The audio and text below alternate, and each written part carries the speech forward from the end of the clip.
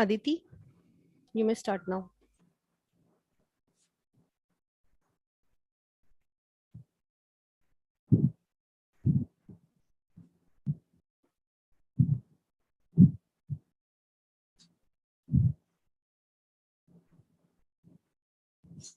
We are facing this technical glitch. Aditi, the anchor will join in 1 minute.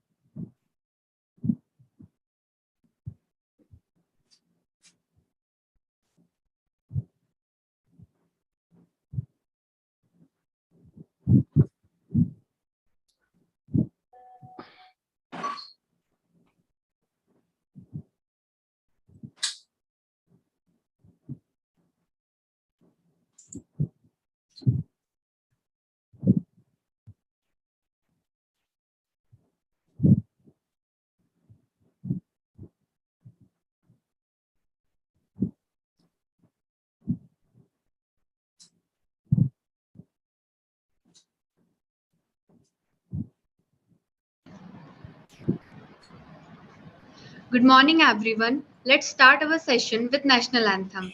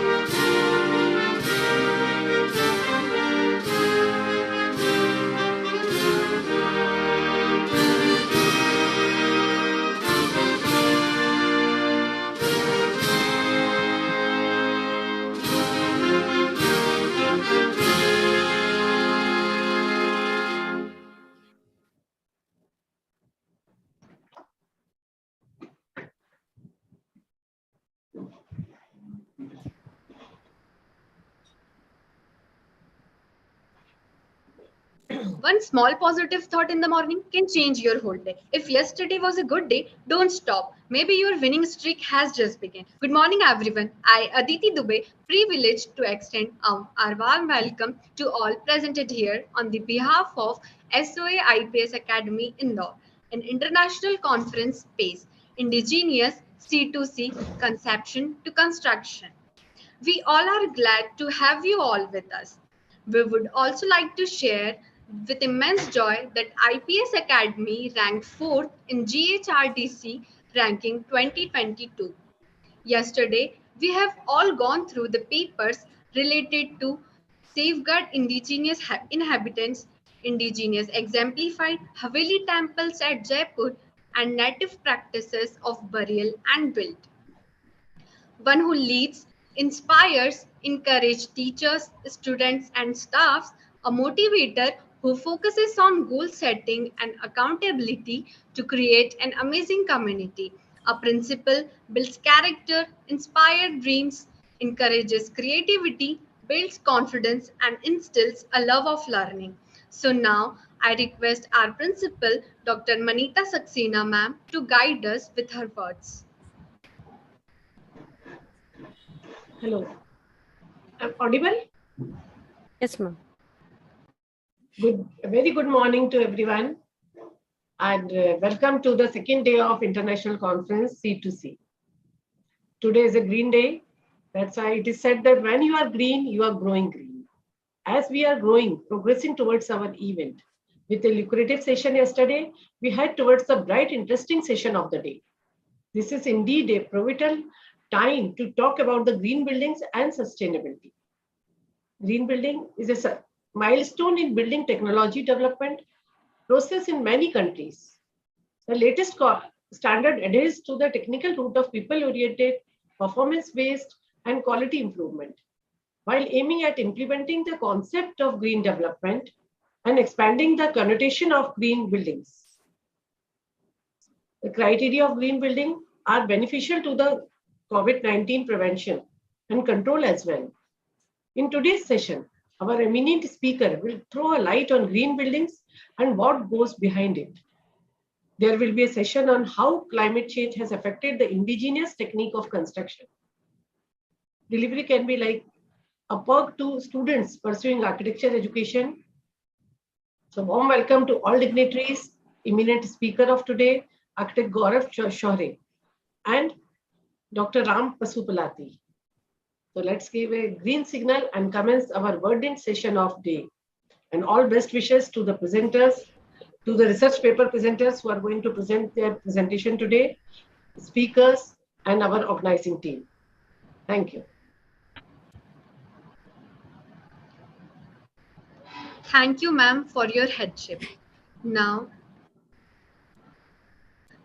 I request Architect Neelam Kushwaha ma'am, co-convener of the International Conference and Associate Professor of IPS Academy, to give brief introduction about today's session. Greetings of the day.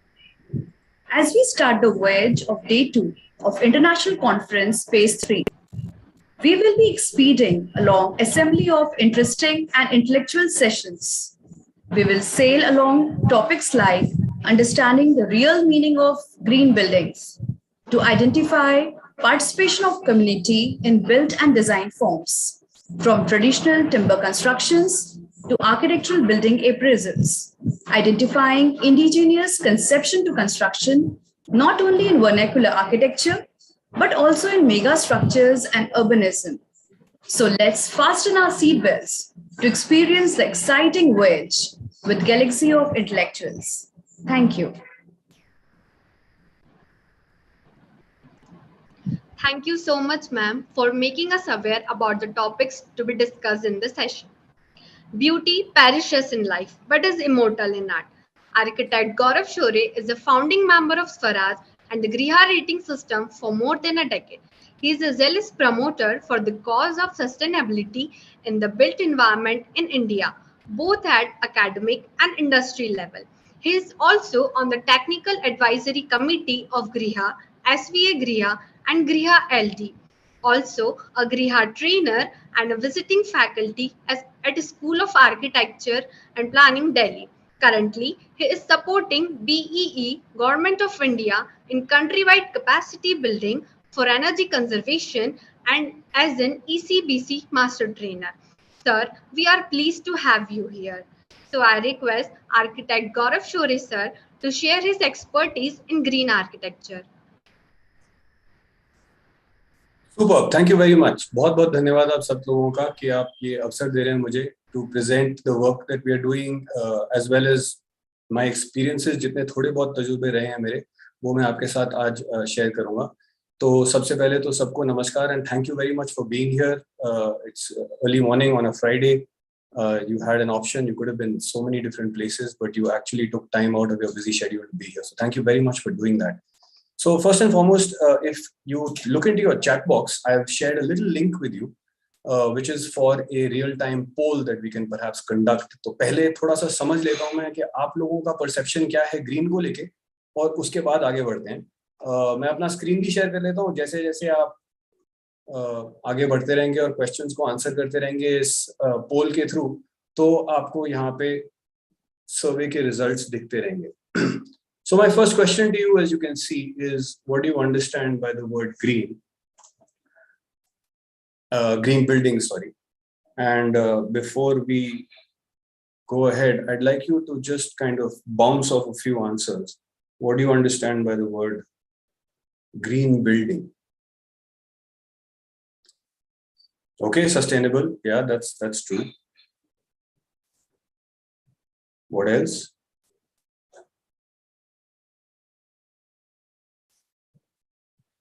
Okay, zero energy building is a green building. Very good.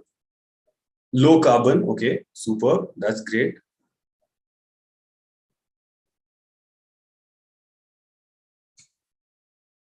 Okay, close to nature. Super. Yep. Very nice. Environmentally fit. ठीक है, बहुत बढ़िया. अच्छा, renewable energy होनी चाहिए. Very nice. Excellent. Eco-friendly होना चाहिए. Which does not harm the E. I'm guessing E means environment. Yes.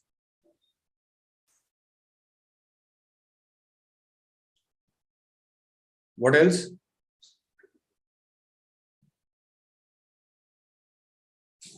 Zero energy saving tool. Okay, it's an energy, lesser emissions. Yeah, absolutely. Lesser emissions. Low maintenance. Okay, low maintenance. Very interesting. Okay, sustainable. Someone's again written sustainable. That's great. Creates less waste. Pollution free. Okay, pollution free. Less pollution. Better health and well-being. Okay, that's great. That's a good one. Adaptable environment. That's very interesting. Okay, so it actually allows for or creates an adaptable environment. And someone's also using the chat box to reply. Mahima Budwani has replied saying resource efficient. Superb. Excellent. Very good. So हमारा तकिया कलाम है एक, ठीक है, बुरा मत मानना, लेकिन ये तकिया कलाम हम बहुत यूज करते हैं, क्लास में भी यूज करते हैं, क्लास के बाहर भी यूज करते हैं. एक बहुत सुंदर हिंदी वर्ड है, इसको बोलते हैं घंटा. सुना आपने? Harshika is laughing like this. Very good. डालते रहो और आंसर्स डालते रहो. अभी मैं और बताता हूँ इसके पीछे क्या छुपा हुआ है. Environmentally friendly, create lesser emissions, energy saving tool, environmentally fit. Okay, that's very good. Eco-friendly, better health and well-being. Superb. That's good. That's really, really great. Let's go to the next one. The next question is for you guys to answer, and it's on a scale of agree to disagree. Modern times need modern buildings. Agree or disagree? So you have to choose whether to agree or disagree, and then as you keep answering the question, the poll is going to keep showing you the results on the screen. Modern times need modern buildings. The second question, as you can see, is vernacular buildings cannot match foreign buildings. And the third one is vernacular buildings are more expensive to build. 2.3, 1.7. Okay, excellent. Modern times need modern buildings. Okay, good, very good. Vernacular buildings cannot match foreign buildings. Super, excellent. So it's tending towards strongly agree. Excellent. Okay, the scale's still playing. Come on, guys. You guys need to participate. All right, this is your poll. It's not my poll. I'm not going to be able to answer this question at all, even if I want to. अरे क्या झगड़ा चल रहा है vernacular building और foreign buildings के बीच में झगड़ा चल रहा है ईगो क्लैश चल रहा है अभी नहीं वर्नाक्युलर जीतेगा नहीं फॉरेन जीतेगा अरे सच सच बोलो यार फॉरेन जीतेगा vernacular buildings are more expensive to build. Somebody actually quoted that they strongly disagree. That's quite interesting given that vernacular buildings can cost upward of 3,500 rupees a square foot if we were to actually build them in a city situation. It's quite interesting. Okay. Wow, that's great. This is really, really dynamic. This is superb. Very nice. I'm experimenting with Mentimeter for the first time, by the way. Yeah? It's very exciting. I like how it works. So let me take you to the next slide and ask you this question. Question 1 of 3. Answer fast to get more points. Oh, sorry, I missed that. Just a minute. Which is the largest continent in the world? Why is it behaving like this? Hold on once again. Sorry. Yeah, question 1 of 3. Press enter to start the countdown. And the first question is, what is the first question? Batao to mere ko yaar. Which is the largest continent in the world? And the timer has begun. Which is the largest continent in the world? Shall we just say it, or is there a way? No. You have to go into the link that I told you, and you have to vote over there. Because if you don't vote, then the answer doesn't show up on the screen. The voting panel is not open. We can't How see is it. it not open? Once again. We have to go to slide. Time's up. I don't even know how it worked. But the answer is Asia. So just for your information, the correct answer to that question is Asia, right? And it seems like 24 people did manage to answer. I don't know how they managed to answer, but they managed to answer. Quite interesting. Okay. So the next question is, so that's the leaderboard. So you can see a lot of people managed to answer. I don't know how this works in terms of the names, but Aditya hai, Watson hai, some people who's been able to type their names in as well have scored the highest, and some people scored really fast as well. Let's look at the next question. The next question is question 2 of 3.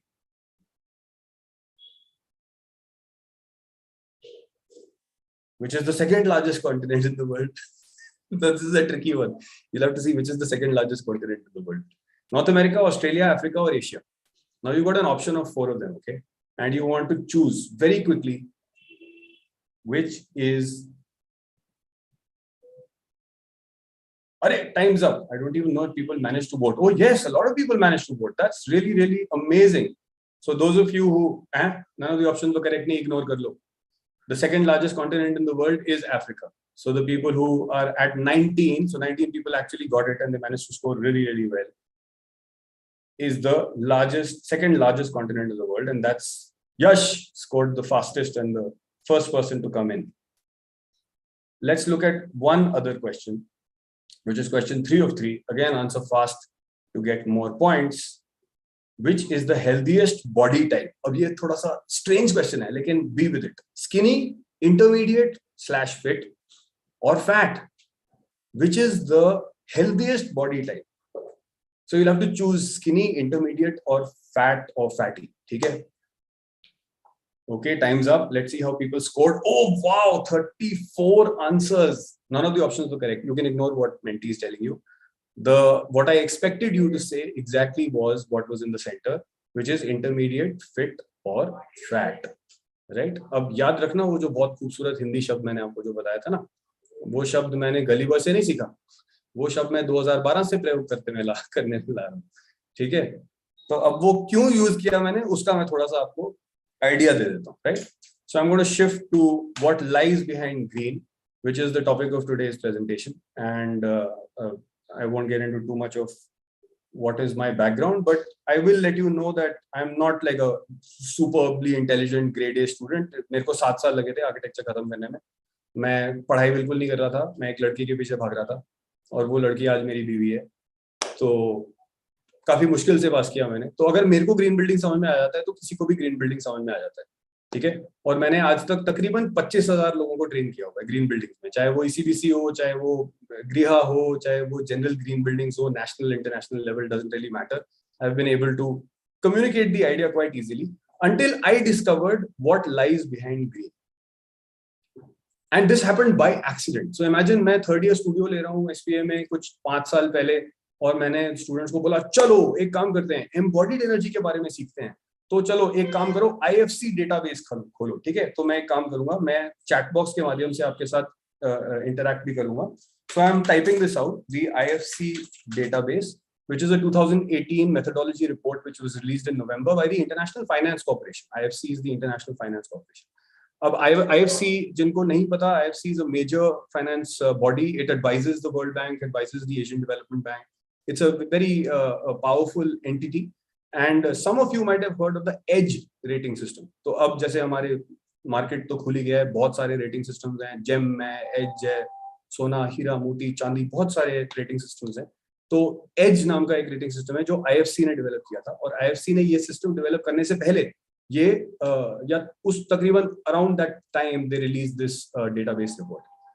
अब ये report important क्यों है? क्योंकि ये जो मैं आपको study दिखाने जा रहा हूँ, hopefully you can see my screen and you can see the presentation on my screen. I am sharing my whole screen, right? Let me know if anything goes off or you can't see my screen. So the first thing that we're going to do is we're going to do a scenario analysis. Now remember context क्या था? मैं third year के students को पढ़ा रहा हूँ, मैं उनको embodied energy सिखाना चाहता हूँ और उनको ये भी सिखाना चाहता हूँ कि ग्लोबल वार्मिंग पोटेंशियल क्या होता है green building versus business as usual case, मतलब कि एक साधारण building versus a green building.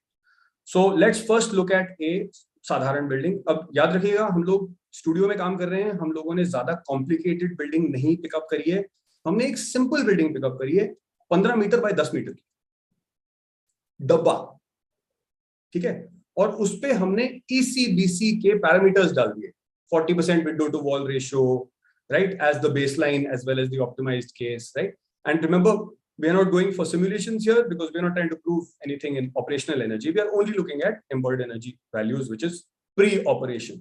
So हमने क्या किया? हमने bricks को quantify किया, RCC को quantify किया, glass याद रखिएगा नॉन ग्रीन बिल्डिंग है, इसका मतलब सिंगल ग्लास है, राइट?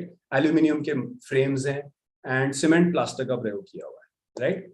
तो इससे हमको पता लगा कि हमारा जो ग्लोबल वार्मिंग पोटेंशियल है, इसका मतलब जो कार्बन एमिशंस जो वातावरण में जाते हैं इसके कंस्ट्रक्शन के दौरान, वो तकरीबन 1 लाख, तकरीबन नहीं exactly 1,74,191 kilogram CO2 equivalent emit होता है एनवायरनमेंट में, राइट? अब आपने ये वैल्यू देख लिया ना, इस वैल्यू से आपको कुछ समझ में आया?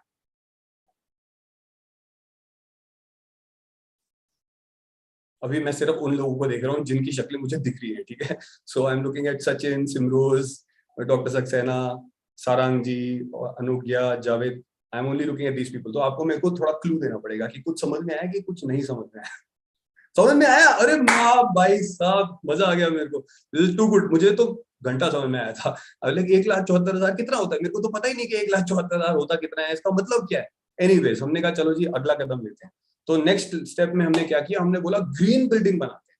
अब ग्रीन बिल्डिंग में याद रखिएगा, जहां पे सिंगल वॉल, अगर मैं डबल ब्रिक वॉल यूज कर रहा हूँ एक नॉर्मल बिल्डिंग में, तो मैं ग्रीन बिल्डिंग में मेरी ब्रिक की क्वांटिटी बढ़ेगी, क्योंकि या तो मैं कैविटी वॉल बनाऊंगा और उसमें मैं इंसुलेशन डालूंगा, या मैं at a very basic level जो ECBC कंप्लाइंट नहीं होगा या ग्रेहा कंप्लाइंट नहीं होगा, लेकिन मैं रैट ट्रैप बॉन्ड बनाऊंगा जिसमें ब्रिक ऑन एज होएगा तो 9% कम हो जाएगा, लेकिन शायद ओवरऑल क्वांटिटी कहीं ना कहीं बढ़ जाए. या मैं pulverise fly ash blocks use करूंगा या AAC ब्लॉक्स यूज करूंगा, राइट?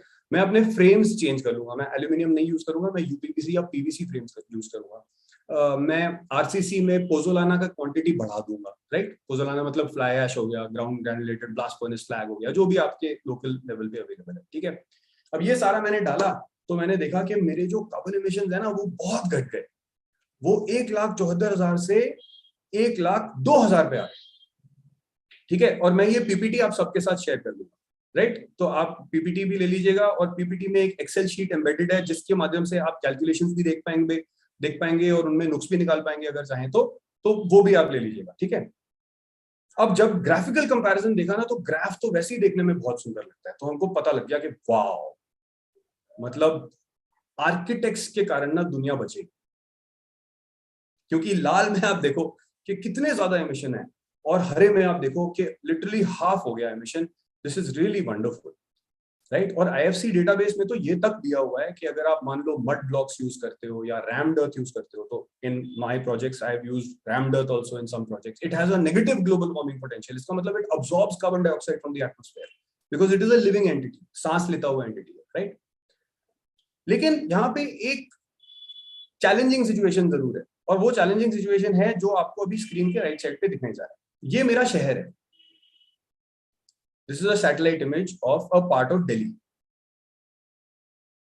ठीक है, अब ये एक समुंदर है, और जब हम स्टूडेंट्स के साथ काम करते हैं ना, स्वराज में हम लोग स्कूल स्टूडेंट्स के साथ भी काम करते हैं, 6ठी 7वीं कक्षा के स्टूडेंट्स, तो हम उनको ये इमेज दिखाते हैं और फिर पूछते हैं कि स्पॉट द ट्री, एक गेम खेलते हैं, लेट्स स्पॉट द ट्री, कहीं पे पेड़ दिखेगा ना तो मेरे को रोक लेना, राइट? सो आप ये देखिए कि दिल्ली की तो ये हालत है। अच्छा, माइंड मत करिएगा, अगर आपको बाई चांस पता करना है कि सबसे लेटेस्ट सब्जियां और फल कौन से बिक रहे हैं, आपको पीछे बैकग्राउंड में मेरा फल वाला, सब्जी वाला सब जाते हुए सुनाई देगा, उसको इंक्लूड कर लेना, ठीक है? ये नॉर्मल लाइफ है हमारी। ओए, किसी ने एनोटेट कर दिया screen, no problem. So this is Delhi, this is also another part of Delhi, this is yet another part of Delhi. Spot the tree खेलते रहिएगा। Now we are going into some other cities. This is Pune. This is Mumbai. You can keep playing spot the tree if you want. Then this is another part of Pune. Then this is some city that now I do not recognize. This is Faridabad from satellite. This is another part of, this is Hyderabad, by the way. This is Hyderabad. You can keep playing spot the tree. Then this is some other city. This is Ahmedabad, of course. It's written right there in the center of the screen. So please don't get confused. I'm working on 2 monitors. So if I'm looking in this direction and I'm not looking at you, that doesn't mean I'm looking at somebody else. I'm looking at the other monitor. Yeah. So this is Ahmedabad, right? This is again another part of Ahmedabad. This is, I think, Chennai. No, this is Hyderabad again. Same image that you saw earlier of Hyderabad. उसके right side का है ये image, right? So ये तो हालत है हमारे शहरों की, और हम चले ग्रीन बिल्डिंग बनाने। उस समुंदर में एक बूंद टप ग्रीन बिल्डिंग का हम डालेंगे, राइट? तो सबसे पहली चैलेंज मैं आपको ये बताना चाहता हूं कि ये सरासर झूठ है कि ग्रीन बिल्डिंग्स हमारी सिचुएशन इंप्रूव कर सकती हैं, क्योंकि मेरे को एक चीज पता लगी है, that the lies behind green building is that it allows us to keep building endlessly.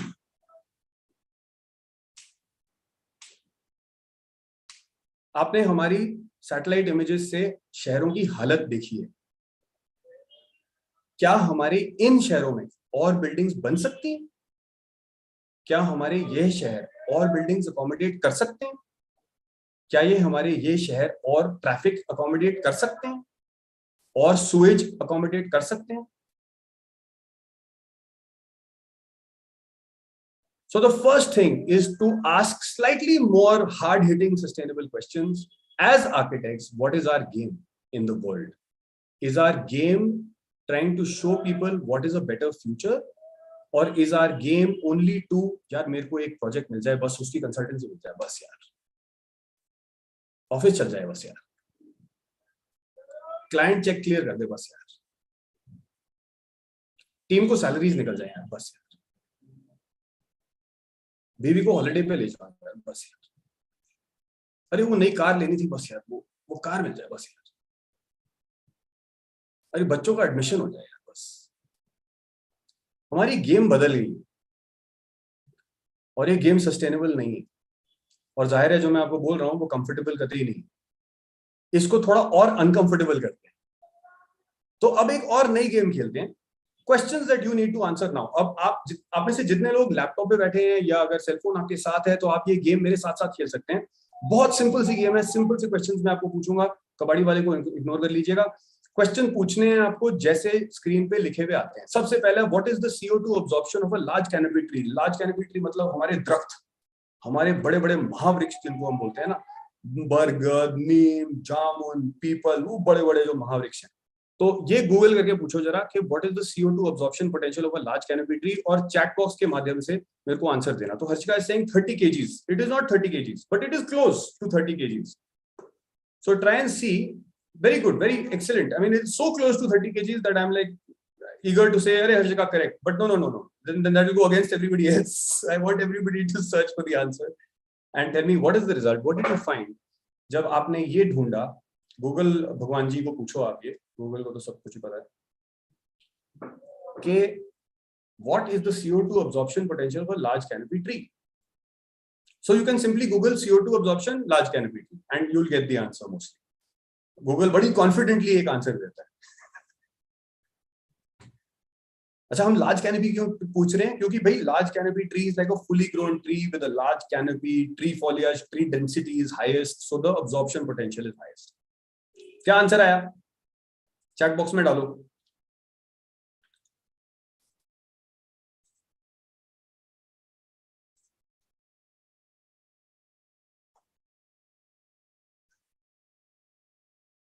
Come on, we're going to do some real-time research over here. Let's do this.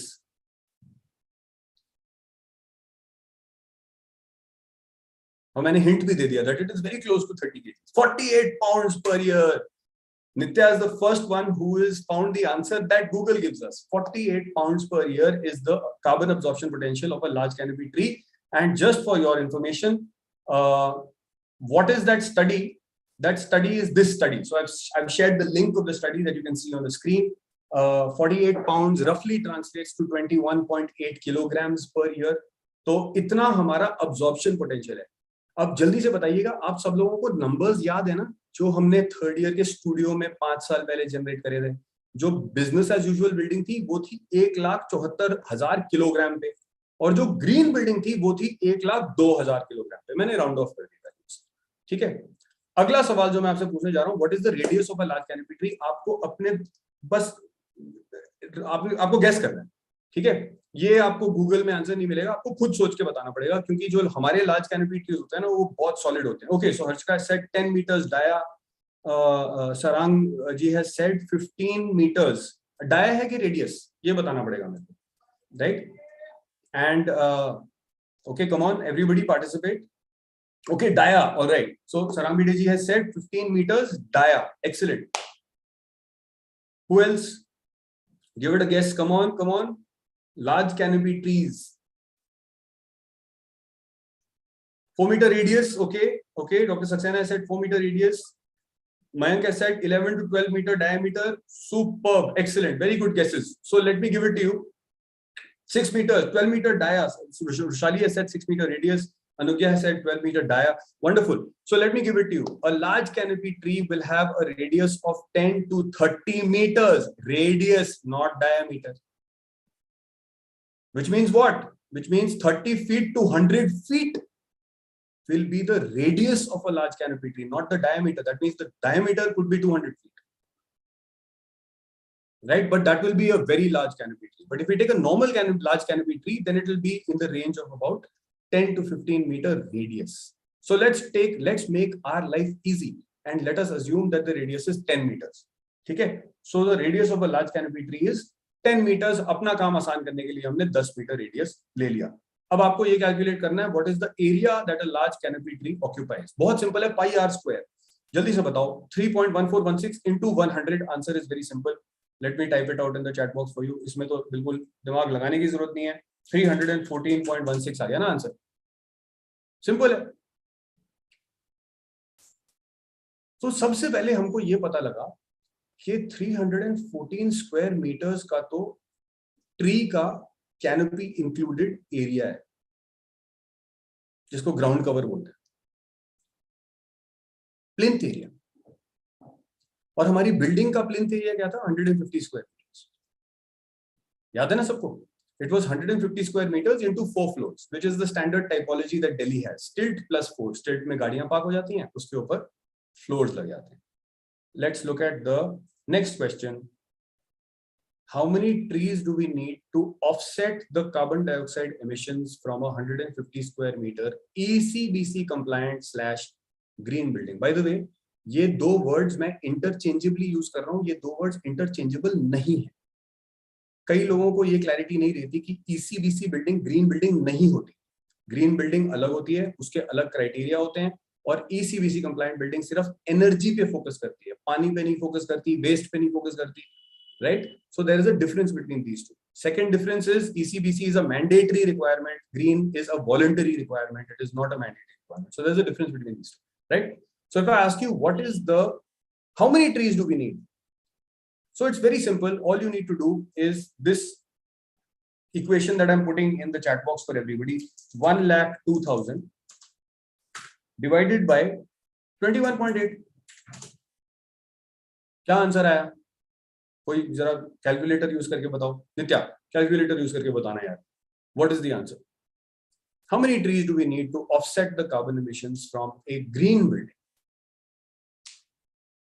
4,678 is the answer that Harshika has already put very quickly into the chat box. Thank you, Harshika. And the last question that I need to ask people, actually, this is the second last one. So I got 4,704, but that's all right. It's roughly the same thing. How many acres of forest does that translate into? So the last calculation is quite simple. It's 4678 into 314.16. What's the answer to this? 4678 into 314.16.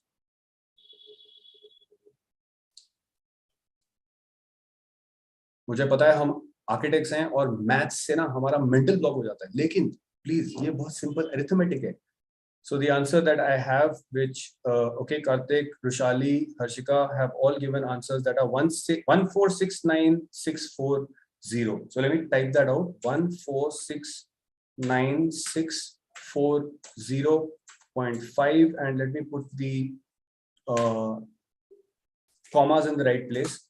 तो 14,69,640.5 square meter is the area of forest required to offset carbon emissions from a green building. And obviously the final calculation that we need to do, इसके बाद मैं आपको calculation से कभी तंग नहीं करूंगा, promise, जिंदगी भर अभी कभी भी अगर हम मिलेंगे नहीं, अगर मैं green building के लिए training दे रहा हूं तो फिर वो अलग बात है, उसमें calculation करनी पड़ेगी. अब एक last हम calculation करेंगे, which is 1469640 divided by 4042. All architects know what 4042 is. I don't need to explain that, but just do this calculation and tell me what's the answer. The answer is going to be what comes up on the screen right now. 363.5, okay, 364. So roughly 365 acres of dense forest is required to offset the carbon emissions from a green building. अब आपको समझ में आया कि मैं क्यों बोल रहा था घंटा?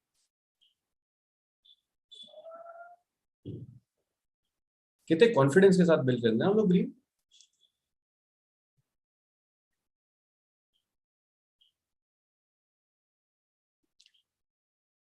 So now I'm going to show you कि स्टूडेंट्स ने क्या किया. SPA में स्टूडेंट्स ने क्या किया, देखो ये समझना आसान नहीं.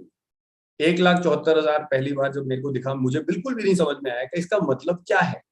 फिर बाद में मेरे को पता लगा कि 1 kilogram CO2, 1 kg CO2 volume में एक बाथ टब के बराबर होता है. बाथ टब पता है ना आपको, बाथ टब में 700 लीटर पानी आता है, right?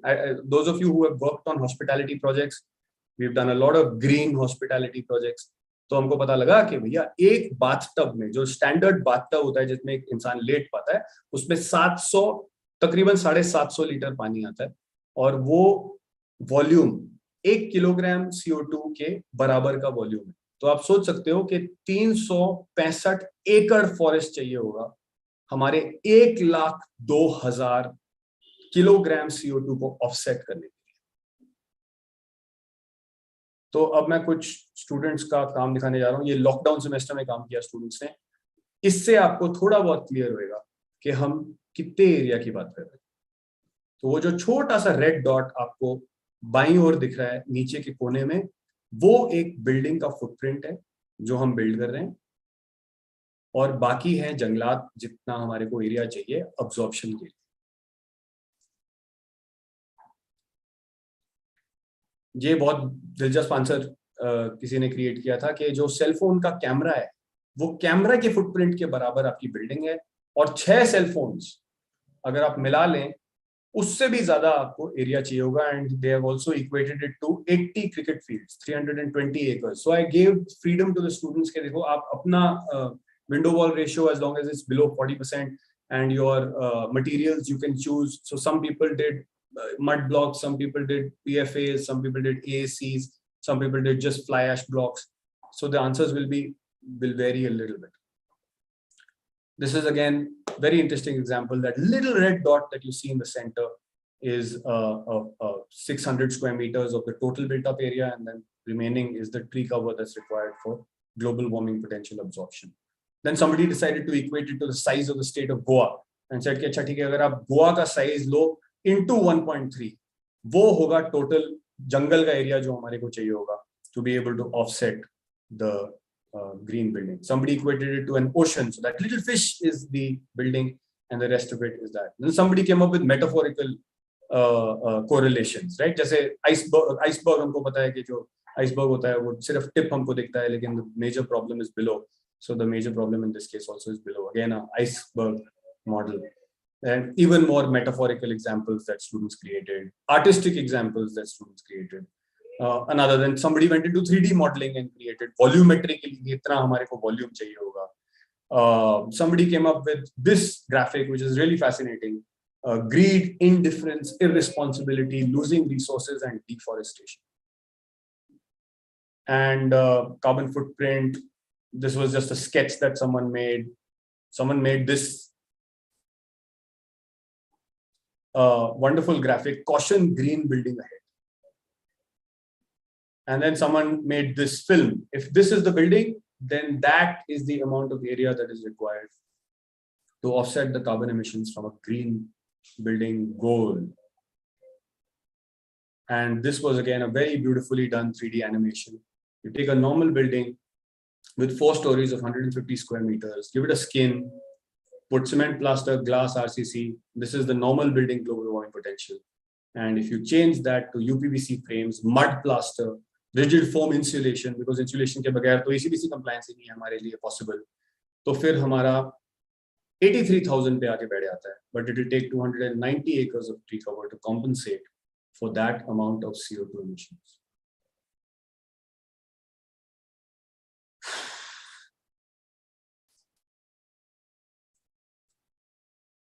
So is green really green?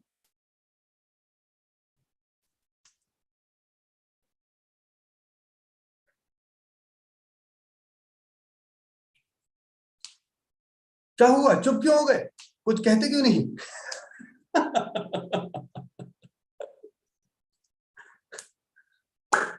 तो अब मैं आप सब लोगों को एक शब्द से परिचित कराने जा रहा हूं जो मैं चैट बॉक्स में डाल रहा हूं. बहुत बहुत जरूरी शब्द है. हमारा हाल ही में अभी एक स्प्रिंगर लिंक में पेपर छपा है in a conservation and heritage publication. It's a Scopus publication, so I'm very proud that we've been able to do that. This word is very important for all of us to understand. ये बहुत बहुत अहम शब्द है हम सबके समझने के लिए, और ये शब्द है हेजेमनी. आप में से किसी ने ये शब्द सुना है? तो आप अपना वर्चुअल हाथ खड़ा करके बता सकते हैं कि हाँ मैंने ये शब्द सुना है, हेजेमनी. और अगर सुना है तो इसका अर्थ क्या है वो भी बता दीजिएगा. Yes, Dr. Saxena has heard the word. Dr. Saxena, you are the principal. आप अनम्यूट करके बोल सकते हैं. Dominance. Yes. अब ये जो hegemony है, तो अच्छा खासियत क्या है कि by the way the answer is correct, but there is a very subtle difference between dominance and hegemony, and let me explain that. अगर hegemony dominance होती तो हम hegemony की जगह dominance भी यूज कर सकते थे, लेकिन hegemony की एक खासियत है. hegemony की खासियत ये है कि जो dominate हो रहा है उसको पता नहीं होता कि वो dominate हो रहा है. domination तो हमको पता होता है ना, हम लड़ेंगे, हम झगड़ेंगे, हम अपनी मुक्ति के लिए लड़ाई करेंगे, लेकिन हमको पता होगा कि हम dominate हो रहे हैं. लेकिन hegemony में आपको नहीं पता लगेगा कि आप dominate हो रहे हैं. और इसमें और भी सटल एक चीज होती है जो मैं फिर से चैट बॉक्स के माध्यम से आप सबको बताना चाहता हूं. This is the concept of linguistic hegemony.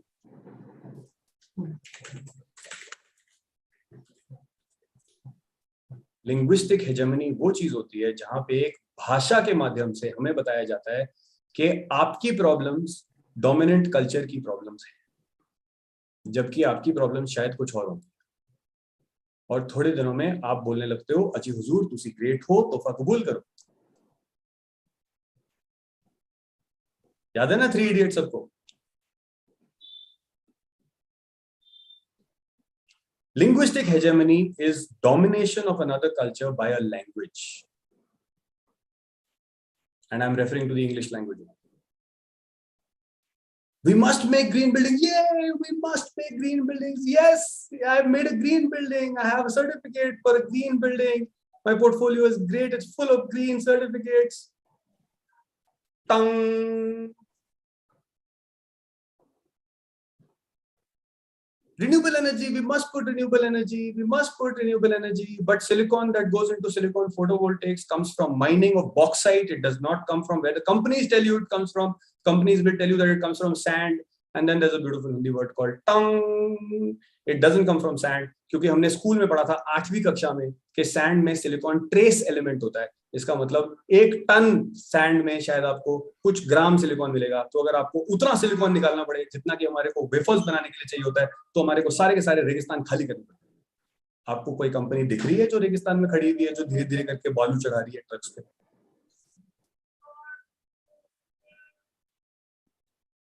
Glass is green, glass is green, AK-47 is peaceful.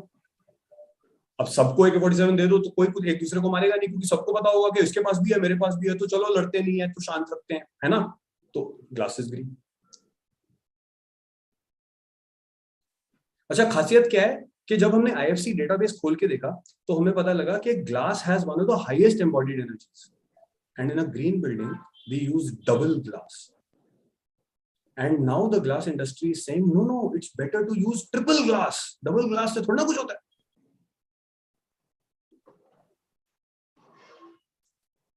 फिर जब मैं गुड़गांव गया था ना, जहां पे खूब सारे कांच के डब्बे बने हुए हैं, तो वहां पे मैंने लोगों को देखा कि वो झूले से लटक रहे हैं ग्लास बिल्डिंग के बाहर, और पता है क्या कर रहे हैं? चाय कॉफी पी रहे हैं, एक दूसरे से बात कर रहे हैं। कुछ नहीं कर रहे वो कुछ नहीं कर रहे। वहां पे रिसेप्शन बेहतर है, तो वो वहां खड़े होते हैं झूले पे, और वहां पे अपने सेलफोन के आंसर्स, वो ना रिसेप्शन अच्छा होता है वहां। पानी का प्रयोग होता है उनको चमकते हुए रखने के लिए। पानी इस देश में है नहीं, वाटर स्ट्रेस्ड नेशन है। ग्लास बिल्डिंग को साफ रखने के लिए पानी का प्रयोग होता है। उसके बाद फोटोवोल्टेक को साफ रखने के लिए पानी का प्रयोग, फिर बोलते हैं रिसाइक्लेबल है।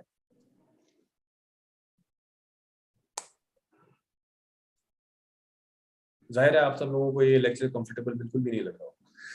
तो चलो मैं अब आपको एक इंटरेस्टिंग बात बताता हूँ। ये तो सारी फालतू की चीजें हैं ना, ये तो हेजेमनी है, हेजेमनी को पीछे छोड़ते हैं और आते हैं मुद्दे पे स्वराज। स्वराज क्या है? तो पिछले 7 साल से हम लोग continuously school of planning and architecture में एक इलेक्टिव चलाते हुए आ रहे हैं, जो अब हम एक करिकुलम में डेवलप कर रहे हैं, और वो curriculum is like 8 credit 2 year long curriculum for people to be confident and proud of themselves. ध्यान से सुनिएगा, मैं फिर से बोलने जा रहा हूं, ताकि लोगों को अपने आप में गर्व हो। कंसिडर करिए कि आपको और मुझे अपने आप पे गर्व नहीं है।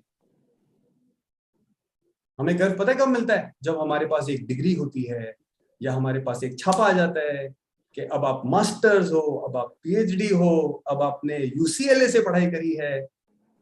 अपने आप में हमारे को गर्व कतई नहीं है। अब वो रिवाइव कैसे किया जाए, थोड़ा सा मैं आपको बता देता हूँ। ये तो काठमांडू में मैंने प्रेजेंटेशन पिछले हफ्ते करी थी, please forgive that. My intention was to just give you the basic gist of it, that where we are headed today is very different from where we need to be. तो 2006 में एक बहुत खूबसूरत policy document निकला था, integrated energy policy 2006। It was developed by the planning commission, जिसका अब नाम नीति आयोग हो गया। उस टाइम पे प्लानिंग कमीशन ने ये डॉक्यूमेंट निकाला था, और उस टाइम पे उन्होंने बोला था कि देखो, अगर इंडिया में हमारा फोकस सारा डिमांड साइड मैनेजमेंट पे चले जाए तो हमारे को सप्लाई पे फोकस करने की कोई आवश्यकता नहीं है। डिमांड साइड मैनेजमेंट मतलब कि बिजली की बचत, मतलब कि कम कंस्ट्रक्शन करना, कम कंजम्पशन करना। लेकिन टेंशन पता है क्या है?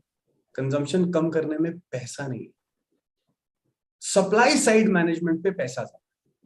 फोटोवोल्टेक्स इंस्टॉल करेंगे तो पैसा लगेगा, ग्रीन बिल्डिंग्स बनाएंगे तो पैसा लगेगा, ग्रीन बिल्डिंग में इंसुलेशन डालेंगे which has the highest global warming potential of all the building elements that are listed in the IFC database, तो पैसा लगेगा। और उसका नतीजा होगा जो आपको नीचे वाली इमेज में दिख रहा है, entirely focused on supply side management। Global status को क्या है? अब लोग सोच रहे थे कि ट्रंप क्यों जीता। मैं बताता हूँ ट्रंप क्यों जीता। Global international Trump's local, urban Trump's rural, individual Trump's community, objective Trump's subjective. ये आज की हालत है। साइंटिफिक है कि नहीं है? भाई पूर्वजों ने बोला था नहीं नहीं पहले साइंस से प्रूव करो, लेकिन जनाब ऐसी बहुत सारी चीजें हैं जो हमारे कल्चर में है, जो हमारे विजडम में है, जो साइंटिफिकली प्रूवन नहीं है। साइंस उनको अभी तक नहीं प्रूव कर पाया है, लेकिन धीरे धीरे प्रूव जरूर कर रहा है। लेकिन पता है टेंशन क्या है? टेंशन ये है कि सन 2010 में जब मैं टेरी में काम करता था, उस टाइम पे मेरे पास येल स्कूल से एक स्टूडेंट आई गई, छात्रा आई, नहीं सॉरी येल से नहीं थी, वो MIT से थी, और इंटरव्यू करने के लिए आई थी। और मैंने उनको पूछा आपका डिपार्टमेंट क्या है, तो उन्होंने बोला डिपार्टमेंट ऑफ फ्लूगल इंजीनियरिंग। फ्लूगल इंजीनियरिंग क्या होता है? कहते हैं in India you call it जुगाड़। मैंने कहा जुगाड़? तो आप क्या करने आए हो यहाँ पे? कहती हम यहाँ आए हैं डॉक्यूमेंट करने के लिए आपकी क्या क्या जुगाड़ टेक्नोलॉजी। मैं समझ गया। अच्छा तो वापस जाओगे, पेटेंट करोगे और फिर कल आके हमारी कोई बेचोगे और हमारी चीजें हम खरीद रहे होंगे। जैसे आपने बासमती के साथ करने की कोशिश करी, फिर हल्दी के साथ करने की कोशिश करी, फिर नीम के साथ करने की कोशिश करी, फिर तुलसी के साथ करने की कोशिश करी, और एक एक पेटेंट के रिवर्सल के लिए भारतीय सरकार को 16-16 करोड़ रुपए खर्चने पड़ गए पेटेंट रिवर्सल के लिए। जागो मोहन प्यारे।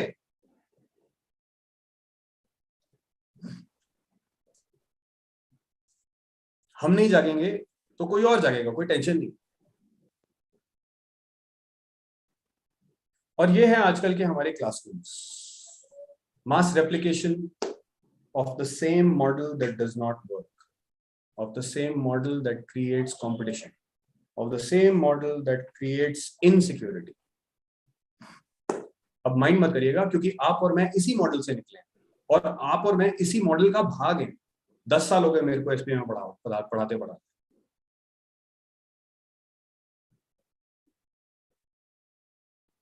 इस मॉडल का जो नतीजा है उसको बदलना है हमारे। शायद हम मॉडल ना बदल पाए, लेकिन नतीजा तो बदल सकते हैं।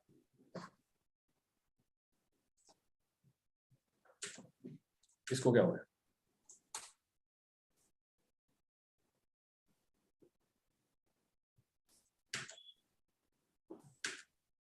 Sorry, just give me a moment. It stopped working. कभी कभी सिस्टम भी शॉक हो जाता है।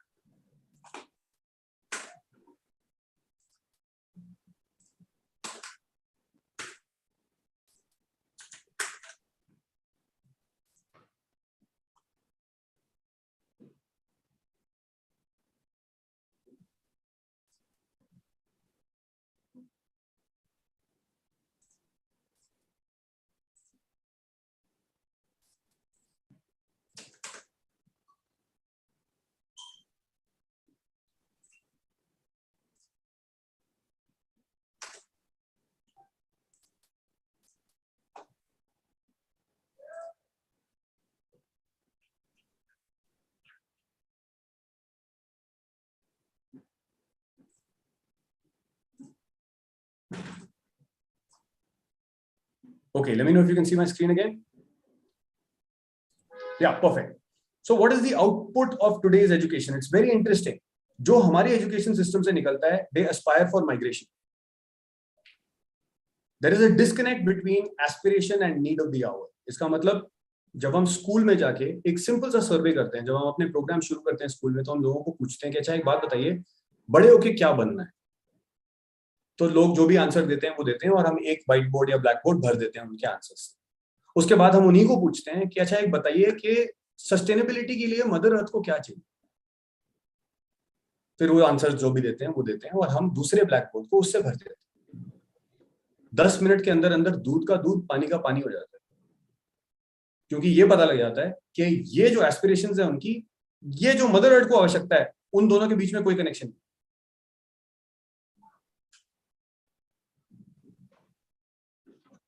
Increasing number of students are vying for limited seats in destructive professions, engineering, architecture, chemical-based medicine. फंसे हुए हैं कीव में 3 लाख स्टूडेंट। उठाओ हमारे को, यहाँ लेके आओ। क्यों पढ़ने गए थे वहां पे मेडिसिन? तुम्हारा एस्पिरेशन था? नहीं, एक्चुअली पापा मम्मी का एस्पिरेशन। रियली चाहते थे कि मैं डॉक्टर बनूं। तुम क्या चाहते थे? अरे मेरा तो एम था मोटरसाइकिल्स डिजाइन करूं, कुछ डिजाइन करूं, कुछ आर्ट वर्क करूं, लेकिन छोड़ता थोड़ा है। Rapidly moving away from traditional family structures. Let's make housing for everybody. अरे बाबा एक minute, why don't we figure out what happened to the strongest social unit that India used to have, the joint family system? क्यों टूट गया? क्या हुआ कि हजारों साल तक जॉइंट फैमिली सिस्टम था और पिछले 40 साल में पापा कुट्टी, मेरे को नहीं बात करनी आपसे, मेरे को अपना घर चाहिए। हुआ क्या? मम्मी मेरे से नहीं बात, मेरे को नहीं बात करनी है आपसे, मेरे को अपना घर चाहिए, अपनी कार चाहिए, इंडिपेंडेंस चाहिए मेरे को, I need my privacy, you are cramping my space. हुआ क्या? Most people experience being independent and responsible for their own successes and failures without realizing that they are in a society. They fail based on standards set by society, not set by them. So there is a disconnect. So in statistics, mein main nahi ghusunga. These are statistics that you can study on your own time. It's the number of students who are migrating out of India on an everyday basis. Now, of course, there's permanent residency in Australia and Canada. You'll all be aware of that. Some of you might have applied for it as well. No problems. Swaraj, reviving faith. Bhasha, bhojan, bhesh, bhavan, bhajan. और मैं यहाँ पे कोई राष्ट्रीय भाषा, राष्ट्रीय भेष की बात नहीं कर, जैसे हमारा जो कैंपेन चल रहा है आजकल, एक भारत श्रेष्ठ भारत, आपने सुना होगा इसके बारे में. We are talking about hyper local dialects, diets, dresses, dwellings and dances and styles. जब हम बोलते हैं ना कोस कोस पे पानी बदले दो कोस पे पानी, 2 कोस पता है कितना होता है? तकरीबन 9.3 किलोमीटर. उसकी बात कर रहे हैं. So our commitment is that local culture always evolves consistent to the local climate and soil. आपकी जो बोली है, जो भाषा है, वो क्लाइमेट से जन्मती है, वो भूमि से जन्मी जाती है, धरती माँ से उत्पन्न होती है. छोटा सा उदाहरण देना चाहूंगा आप सब लोगों को.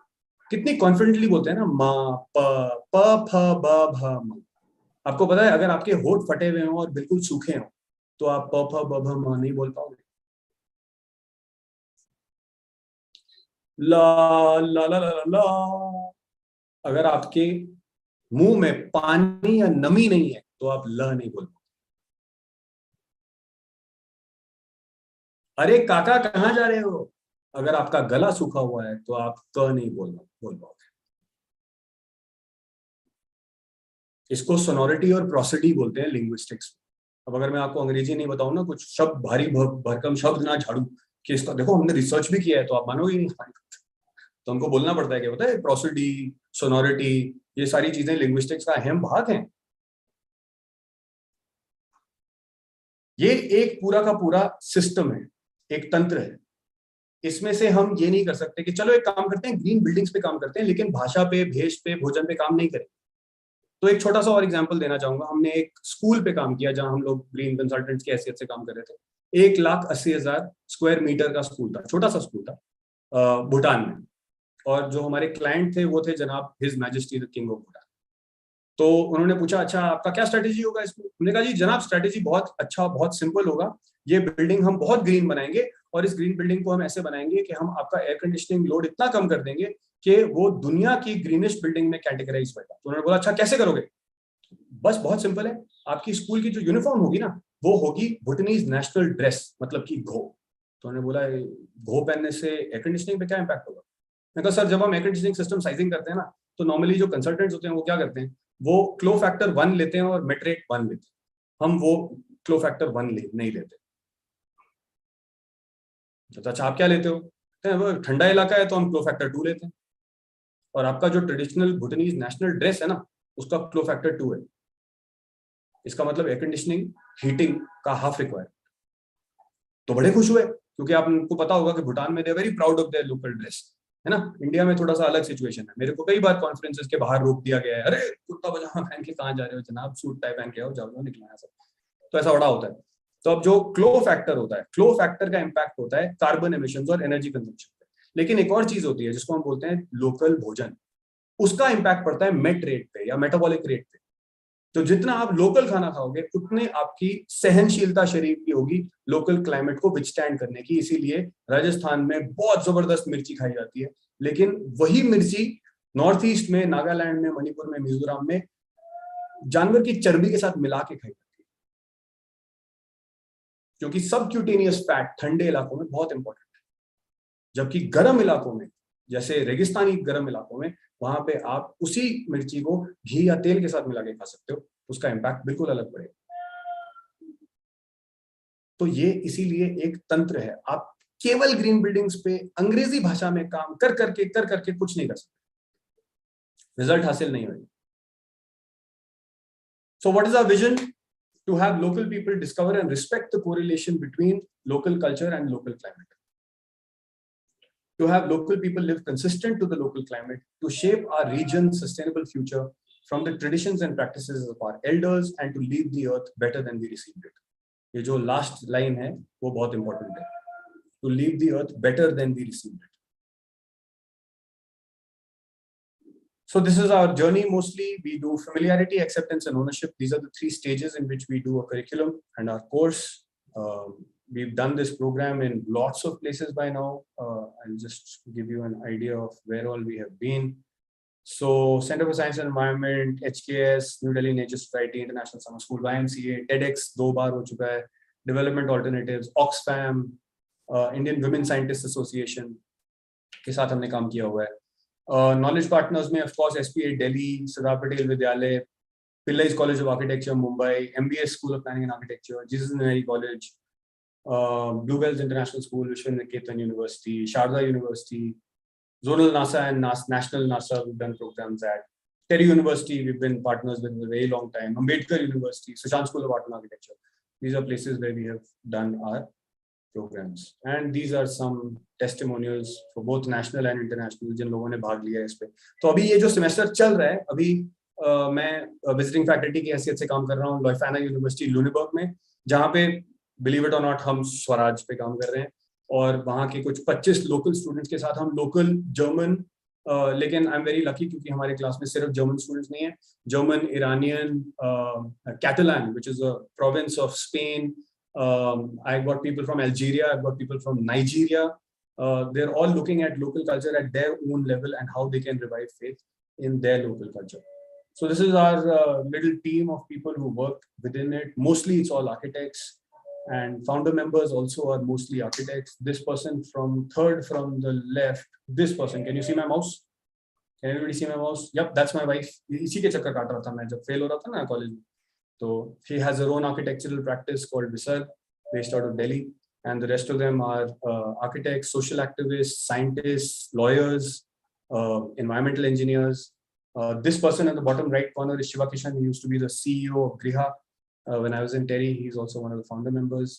And then, of course, we've got lots of advisors and patrons who help us out. So thank you very much. That's what I wanted to share with you guys. And I wanted to also open this up as a possible point of working with IPS Academy to see how we can take this forward as a project. We're trying to take this to as many schools and colleges as possible, because quite frankly, it's not about you and your students, but it is about all the areas, the surrounding rural and tribal areas that are around the area where Indore is. Indore incidentally is where my father was born. So क्या कहते हैं उसको, पुश्तैनी connection है मेरा इंदौर के साथ. So yeah, I just wanted to end on that note. And of course, with that note, I also wanted to ask everybody if there's any questions. Gali, galo, chappal, ya but how about ande, tomato, sab abhi kar sakte ho. Thank you very much. Thank you, Gaurav sir, for very interesting and relevant session. Thank you, ma'am. And thanks very much for your contributing your precious time with us. And we'll definitely, SOA IPS Academy, definitely look forward for a few more interactions with you. Certainly. We'll definitely join your mission that you are focusing on the practical aspects of green architecture and green planning and the term green. Very nicely you explained the practical aspects and the practical view, what exactly the green is and sustainability. We people very often use the green terms, sustainability and green. We are designing green building. We are working on the green aspects of green issues. But you've shown us a practical aspect what exactly the green mean is. Thank you very much again. And Thank definitely we look forward for some offline interactions with you. For sure. Absolutely. That would be my privilege. Thank you, sir. Gaurav sir, we have a question in the chat box for you. Yes, मैं अभी हाँ let me see. पर मेरे को नहीं दिख रहा question chat box में. वो क्यों question box में तो नहीं है? Can you please I think he sent me actually. Oh, okay. Yeah, You can ask, please. copy paste. These days, Sadhguruji has launched a Save Soil movement, which is getting a lot of attraction. Hanji. Could you please advise on what non-architects, the person who is asking is a non-architect, Hanji. so like him or a layman can do to make a difference, and also how we can ensure that the local aesthetics of a particular region or place along with its traditional values are not tampered in the name of modernization. तो इस question के दो भाग हैं, ठीक है, तो मैं दोनों भाग को अलग अलग हैंडल करूंगा, राइट. फर्स्ट भाग था कि Sadhguru has launched this mission on soil and I think it's a phenomenal idea, it's a great idea. There is a beautiful book by Edward Hyams called soil and civilisation. अगर वो किताब आप पढ़ना चाहें, आपको फ्रीली मिल जाएगी, इंटरनेट पे download हो जाएगी. उससे आपको थोड़ा बहुत अंदाजा लगेगा कि मिट्टी कितनी इंपॉर्टेंट है. और आपको शायद ये भी पता होगा कि मोदी जी ने कैंपेन लॉन्च किया था when the government came to power on the health of soil. So they launched a soil health committee that went and studied soil, and that's when the organic movement started, and they allowed now in the last Mann Ki Baat he spoke about ZBNF, zero budget natural farming. and अगर आप देखें तो somehow Madhya Pradesh की जो मिट्टी है वो उसका कुछ तो जादू से कुछ कनेक्शन है. क्या है मेरे को पता नहीं, but there is some connection to magic, because it has amongst the greenest, the most fertile soils known in India, and it is still untouched because it is still धरोहर जो maximum आदिवासी जनता का है वो अभी भी I think बाकी जगहों को छोड़ के मध्य प्रदेश में. So I am very proud, and I must tell you, Anuppur district has one of our ex-students who is now working in a senior government position. Her name is Apurva Mishra, if I am not mistaken. And she has recently released a book on the tribal arts and practices. She is a graduate of the Swaraj elective, and she's doing some really good work. Then another one of my students, Raghav Mathankar, his mother, मैं तो mic आई बुलाता हूँ उनको क्योंकि माँ है वो, लेकिन उनका नाम मनीषा मतंकर है. She works in Shahdol district, again with the tribal and rural populations. तो आप बहुत काम कर सकते हैं as an average lay person who is a non-architect by not only participating in these national campaigns like the one that Sadhguru has launched, that's really great, and if you can participate in that, but also getting back in touch with your own Bhasha Bhojan Veshwan. Germany में हम जो काम कर रहे थे, that was on intergenerational learning. अब आप मानोगे नहीं, वहां पे लोग उनको अपने माता पिता से और नानी नाना और दादी दादा से बात नहीं करनी. हमारे को 4 हफ्ते लगे उनको कन्विंस करने के लिए कि आप जाके अपने बुजुर्गों से बात करो, उनकी बातें सुनो जरा कि वो सस्टेनेबिलिटी के बारे में क्या जानते हैं, या वो जब सस्टेनेबिलिटी शायद उनको ना पता हो लेकिन उनको ये जरूर पता है कि कम पानी के साथ कैसे जीना है, कम रिसोर्सेज के साथ कैसे जीना है, ये सारी चीजें उनको पता है. तो एज अ ले पर्सन मैं तो कहूंगा कि ले पर्सन नाम की चीज ना हमारे को क्रिपल कर देती है. आप ले पर्सन नहीं हो, आप एक सिटीजन हो, आप एक वोटिंग सिटीजन हो, आप एक बहुत पावरफुल person हो. Just by being a citizen of this country and enjoying the freedom that you have, आप बहुत कुछ कर सकते हो as a lay person. Second question that you asked was, so first I hope I have addressed this part. Participate. Speak with your family members, get back in touch with your own local culture. That's one aspect. Second question that you asked was the aesthetics of the local place and how you can make sure that modernization does not tamper with it and does not dilute it or corrupt it in the process of modernization. बूंद बूंद कर सागर भरता, इसका immediate answer नहीं. इसका answer मैं आपको यही कहूंगा कि स्कूल्स में जाके बहुत जरूरी है कि छोटे छोटे बच्चों के साथ काम करना और उनको एक्सप्लेन करना, उनको समझाना. There is a colleague of mine in SPA, again, Parul Kiri Roy. She's doing a beautiful PhD research right now. 125 गांव north south east west India में उन्होंने ट्रेडिशनल वर्नाक्युलर आर्किटेक्चर को स्टडी किया है और उसको डॉक्यूमेंट किया है. और आप मानोगे नहीं कितने गांव हैं जहां पे लोग कहते हैं कि नहीं ये जो बिल्डिंग्स हैं जिसमें हम रह रहे हैं ये तो बिल्कुल यूजलेस हैं, हमारे घर की लड़की ब्याहेगी नहीं, लड़के को रिश्ता नहीं मिलेगा, हमको ये तोड़ के ईंट और सीमेंट की बिल्डिंग बनानी है. और उन्हीं गाँव में जहाँ पे हम काम करते हैं, हम लोग आंगनबाड़ियों में भी काम करते हैं, और वहां पे जब हम जाके बड़े लोगों से बुजुर्गों से बात करते हैं तो वो कहते हैं जनाब हमने इन हाथों से अपने मट्टी के घर तोड़े हैं और हमारे को 3-3 महीने लगे मट्टी के घर तोड़ने में, जबकि ईंट के घर को तोड़ने में 1 हफ्ता नहीं लगता. तो हमें ये नहीं समझ में आ रही कि कच्चा कौन सा घर है, जो हमने तोड़ा या जो हमने बनाया। और अब जो हम घर बना रहे हैं उसमें तो रहना ही मुश्किल है। समर्स में इतनी गर्मी होती है कि अंदर बैठ नहीं सकते, तो ज्यादातर लोग बाहर, आप सोचोगे उन्होंने नया घर बनाया अपने लिए, बाहर पेड़ के नीचे चारपाई लगाई हुई है और गर्मी में वहां बैठे। और ये आपको बहुत कॉमन साइट दिखेगी गांव में। तो ये जो बात है, modernisation does not temper the aesthetics. यहाँ पे एक तो सबसे पहले हमारे को खुद के चश्मे उतारने पड़ेंगे, क्योंकि हमारा एस्थेटिक अपील ही बहुत वेस्टर्नाइज हो गया है। मैं आपको क्या बोलूंगा, मतलब मेरी परवरिश अंग्रेजी भाषा में हुई है 100%, राइट। और वो कि हाँ भैया अगर मर्सिडीज है तो बंदा पहुंचा हुआ है, सूट पहना हुआ है बहुत अच्छा तो बहुत पहुंचा हुआ है, ये सारी चीजें तो मेरे जहन में है। तो इसको निकालना, इस अपने चश्मे उतार के दुनिया को देख पाना, ये सबसे इंपॉर्टेंट है। जैसे कहते हैं ना कि if you want change then you have to start with yourself. Mahatma Gandhi ने बोला था ना, be the change you want to see in the world. आप वहां से शुरू करो और लोगों को बोलना शुरू करो, लोग सुनेंगे। क्योंकि ये जो बात मैंने आज आपके साथ शेयर करी ना, मैं शर्त लगा के कह सकता हूँ कि मैंने आपको आज आपके साथ मैंने कुछ भी नया नहीं शेयर किया। आप सबके मन में ये बात थी, आप सब ने कभी ना कभी इस बात को सोचा हुआ है, मैं गारंटी के साथ कह सकता हूँ। लेकिन बोलती बंद है हमारी, मुंह खुल जाए दुनिया बदल जाएगी।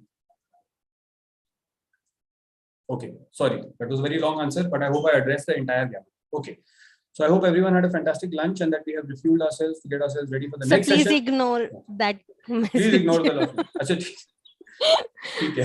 That was a mistake. Okay, like हाँ ठीक है, कोई मेरे को बोल रहा है भाई चुप हो जाए यार, बहुत कितना सॉरी, मेरे को ना मेरे दोस्त भी बोलते हैं तेरे को वर्बल डायरिया है. ओके ठीक है जी. हाँ जी, और कोई प्रश्न? Do we have any other question?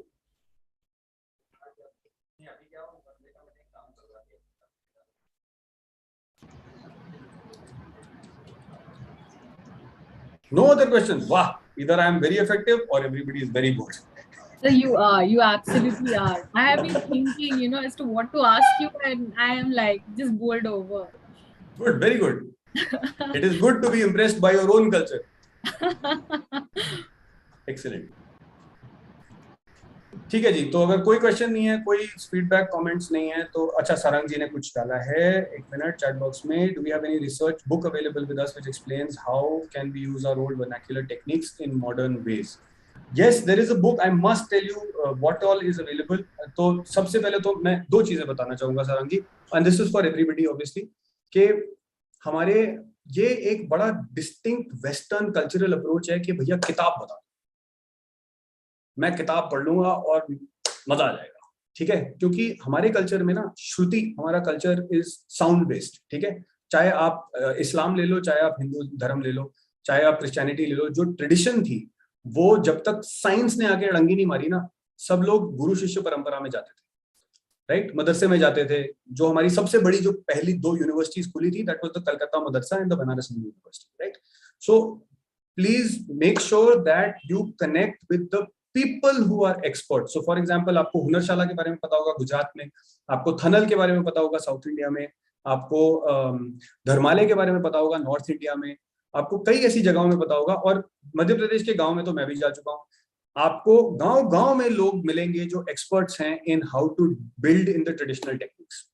ठीक है, और उन लोगों को लिविंग हेरिटेज की एंगल से देख पाना, और उनको आइडियली अगर हो सके तो कॉलेज लाके स्टूडेंट के साथ इंटरैक्ट करवा पाना, उन लोगों को टीचर की हैसियत से एक्सेप्ट कर पाना, ये बहुत जरूरी है. और छत्तीसगढ़ में एक छोटा सा एक स्कूल है जहाँ पे हमने ऐसा एक काम किया भी था, where we got local craftsmen and tried to encourage the interaction with local craftsmen. Second thing is the book that Sarangji was talking about, and I will put this in the chat box for everybody to see.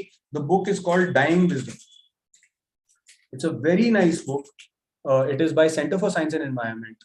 और इसमें सिर्फ building related नहीं, लेकिन पानी, हमारे जो water systems हैं, हमारी जो नेचुरल बायोडाइवर्सिटी के सिस्टम्स हैं, उनको लेके क्या क्या है, that is something that you can सी.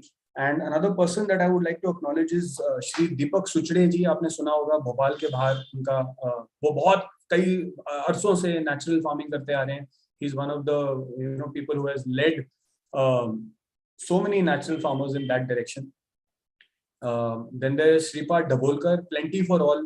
उनकी पुस्तक है जो कि Mehta publishing house, I think Pune में, ये महाराष्ट्र में कहीं पे तो है मेहता पब्लिशिंग हाउस, तो प्लेंटी फॉर ऑल भी आपको ऑनलाइन मिल जाएगी। ऐसी बहुत पुस्तकें आपको मिलेंगी जो ट्रेडिशनल विजडम पे हैं। और आज की डेट में तो कई रिसर्चर्स भी हैं, आर्किटेक्चर कॉलेजेस के भी हैं लोग जो कि जैसे like I said about Parul के Roy, who are doing research on grassroots traditions of building. And here again, I would like to add one more name of a person I'd like to give you guys, and maybe in the future you can invite him to speak as well. Architect Gaurav Khandelwal has shared that Janak Palta is an example of practicing vernacular being non-architect. Super. ये मेरे को क्यों नहीं दिख रहा? ये सब लोग actually they are everyone I don't know, they are replying to me, I mean. Okay, so I'll just put that in the chat box. Janak Palta, please see that I've spelled it correctly. I'm typing it to everybody. Yes. Yeah. Yes, there is architect Pratik Dhanner. I'm writing his name down. He has done some very interesting work. He's from IES Academy in Mumbai, and then he went back to his village, and now he's settled in his village, and he's done some really good work and trying to encourage local people to build in the traditional style. Right, क्योंकि modern style में तो बनाना बहुत आसान है, किसी को convince करने की जरूरत नहीं पड़ती, बट ट्रेडिशनल स्टाइल में कन्विंस में बिल्ड करना। So I am very proud कि अभी recently we almost finished a project in Ropar, close to Ropar in Punjab, which is build out of rammed earth, and it is a complete closed loop system. इसका मतलब हमारा सारा waste water recycling is happening through plants and reed beds and horizontal and vertical constructed wetlands. All the food is grown on the site. It's about 17 acres of a site. The building material is again sourced from the site and built on the site. Please look at the work of Chitra Vishwanath, look at the work of Anupama Kundu, look at the work of to some extent, even if you look at like Jessim and all these people, they've done these kind of responsible, sensitive designs for a very, very long time. ये उनके लिए कोई नई बात नहीं है, right? हमारे लिए ये नया ट्रेंड है। Look at Ashok Lal, Vinod Gupta, Sanjay Prakash, right? Look at Dhruv Sood, Spidergrass network in North India. He worked with DD Contractor for a very long time and then started off on his own. DD Contractor and her work, of course, she's no more. And then, of course, the works of both of them have now passed away. What was their names? Delhi Mud Buildings. Ayodh Kamat's parents, Revati and Vasant Kamat. So Ayodh and I used to be faculty together at Sushant School of Art and Architecture. Again, phenomenal work. So there's so many people who've done great work. लेकिन मैं फिर से वही pitfall में गिर रहा हूँ। मैं आपको architects के नाम बता रहा हूँ, उस दिशा में ना जाइए. It's better if you go into any village that is close to your location, and you will find people who build in local materials. And those are the people who we really need to make heroes, and I would like to quote over here my own mentors, Nimish Patel and Parul Zaveri of Abhikram. Nimish Bhai is no more, of course, but they used to say कि यार architect का काम है local craftsman को छूट देना। Architect का काम ये नहीं है लोकल क्राफ्ट्समैन के सर पे बैठ के बताना कि मैं जो बताता हूँ वैसा करो, बिल्कुल भी नहीं। Dr. Manita Saxena has also mentioned architect Bapat from Bhopal. So again, see, this is wonderful. This is a very exciting discussion because all these names that are coming up and the books are coming up, this can become a repository, that IPS can have, and then source all these people and make sure that the students who are going to practice tomorrow are in touch with these people, more importantly, right? And they get to work with them. Superb. Thank you very much for making it that much exciting. Thank you, sir. It was really interesting and eye-opening session for all of us, which has given a new perspective towards green building. Thank you.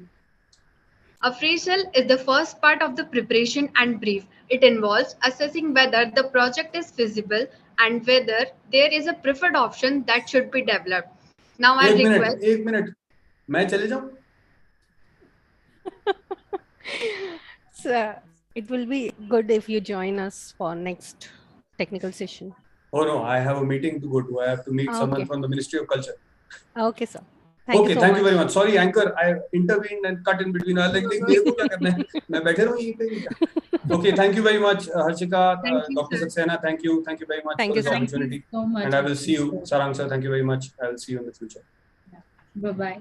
Bye.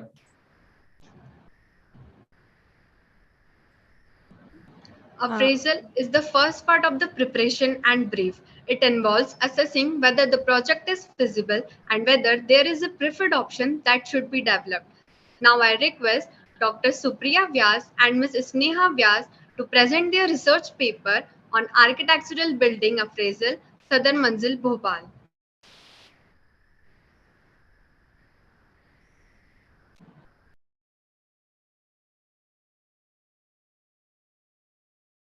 Good morning, everyone. I'm Sneha Vyas, 6th semester BR from Manik Bhopal.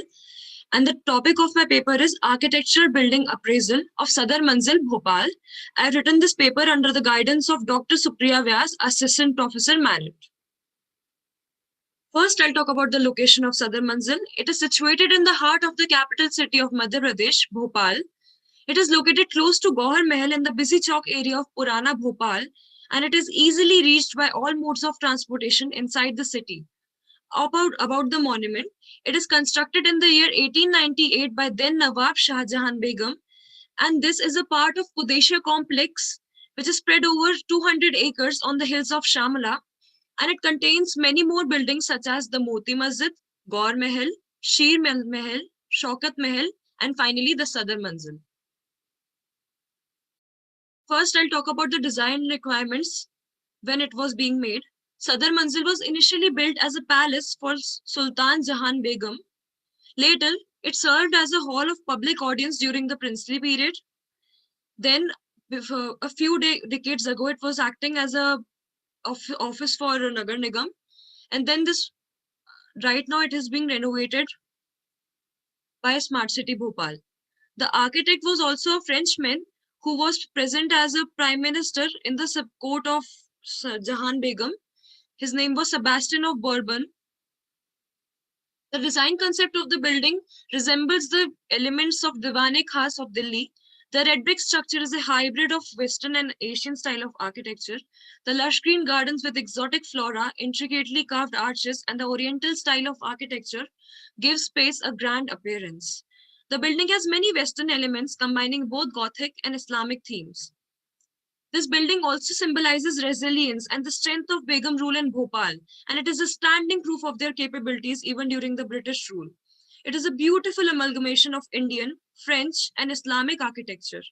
The French attributes can be contributed to the architect who was a descendant of Bourbon dynasty.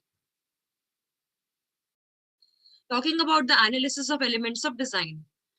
Rhythm. A unifying movement characterized by a pattern or repetition or alteration of formal events, motifs, or a modified form. Here you can see that these spokes have been repeated throughout the railings in the building. Harmony. Repetition of form can be used to produce rhythm, harmony, and common traits can be orientation, colors. Hence, here you will see in this building the repetition of colors, elements, such as doors, railing, etc. Hierarchy is the articulation of importance of a form or a space by making it bigger in size, different in shape, or changing its placement relative to other forms. Here you can see that the entrance is much more bigger as compared to the rest of the building. Symmetry is the balanced distribution, arrangement in equivalent forms and spaces on opposite sides of a dividing line. Symmetry is pretty common in Islamic architecture, and this building is also symmetrical. The focal points of this building is the fountain, the Darbar Hall, the main entrance, which also lie along the longitudinal axis, which is also the axis of symmetry. Talking about the structural elements, Sadar Manzil has arches, and all these arches are true arches, which have a 45-degree load distribution. The weight is transferred to its supports at the either end. There is also a post-lintel system present in the building. In this, the load rests up without deforming or breaking the post and supports the lintel and its load without crushing or buckling. The staircase given in this building is dog-legged stairs. In this type of stairs, since the span partly cross at right angles, the loads on areas common to any two such spans are distributed half in each direction. Now the wooden ceiling. The ceiling joists are closely spaced, which resists the limit stress and deflection under the load, and lateral supports increases its stability, which prevents the joist from buckling under load. The cornices is also a part of the structural elements. It is just not there for only aesthetic purposes. And following is the column layout of the ground floor, which remains same throughout the first floor and is continued in the second floor as well. Now I'll talk about the building finishes. The gateway of Southern Manzil is a two-storied palace, and it was designed as a Darbar hall for Shah Jahan Begum. It has a central fountain surrounded by a courtyard. The palace has a cusped arch entrance that leads to a three-bay open hall, highly ornamented hall which has two levels, and the upper level was reserved for royals. The columns are present in the pair of two and are placed along the Darbar and throughout the courtyard. These are inspired from the flora and fauna of Kashmir. The spokes made of sandstone are placed on the railings. These spokes are inspired from the Gothic architecture. The fountain is also made from red sandstone and is situated at the center of the courtyard, making it one of the focal points of the structures. The balconies were used by women for their presence in Darbar, and this was decorated by glasses and intricately designed multifoil arches on the top of the balcony. The three main building materials used in this building are wood, hardwood, red sandstone, and terracotta tiles. The binding materials used were vernacular to the area and include jaggery, lime surkhi, brick surkhi, Google resin, and methi. Now some of the interior finishes. So the cornices were highly decorated wooden, and they also provide structural integrity to the building. The jali pattern is a perforated stone or lattice screen. It is constructed with an ornamental pattern constructed on the terrace. The rose window is present in the interiors of the darbar, and it is decorated with Gothic elements. It suggests a rose shape radiating form. Then there are arches. There are different types of arches used throughout the entire mahal. We have 4 unique patterns carved over them, none of them being the same. The multifoil arches are decorated with floral patterns and carvings over each over-circling. The vaulted roof is a roof constructed with a self-supporting arch with many variations to achieve different looks. Vaulted roofs are often associated with Gothic or Roman architecture, and they are in the form of arched or barrel-shaped ceilings. The decorative sill below the window is beautifully carved in a lotus shape. The other 3 sides of the window is also decorated with carvings. The doors are another attractive feature of Southern Manzil. The doors were crafted with panels which have circular patterns on them, and above them it's decorated with multicolored glasses. Now I'll talk about some services in the building which are provided recently under the renovation undertaken by Smart City, Bhopal. All appliances are connected to the main switchboard and switched off and on only using this main switchboard. Separate switchboards are not provided for lighting. As you can see, various light fixtures, spotlights, chandeliers are present. Transformers, spotlights, and lanterns are also added in the places where all lanterns used to be there. I have also provided a ground floor and the first floor electrical plan of the building. Then talking about other services, there is fire extinguishers, pipelines, and drains present in the building, which are also being added recently, except the drains. The fountain is also the central focus of the building, and it needs to be supplied. It needs a water supply, and currently the water has been supplied by Nagar Nigam Bhopal. The toilets have also been added to the building in the ground floor and the first floor, as it is soon to be used as a public building and a gallery. So in conclusion, I would like to say the architectural monuments cultivate pride of our past and heritage. Once Southern Manzil is restored to its former glory, the building will be open for visitors. Preserving Southern Manzil and other kinds of monuments acts as learning tool not only for architects and builders, but also for communities and students as well. Thank you very much. Thank you, ma'am, for your fruitful presentation. The pandemic has made us view spaces in different light. Communities over the years have played an important role in pandemic, helping with urban and rural migration aligned with sustainable development. Elaborating more on this, I request architect Priyanka Kumawat and Professor Alok Ranjan to share their research paper on engaging community and participation in build and design form.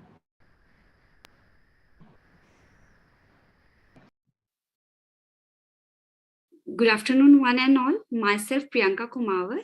I'm from Jaipur. I'm an architect and planner, currently working as an urban planner at Town Planning Office, Jaipur. And also, I'm doing research under Professor Alok Ranjan sir. Unfortunately, Professor Alok Ranjan sir couldn't join us due to some serious health issues. So here I begin presenting my research paper on the topic of engaging community and participation in built and design form. So here I start with the abstract. So housing work communities over the years have played an important role in pandemic, helping with urban and rural migration aligned with sustainable development. Whether it's a minor or major communities play an important role in the health, food, shelter, and building industries. Pandemic has impacted environmentally sustainability and quality of life and has led to low productivity, social economic cost.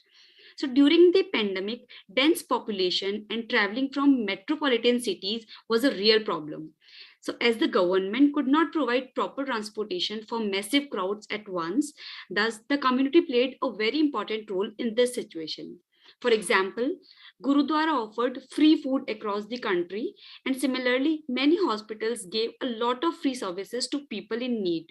So far, there was also one of the key concern about architecture and construction has because of the labor class. It had a huge loss. So housing work, construction labor took a major hit during a pandemic, as thus people had to look elsewhere for work to survive. However, NGOs and shelters homes played their part to help in the pandemic, but by providing essentials such as soap, sanitizers, blankets, etc., to facilitate their basic hygiene amenities. Once the lockdown was lifted, the government took steps to help people by removing taxes below the poverty line and slowly decreasing the lockdown processes with strict social interaction guidelines. So according to the survey we conducted, it was evident that people have lowered their cost of living and are only buying essential products. So vaccination drives through community supports have made people feel more relaxed and alert to their lifestyles. So construction was improvised as it was noticeable, and multi-generational families had issued during isolation with the traditional homes. So, however, the architecture industry has taken a turn to bring out the sustainable yet revolutionary approach to developing the future of native communities. In this research paper, there is a focus on sustainable architecture, green spaces, post-pandemic housing with healthy built-in design forms. So here I'm introducing my topic. So after the wave of COVID, even building industries have come in full swing. The economic of the building industry has grown in a majority of the districts. Throughout the time, architectural aesthetic have changed with the time and from the influence of the communities, culture, climate, religion, and lifestyles. And in the latest coronavirus has an impact on shaping the future of architecture and construction. When it comes to building sustainable structures for habitants, architects have started rethinking indigenous people to bring contemporary home and live for smart and private perspectives. So there has been a regional influence and hints to inherited techniques in early built-in forms. This fundamental extent of architecture and designing reflects to how do we as a community respond to our surroundings and other people around us, and how do we live our individual lives. So for an architect, this has proven to be tremendous opportunity and challenge to bring out new sustainable construction.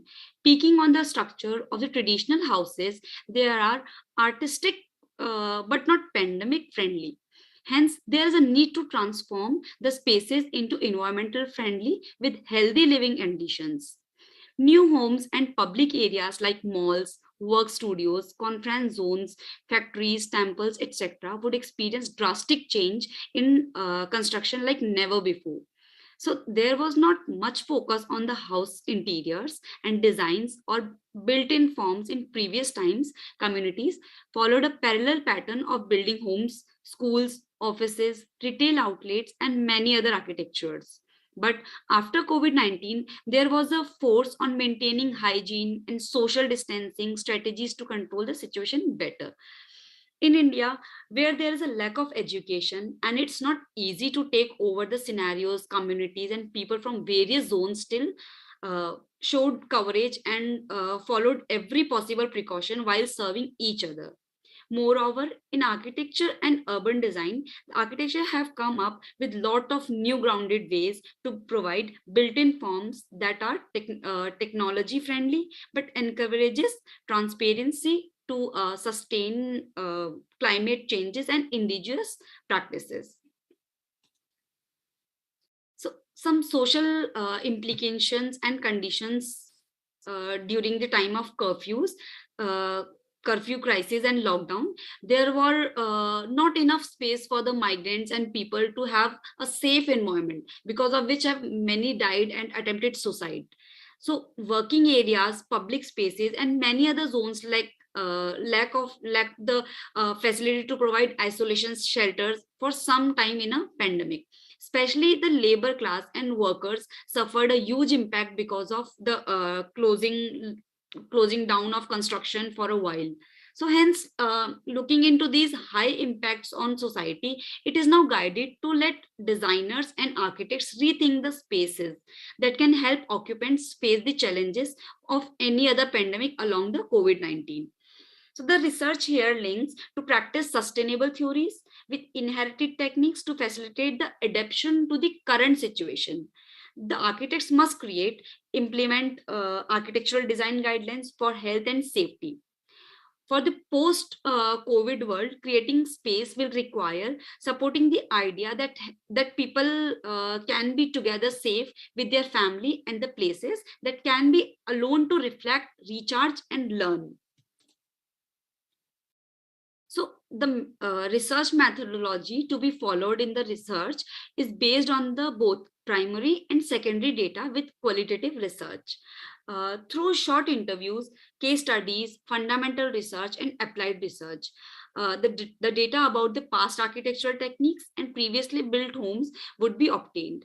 By collecting data through surveys from different communities, it can be possible for the architects to extract information about the challenges faced with living space designs, public shelters, working zones, and several other built-ins during a pandemic.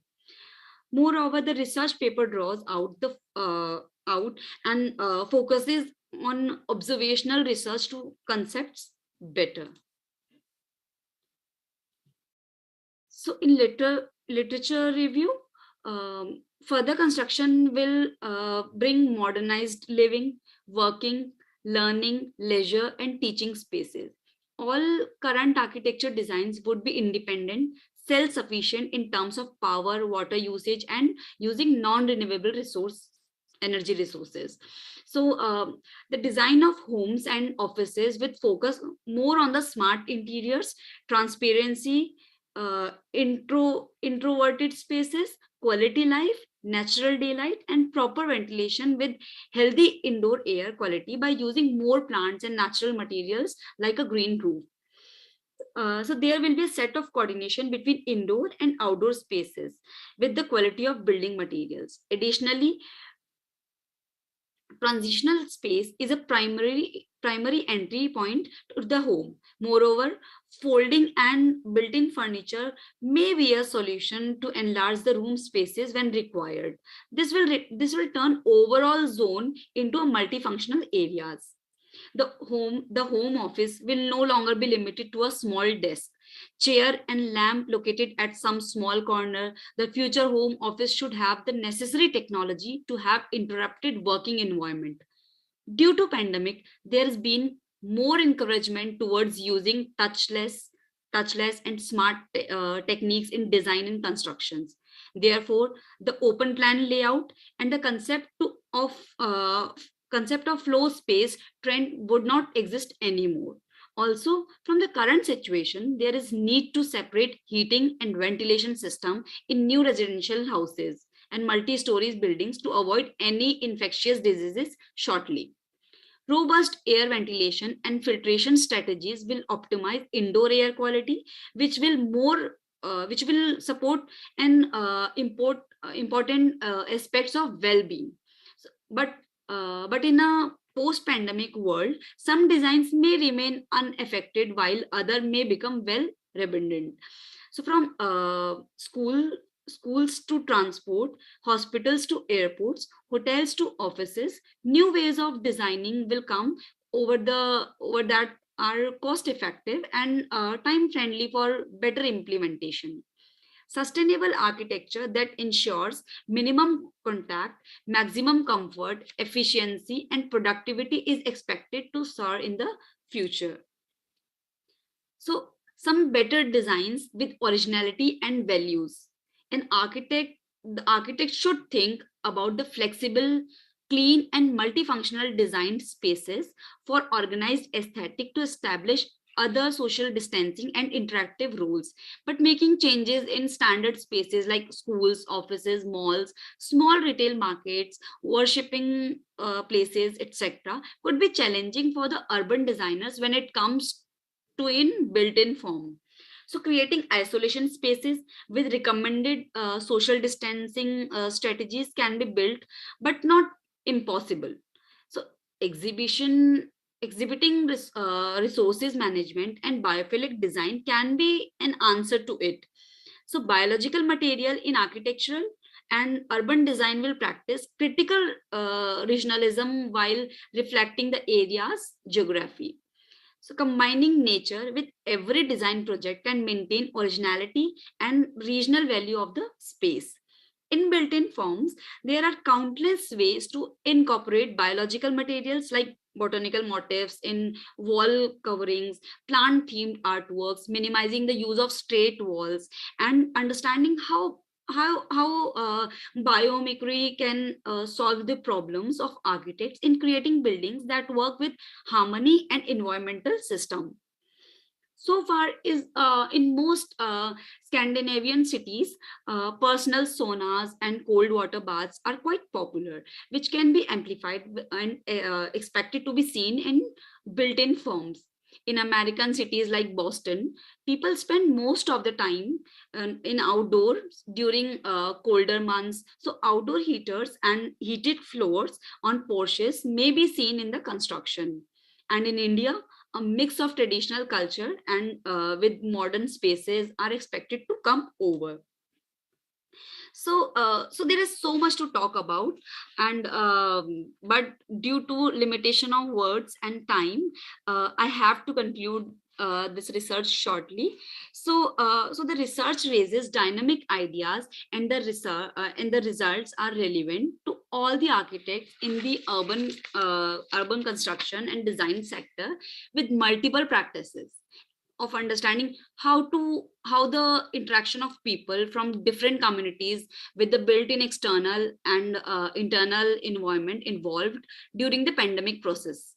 The emerge of architecture and urban design in the built-in form can be way helpful to control epidemic spread. It will provide social and economic benefits to the architects and habitants who seek to answer how a design should be for possible isolation and more space. This research discusses how to evolve the areas and make our homes comfortable and ready for any situation, suggesting a practical design solution based on construction technologies with the internal environment. So while taking the overview from different communities and their preferences with the built-in structures can resolve the housing problems with better outcomes.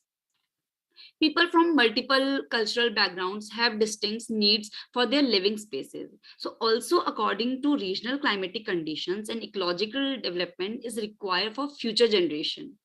Apart from combining technology, development and new forms with the nature of the sustainable living of habitants, this research encourages views and observation of the architects evolved in the pandemic process.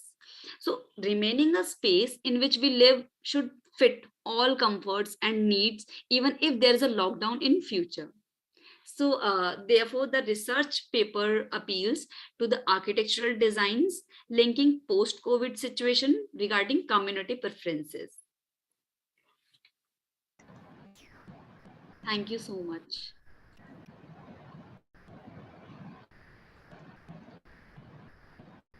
Thank you, ma'am, for your informative presentation. Megastructure is an architectural and urban concept of the post-war eras which envisions a city or an urban form that could be encased in a massive single man-made structure or a relatively small number of interconnected structures. Now I request Mr. Alvin Roy and Professor Neha Pranav Kohle to present their research paper on megastructure and urbanism.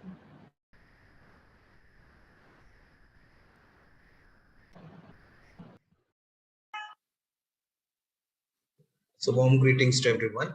So the paper that we are going to present here is Megastructures and Urbanism, which is written by myself, Alvin Roy, and Professor Neha Pranav Kohle, Assistant Professor from Department of Architecture and Planning, Maulana Azad National Institute of Technology, Bhopal. So the contents of the paper will be as follows. First, we will be covering the background and introduction part, then the aspect of tangibility, then the aspect of intangibility, followed by the research methodology and the case we selected to study this particular topic, Seoul and Lotte World Tower. So when we first speak about this paper, we need to understand the basic terminologies of what does megastructures and urbanism means. Megastructures in general has evolved as a typical building typology post-industrial revolution, especially the tall building category. Now, the purpose of this paper is to develop a cultural touch that these megastructures, although being globalized in nature, have a distinct connection to the culture that they are located in, the city that they are located in. And in turn, the second point, that is the connection with the city or place located, or the attitude towards us. So what is megastructures and what is urbanism? Megastructures as a term has evolved from time to time. What may be known as a megastructure in ancient time may not be the same or may be the same in today's era. For example, Pyramid of Giza, Great Wall of China. These are all structures that are megastructures and they have a cultural connect parameter and they are dynamic in nature. However, the conventional definition may state that any structure that is large in nature, and in modern or contemporary definition, any structure which evolves from basically steel or contemporary materials. Urbanism is basically an attitude towards living in a city, and it's basically a characteristic trait as discussed here that distinguishes itself from without compromising modernity in that sense. Now, there is a distinct connection between these two terminologies. Megastructure is an important component to the city or the place it is located in, and its specific backdrop is the urban area. For instance, if we speak about Seoul, the case that we have selected, whenever we, most of us are fan of K-pop or Korean pop culture or anything. So there is a particular backdrop there, which is the city that it is located in. So it's very important that the cities, the buildings are an important cultural backdrop against any such events. And that is the reason why it is highly linked to the aspect of imageability. So the first topic that we have covered in the paper is the aspect of tangibility, which basically means something that can be felt. So here we have listed down two subheads, which is the physical elements of the city and how megastructures and morphology are interlinked together. So, and when we speak about the physical elements of city, the first thing that comes in our mind is Image of the City by Kevin Lynch, wherein the author lays in 5 elements, of which megastructures act as an important landmark asset to the city that they are located in.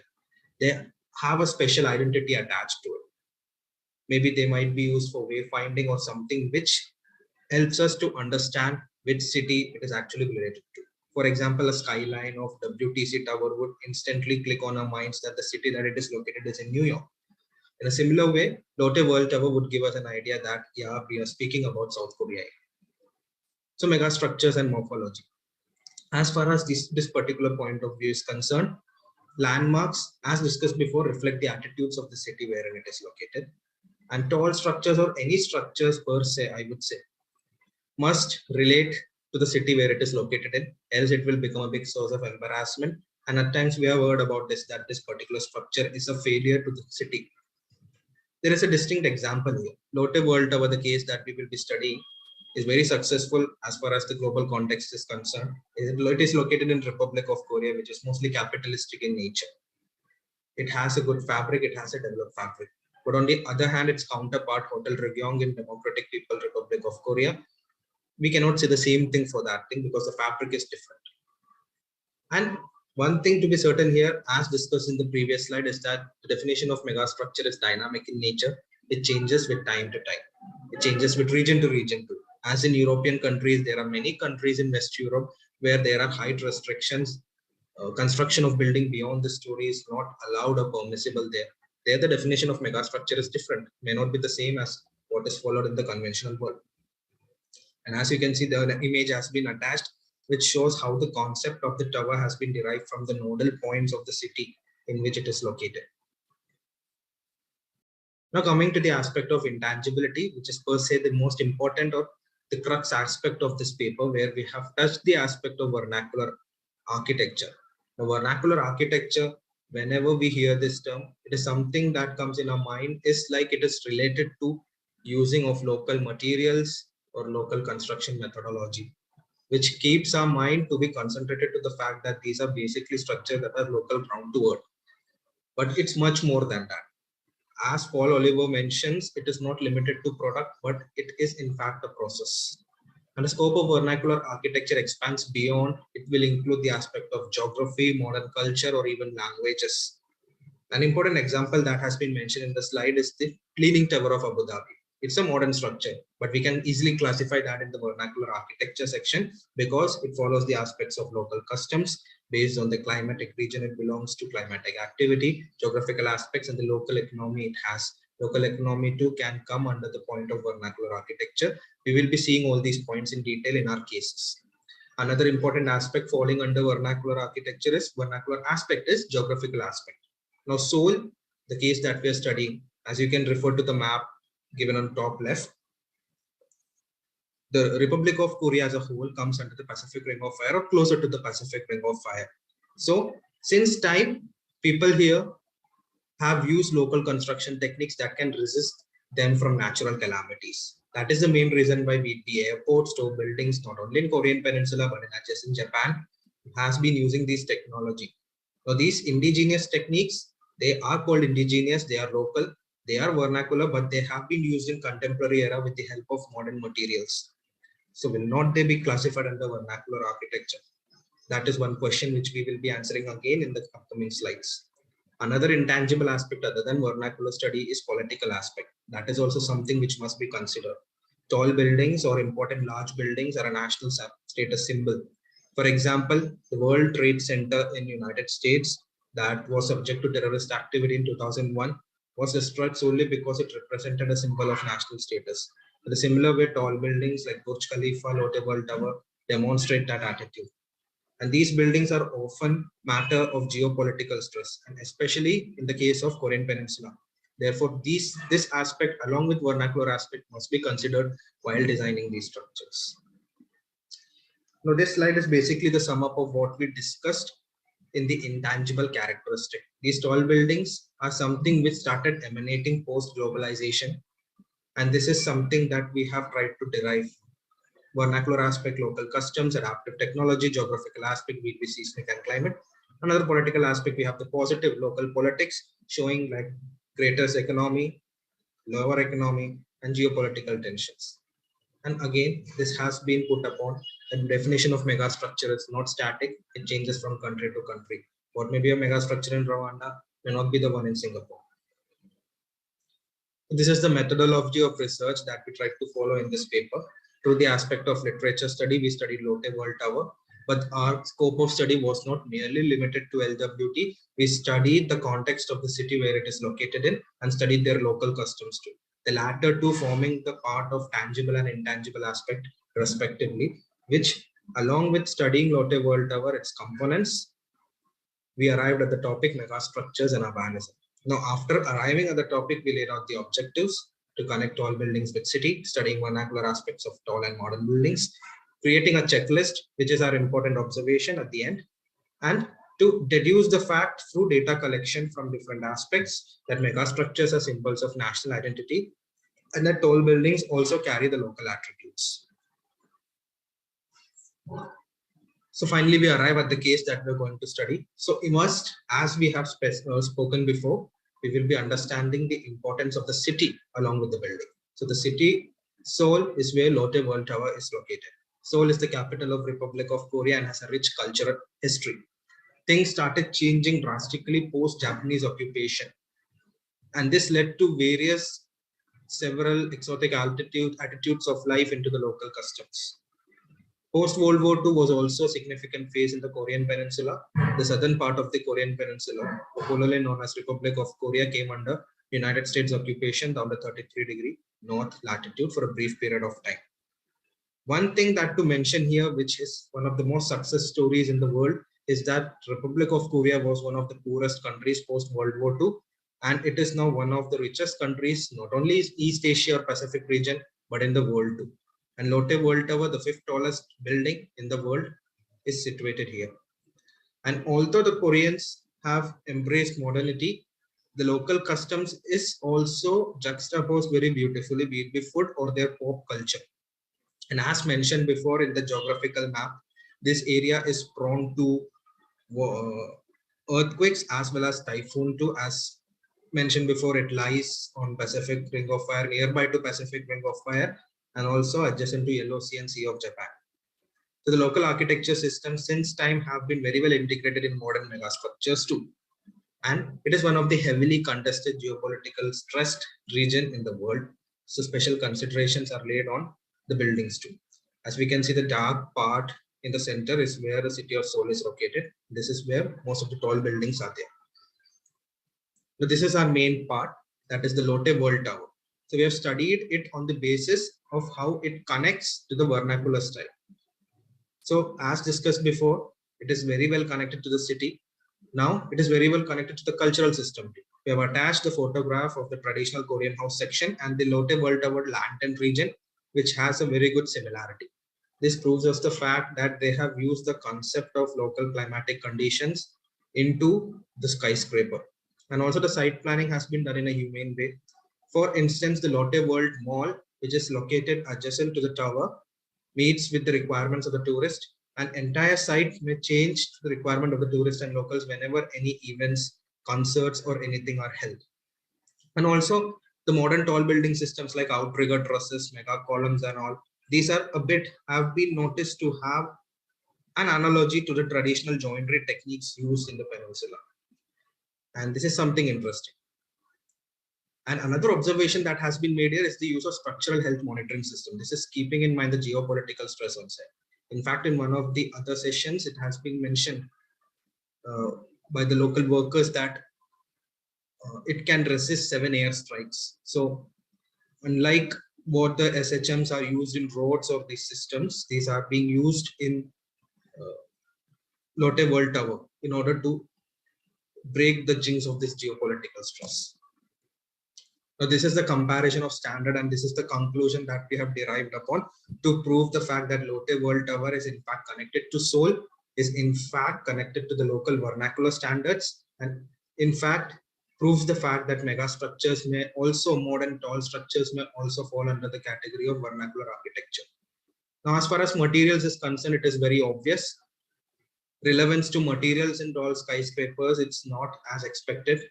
All traditional or local materials have not been used. Steel or globalized materials like steel, RCC construction has been predominantly used in here. So materials is the parameter where it is failing. But in all other aspects, be it techniques, customs, culture, or geographical, it is very well falling under the category of vernacular standards. Techniques, as seen in the previous slide, a proper analogy to climate and joinery techniques are used. Material styles, materials may not be used, but the techniques are basically used. Customs, local customs is depicted very beautifully in this. In fact, the form of the tower, it resembles to the ancient artifacts used in the Korean Peninsula. And in fact, we saw in the past slides too how different nodes in the city forms the basis of this form. Culture too is very well highlighted here. And geographically too, like there are different technologies like SHM we mentioned, and different aspects to that have been used in here. So it's a 4-1 leading here, which tells us the fact that in fact, yes, mega structures are in fact something that has vernacular aspect connected to it if we look into detail. These are the conclusions that we noted down. That mega structures are often considered to be buildings of massive scale, but with latest technology and is part of the so-called global architecture. But if we look more closely, if we can remit an identity to it, it can in fact tell us that these have a connection, a wholly religious connection to the city, region, and even the country. And this creates a rift in the practice school of thought, which dictates us that vernacularism and local conditions are something which is related to materials. But in fact, it is much, much more than that. Vernacular application is not merely limited to sustainable structures alone, but upon close inspection, these can be found in contemporary modern structures too. Vernacularism highlights the intangible aspects of everything, as mentioned before: local culture, people, climate, geography, even the entertainment and pop culture that is seen here. Or in other words, these are everything that we study in urban design, which creates an essence of the city. And in fact, it is part of the city as a whole, it is part of a process. And also, since it is part of the city, it is part of the region, it is part of a country, this creates a sense of identity. Similar to Great Wall of China, which gives us an identity of China, the contemporary Burj Khalifa, which gives us the identity of UAE. And this very well proves the fact that megastructures are related to the place they are in, and hence the justice to state that megastructures are part of the urbanistic attitude and are related to each other. Thank you so much.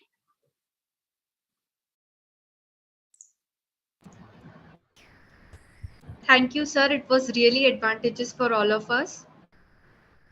God's own country or heaven on earth, place full of mountains, streams, and greenery, has a famous style of architecture from the eponymous state in southern India.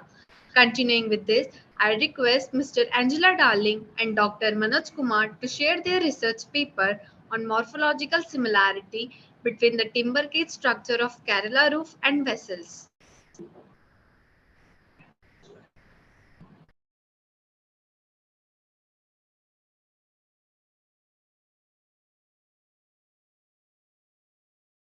Good morning, everyone. It is an absolute honor to be presenting in front of such a prestigious gathering. I'd like to thank IPS Academy School of Architecture Indore for this wonderful opportunity. I wish you all the best for this conference. The title of my study was an inquiry into the morphological similarity between the timber cage structure of traditional Kerala roof and vessels. The study was conducted by myself, Angela Darling J, visiting faculty, Kerala State Institute of Design, and Dr. Manoj Kumar K, Principal, Kerala State Institute of Design. So our study was focused on exploring the morphological correlation between a typical sloping roof structure of Kerala and the structure of the traditional indigenous vessels of Kerala, namely the cave walla. Kerala is extremely popular for its tropical vernacular architecture that is symbolized by the sloping roofs and timber structures. And it is also popular for its very advanced, intricate, technical and decorative aspects in terms of a nailless construction and joinery system that is followed in Kerala. As a geographical location that is very near to the Western Ghats, Kerala has always experienced abundance in terms of availability of timber, good high quality timber like teak, anili, punna, etc., which was eventually used for all kinds of construction, for architecture as well as other products like day-to-day utensils, toys, festival exhibits, etc. Timber was omnipresent in almost all aspects of life in Kerala. So this nailless construction or a joinery system was extensively used and mastered over in Kerala. So something that is as important and as ancient as this traditional timber architecture is the traditional water vessels of Kerala called cave vallams. Cave vallam were traditionally the cargo vessels in Kerala. So we can see that the craftsmen kind of use the same technologies, techniques and methodology of construction as for these use of architecture as well as for the vessel building. So in this study, we intend to explore that aspect. So the hypothesis of our study is that the indigenous vessels of Kerala are developed as a derivative of the traditional timber roof structure. The study intends to draw parallels between the traditional timber roof system and the traditional vessel, two very important edifices of timber crafts and to compare it in terms of its morphology, construction method, techniques, and materials utilized by logical argumentation based on the documented data. So, like we said, the nailless self-locking joinery system is a very distinct feature of timber architecture in Kerala. Timber was extensively used as structural members, posts to carry load and beams to span large areas. Joineries of different purposes, orientations were developed for flooring, for walls, and subsequently the timber frame structure, case structure, was developed. As we know, Kerala developed as a huge hub of trade due to its proximity towards the ocean, as well as due to its wealth of highly connected inland waterways. So it was a necessity to come up with the means to facilitate transport of cargo from one place to another. And during a time when road transport was not very prevalent, inland waterways were utilized for this kind of transport, and therefore such cave vallums came into existence. So before these cave vallums, there were more basic forms of these vessels, like the coracles, the more basic forms of vessels were utilized. And then subsequently, the techniques developed, and proper vessels were formed. So these cave vallums were distinct in the fact that these planks were not nailed together, but were rather tied with coir ropes, which is yet another locally available material in Kerala. So there is another category of vessels that were indigenously built in Kerala, in the northern part of Kerala, called urus, which was different from cave vallums because urus were built for seafaring. These were built entirely out of timber that was sourced from the forests of Nilambur, which were mostly high quality teak. And these were built indigenously in Nilambur and were mostly commissioned by Persian or Arab traders coming in for trade in Kerala. So in this study, we will only be talking about cave valla, which is the stitched plank boats. First, we'll see about the morphology of a typical timber sloping roof structure of Kerala. This is a typical section. We have the ridge, which is the Vamsha, the reapers, the rafters, the Kalkole, and Uttara, the wall plate. The timber roof, the vernacular architecture of Kerala is distinctly marked by this long, steep, sloping roof, which is built to protect the house's walls and to withstand the heavy monsoon. The slanting wall screen and varying depths of protruding eaves to prevent solar radiation. These are laid with tiles or thatched labyrinth of palm leaves, which is supported on a roof frame made of hardwood and timber, which helps in insulation from solar radiation. And this is a typical detail of how the rafters rest on the wall plate. The Shudrottara is a secondary wall plate that is used for heavier structures where a single wall plate may not be enough. And the Vala is the lateral poles that run through the poles connecting the rafters. Again, no nails are used. The number of rafters were always kept 14 or multiples of 14 to symbolize the phases of Brahma. Then the reapers are run above the rafters, above which the tiles are paved. These roofs are always set at an angle of anywhere between 30 to 40 degrees. Now, typically speaking, the timber roofs are of three types: the Kosta, Shala, and Sabha.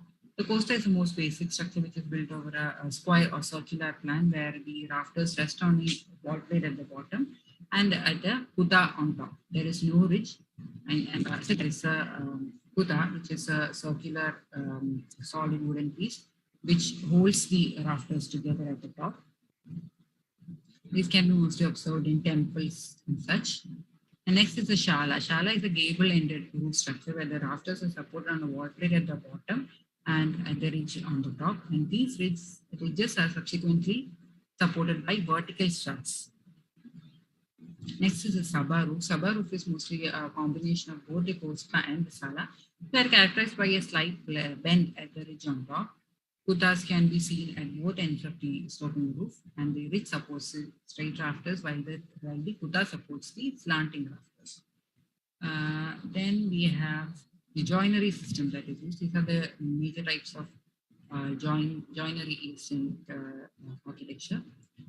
So these joineries facilitated a nailless construction. This also meant easy dismantling and easy arrangement, which essentially means that all these parts were prefabricated and assembled on site by the extremely skilled craftsmen. So if done properly, there will be no damage to any of these pieces, and they could eventually even have a longer life than any of the constructions that we see today. So the timber vessels. Like any other indigenous construction, timber vessels did not follow any preset drawing or blueprint while building. The carpenters or shipwrights mostly relied on their intuition, which they call kanmattam in Malayalam. Kanmattam means kanna and mattam means measurement. So it literally means measuring with your eyes. So this kind of knowledge was only transferred through generations in the same family from a generation of shipwrights to the younger generation of shipwrights. Now, the cave vallams were traditionally cargo vessels, which later developed into these kettu vallams or the boat houses, houseboats that you see in Kerala today. The origins of kettu vallam, which is the tide plank boats that you see today, can be traced back to Alunkadava in Kollam region of southern Kerala, which was known for its commerce due to its proximity to the Ashtamudi Lake and its inland waterways networks. So kettu in kettu vallam, kettu means tied by ropes and vallam means boat. So it literally means tied boats, tied or stitched plank built vessel. This is a morphology of a typical vallam. It has a talamaram at the bow of the boat and at the stern of the back. And there is a komba, which is a decorative masthead on the boat. Era, which can be called the spine of the boat. It is the first piece to be fixed by construction. And we have the ville, which is the gunwale of the boat. Then subsequent planks have different names. Then Paddy is the thwarts on which people sit while commuting on the boat. So Era Palaga is a plank of uniform thickness in the size and span of the boat, which is placed first on the Nelatari by construction. Then subsequently the Talamaram and Kombo are attached onto the Erava by means of a tongue and groove joint, which you can see in the next image. Then all the other parts are subsequently built onto the Erava like a framework. Then this is the tongue and groove joint that comes to play. Then once all this frame is done, the planks are placed, and the planks are placed initially by doubles, and once these are set, then they start stitching these planks together, which we can see in this image, how they stitch. Stitching is done using coir ropes, and these are then plugged with coir fibers, and after that a paste containing fish oil is applied, fish oil and lime is applied, which acts as a resistive layer for the timber from water. So this is the kind of stitching that is done.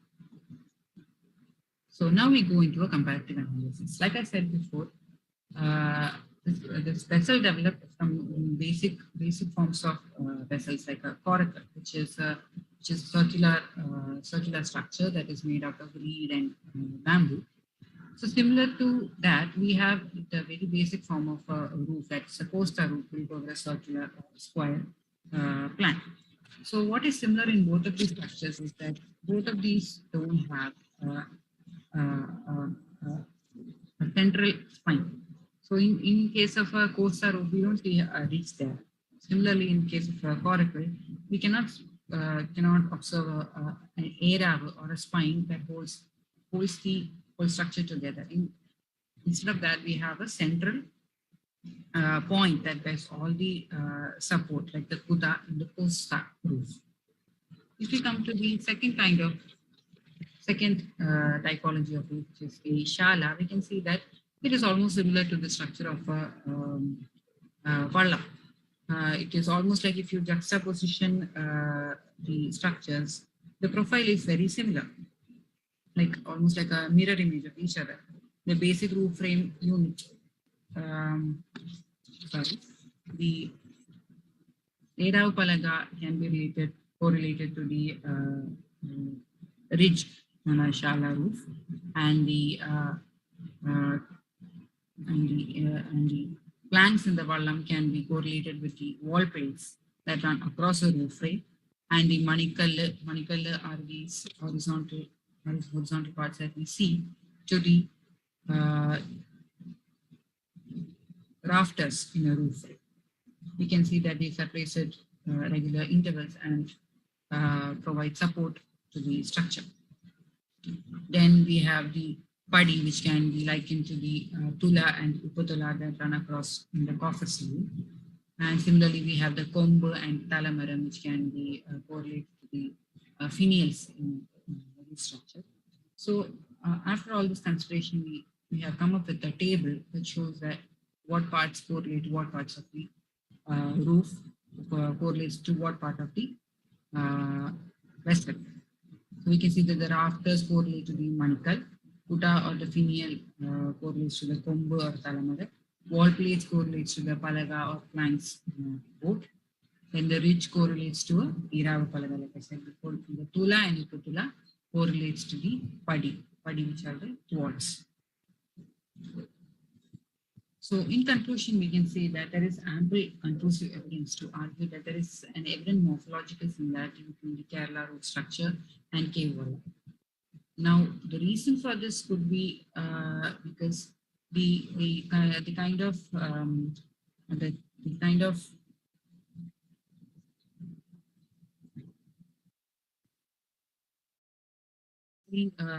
a possible reason for this observation could be that the same craftsmen and carpenters were being employed to build both these roof structures as well as these boats. Another reason could be that the canons that govern construction technologies and methodologies have also remained more or less the same. The theoretical knowledge of the workers and price of necessity may have worked in favor of an evolutionary design pattern. So we come to a conclusion that these structures are very similar in its morphology, and we were able to correlate parts of these structures to one another. So I hope this presentation has been clear and useful to all of you. Thank you.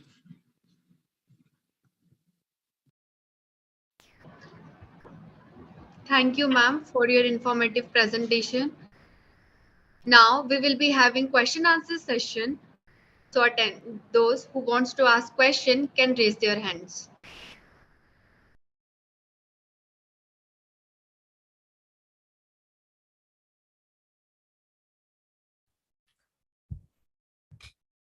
Hello.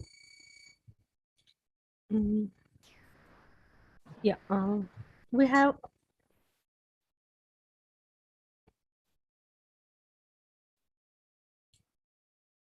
have Sarah Saxena. She have a question. Hello, am I audible? Yes, ma'am. Yeah. Miss Sarah Saxena.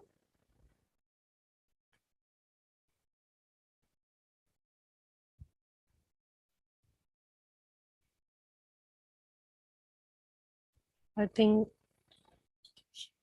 no. Okay, I'll repeat her question. I think Sarah Saxena, can you join?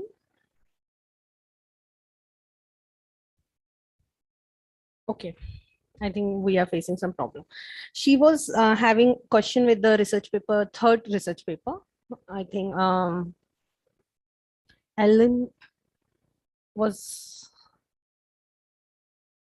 Elvin, yeah, sorry. Hi, Elvin.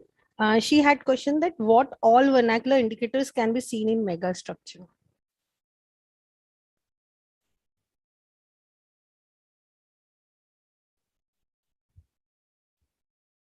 Can you unmute? Elvin, I think you're on mute. Sure. Yeah. Sorry, like I was unable to unmute myself. No worries. Yeah. So should I repeat the question? No, I heard it. Like it's like what are the vernacular factors present in megastructures? Can be seen. Yeah. Can be seen in megastructure. So basically, like as highlighted in that table itself, materials is something which may not be at that prevalence in that thing, but other than that, the local customs, the derivation of concept from the local artifacts, the culture. We saw in the session itself, like how languages as well as the local culture, craftsmanship can be implemented in megastructure. So yeah, these are the various parameters that must also be assessed while designing a megastructure. So I think that answers the question. Thank you. Do we have any other question from the audience?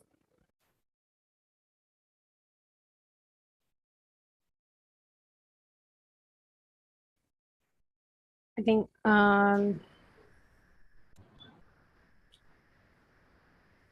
if you have any question, you can raise your hand.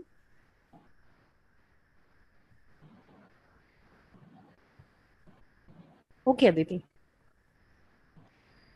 After this insightful session, we would now have a short break. I request everyone not to leave the meeting. We will later be joined by speaker Dr. Ram Satish Pasupuleti, architect Pranjali Vakle, and the presenter with their research paper. We hope to engage in more of such meaningful conversation and gain knowledge after the break. Thank you so much.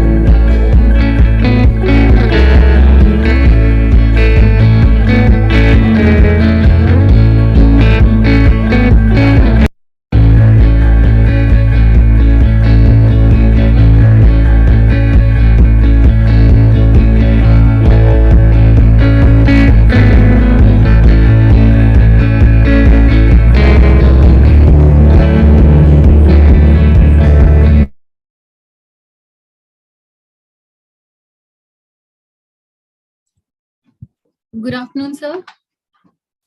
Yeah, good afternoon, madam. So we'll just begin. Good afternoon, sir. 3 minutes. Good afternoon, madam. How are you? Fine, sir. Good afternoon, sir. Yeah, good afternoon. So do you want to just check if your presentation is okay? Do you want to share and check once? I'm just sharing it now.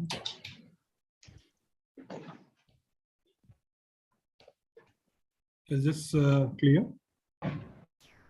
Yes, I think it is visible. Good afternoon, sir.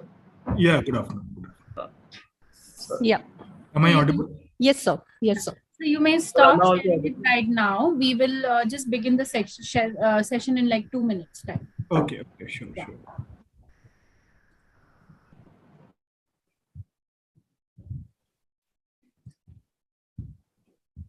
Back presenter and attendees. I, Sarthak Sharma, hope you all had well-deserved break. Back with a renewed zeal, we would now like to welcome our co-coordinator, Architect Pranjali Wakle ma'am, to commence the session. Hi, everyone. A very good afternoon to one and all.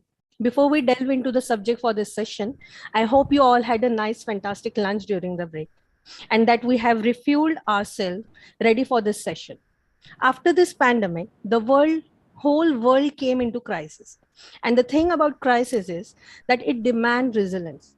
And nothing is more resilient than the principles of indigenous architecture. Because those principles have to do with the diversity of nature and it is regenerative. As this session will conclude, the technical session of this international conference, it will focus on different topics where it will talk about past, present, and future architecture. We will be learning about how green roof help in building carbon neutral cities. We will be looking at different seismic performances and construction techniques of Katkuni, Tak, and Koti Banal structures from different parts of India. Also, we would understand about the climatic change and its adaptation. We will also see how in future there will be floating parks in the cities. So, without taking up any more time, I would like to invite Dr. Ram Pashupulati sir. He will be offering his valuable insights on the topic indigenous knowledge and climate. And I'm sure we all will benefit from him and be enlightened significantly by the time we arrive at the closure. Thank you, everyone. Yeah. Thank you, ma'am. Yeah. Shall I start? Yeah, sure, sir. Yeah, okay. Is my screen is visible? Is my screen is visible? Yes, sir. Yeah. Okay. Yeah, so very good afternoon, all the participants, and thank you, host, for giving me an opportunity to speak about the topic on indigenous knowledge and climate change adaptation. So today I'm going to talk about my own personal journey and my own emotional connect with these Himalayan mountains. But before that, I would also like to give you some kind of overview of this climate change from the historic perspective also. So first of all, let me start my journey with somewhere in 2004, when I was a master's student along with Paul Oliver, Professor Paul Oliver. We were actually doing some studies in ancient Bronze Age settlement remains. And this is a photograph where you are actually seeing the settlement remains dating back to 1450 to 700 BC, which is referred as a Grimspound. So if you look at it in the left-hand side photograph, you actually see a circular ring, and that was the very first question came in my mind. Why this particular circular ring is off, and even the houses were all circular shape. And you can see that, of course, I don't know whether in your screen it is visible. There's a bit of stones on the top of the hill, but this is referred as tor. So this is where it's a kind of a geological position where the ancient man used to go and just look at and watch out whether any wild animals or enemy tribes are attacking. So the very first thing which came in my mind was, why this particular circular ring? What is it, the main purpose to? So this is where when we started learning about, yes, the people have settled down, and it is also a kind of symbolic expression of how people define their space. It is not only a territorial representation, it is also a part of the survival instinct, because they have to protect from the wild animals. They have to protect from the enemy tribes. So at the same time, they also have to create a sense of belonging. So through this kind of journeys, I would like to give you certain overview on from the historical perspective, and why it is important to give this particular historical perspective, because we are talking here today, we are talking here about indigenous knowledge, right? So when we talk about indigenous knowledge with respect to the current contemporary situation, I want to take you back to what was really indigenous and where we started. And today, whatever the terms we're talking about, the climate change or disaster risk, what was then, how was it? So I'm referring, I don't know how many of you have read this book called Sapiens by Yuval Noah Harari. So in fact, there's a very nice chapter on agricultural revolution. I would suggest you to read that particular book, which was written by an anthropologist. And what I'm going to summarize this part from actually is the extracts from that particular, you can call it as a novel, or you can call it an anthropological note. So if you look at the argument, what Yuval talks about is the agricultural revolution in our human history. That is one of the curse which we had. You know, it has also brought prosperity. It has also brought a lot of security, but it is also brought us many curses. You know, it changed the whole ecosystem of the human history. So ideally, people believe that, yes, the agricultural revolution might have started somewhere in the Middle East.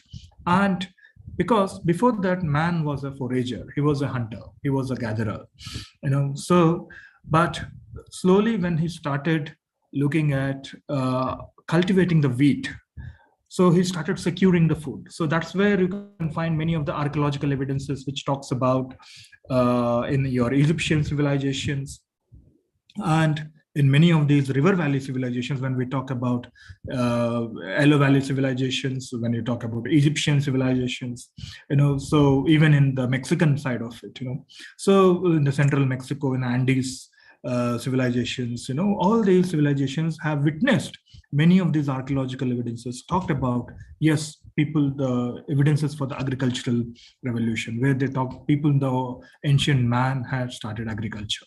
So as a result, what are the consequences? Because before that, man was only depending on what he was able to get on that day. But as a part of cultivation, he was able to secure food. He was able to secure and store food.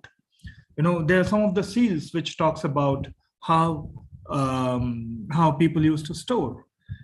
And when we are talking about the storing different species of food for the future generations, because he is now not worried whether he will get you know, any kind of meat today or not. That is not, but because this wheat can be stored and he can use it for his future generation. Even today, when we are talking about the seed bank, you know, so that is also a perspective of how in the worst crisis time, how we can store these rare seeds. You know, that is how the human perception is all about, even that day and even till today. That is where we are talking about 1,000 DNA copies are always better than 100. You know, so we need to really keep more people alive under the worst conditions. That is what we are all fighting for. Now let's go back, because in this particular process, when the food production has increased, obviously his reproductive capacities, he have relied, yes, there is so much of food for us, let's improve our cultivation. In order to improve our cultivation process, agricultural processes, we need more manpower. And that is how the reproduction process also have enhanced. That's how it has certain demand on the population demographics. Okay, and at the same time, when these processes are very complex associated, you know, complexly associated with each other, and they're also affecting because people started settling down at the rivers. Earlier, it was they were settling down in the forest. They started clearing down the forest. They started settling down at the river basins, you know, because that is the most fertile lands. And you can actually get many evidences how people are concerned about the storage of the food, whether it is Mohenjo-daro, the granary, the Great Granary, or in Papua New Guinean tribes, where you can see the Polynesian tribes, where you can see the yam houses. The traditional yam roots were stored. And these yam roots signify the wealth of that community because how much storage of the food they have. And due to all these processes, ages and ages, centuries and centuries have passed by. Now, it definitely had certain climate impacts. The deforestation have started, not now in those days when the agriculture have started. And this is where some of the very important evidences, archaeological evidences, we call it as hunger stones. They are found in Germany and Switzerland, in all this Czech Republic and other places. They usually put these stones and then write something on it. It says that in English, if you translate it, if you see me, weep, which means the water level started diminishing. So if you see, because they have indicated the water levels, so which means these are reflecting, they're hinting that yes, the drought is going to come soon. So you have to get prepared. So in that way, whatever the consequences the agricultural revolution has brought to the human society, at the same time, the humans started preparing themselves, how to mitigate, how to prepare. So there are some, and how our traditions play an important role, how they understood the ecology, how they understood our environment. So now, today, when we talk about the luxuries, because the agricultural revolution is one of the biggest trap, many scholars argue that, because once upon a time, the food was a necessity, but now we are more moving towards the luxury. Even just imagine our own life. Just 20 years before, a laptop was not even known to us. When I was doing my PhD, I was not even having a laptop. Today, every single child, including my daughter and son, they're having a laptop. That's become a necessity. This is where, and washing clothes, air conditioning, these are all the luxuries once upon a time. iPhone, but today, all these luxuries have become necessities. And this is how, if you just think about 3,500 years before, how certain luxuries have become a mere necessities as the time moved on. So, but as a result of this, what are we consuming? We are consuming the raw materials. We are consuming, the most important natural resources. We are affecting our planet Earth. So, in fact, there are many other important evidences which we talk, whether it is Stonehenge from 2500 BC to, we are talking about 9500 BC in Turkey, where the remains of Göbekli Tepe, which actually signifies that whether the temple has came before or the cultivation have come before. These are some very important arguments in the human history, because people believe that these people might have built a temple when they were actually, start coming and doing the cultivation, or this is a very big debates on the human history. Okay, so as a process, what man has done, he domesticated the animals. He started taming the animals. So what he used to do was, whatever we are having, the lambs or the goats, they were all considered to be wild once upon a time. What he used to do was, he used to first kill the very two aggressive goats. The moment he started killing down from the most aggressive to the less aggressive. In that way, he started controlling the whole population of these animal husbandry. He started taming it. He started taking its wool. He started developing something else. So in that way, so he started using these things for his local agricultural processes. Okay. Similarly, when you talk about the economic perspective of the domestication, how the economic perspective, how people have looked at it. Today we eat chickens, we eat, we see the poultries, we see, the cow sheds and everything, right? But one has to understand how the economic perspective, how the economic relationships have brought down. In order to grow a particular chicken, it takes 3 years, but it builds up in 3 months its full size, right? But why do we wait for 3 years? Why not we consume it in 3 months? Because it already achieved its full body weight in 3 months. So this is how man had started looking at it. And when we look at the cows today, whatever, because it is giving the milk, it is giving all the dairy products. At the same time, it is also giving the meat. So earlier they were wandering around the lakes and ponds and the forest, and but now today they're all cased. They're not moving anywhere. Whatever the products we are getting, the daily milk, they're all cased. So in that way, what happens is their muscles become soft, which are good for meat, the soft meat. So in that way, they're not moving anywhere. In that way, the whole ecosystem of the other living organisms have been manifested by the man. And this is one important argument he talks about today, where we are heading to. So I'm giving a reference of the Sapiens. If anyone of you have a chance to look at it, you can always look at that. And on final, the nature was tamed by man, but indeed, in turn, it's a way of lives. Today, whatever the life we are leading, it is the reciprocative process what we have tamed. So on this note, just to summarize it, I just want to give you a few words. Of course, there's a very complex thing to understand the agricultural revolution and the human history and how it is related to architecture. Let me talk about a few words in a poetic words. It's all, sometimes I do write all these depending on my own understanding. So let me read out. Foragers hunted animals here and there, collected plants here and there, wandered around nearby and far away, crossed overseas, forests and deserts, encountering harsh climates and biting weather conditions, walked up to hills and moved down, searching for lush green plains, sowed their seeds, watered their plants, and collected their weeds for surviving their needs. Needs pass by and deeds pass by, creeds and greeds come by. Days pass by, years pass by, centuries pass by. Resources have perished by. Foragers have become farmers, wanderers have become settlers, settlers have become traders, traders have enabled administrators.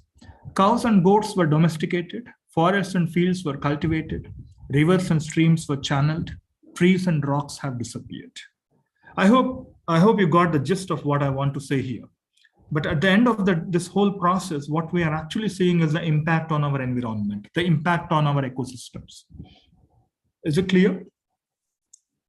So when we look at the indigenous knowledge, there are many interpretations. Of course, I did list it out how different interpretations of the indigenous knowledge, whether it is indigenous traditional knowledge, traditional ecological knowledge, so indigenous knowledge systems, traditional knowledge, local knowledge. So different experts have defined.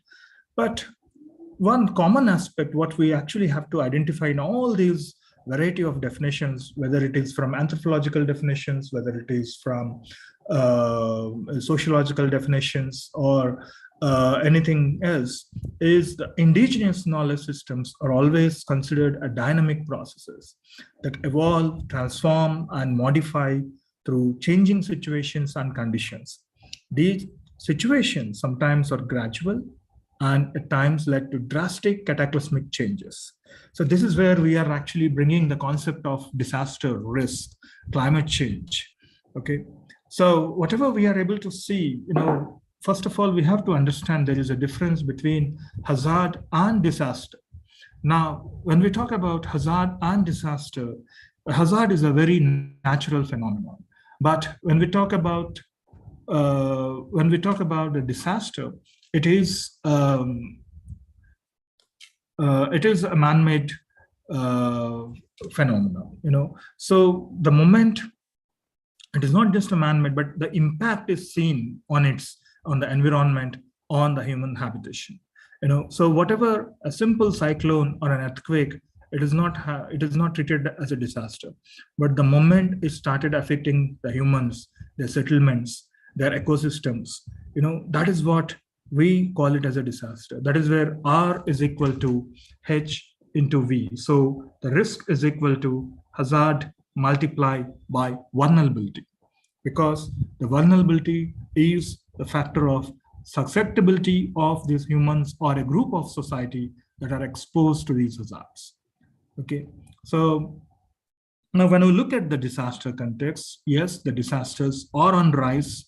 Many of the important reports, whether it is United Nations reports or the IMDADS, the CRED report, everything is talking about, yes, these are the countries which are frequently affected by the disasters. And at the same time, we have to see that there is a huge scope of the climatological, hydrological, meteorological disaster, because if you see the scope of the climate-induced disaster, that is on a large proportion, So when we talk about floods, when we talk about drought, which are long-term oriented, now this is just a background of these disasters. But let's see what is the scale and setting of the risk, how we look at it. Paul Oliver, in his work, he talked about the cultural mapping as a tool. Let's start whether the earthquake or a flood or something happened here only, or it's something elsewhere.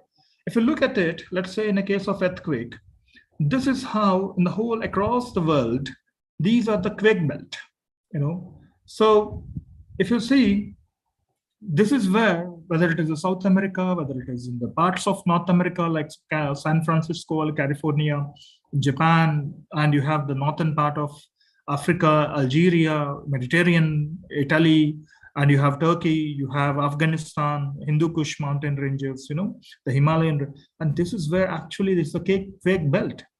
And if you actually put layers of information on it, what type of soils it has, what type of languages it's spoken, what type of earthen building, like even if you talk about Gujarat Ramdev construction, you will actually find very similar aspects across the world, because we share certain geographic aspects, we share certain risk aspects of it.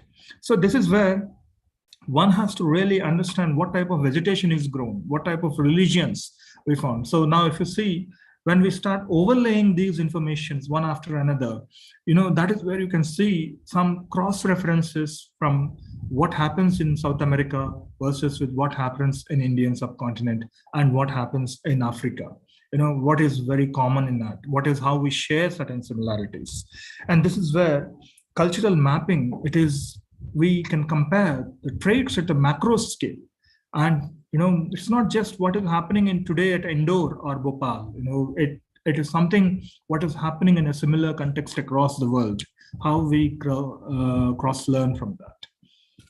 So when you look back at this quake belt, whatever the things I've shown you, but if you see another geological perspective, the geomorphological perspective, we see all these are referred to the mountain regions. Many of these are mountain regions.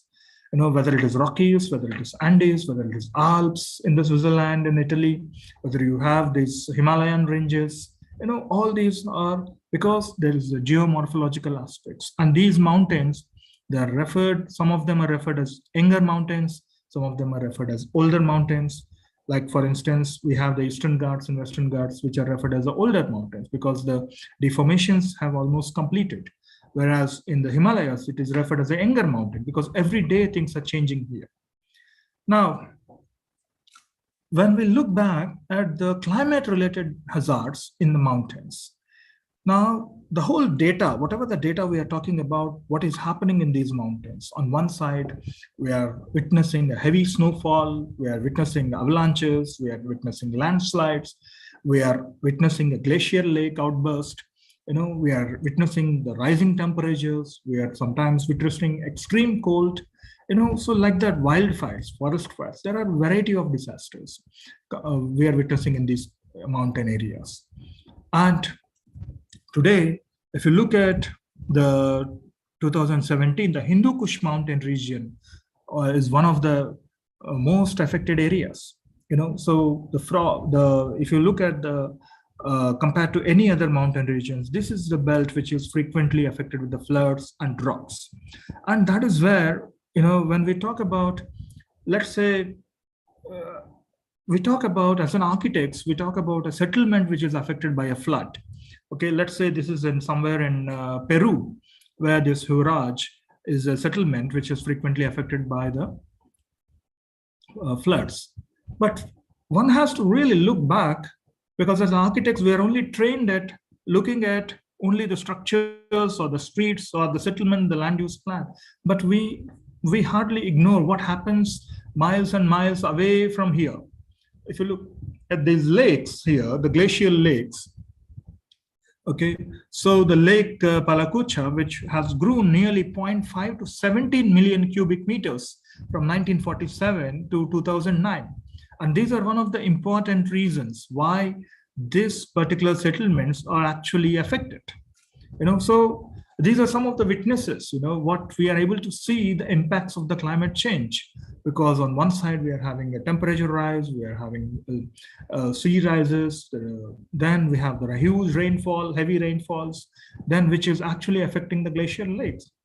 In 2012-13, when the Kedarnath floods happened, people thought, yes, it's not just only a small settlement which has affected, but if you look at the reasons behind it, the Chorabari Lake, how it got bursted and how it affected these things. But what really interesting here is this particular temple, which was built ages and centuries before, it was still intact. What was affected was mostly these newer constructions, newer hotels, but you have to understand how the man have understood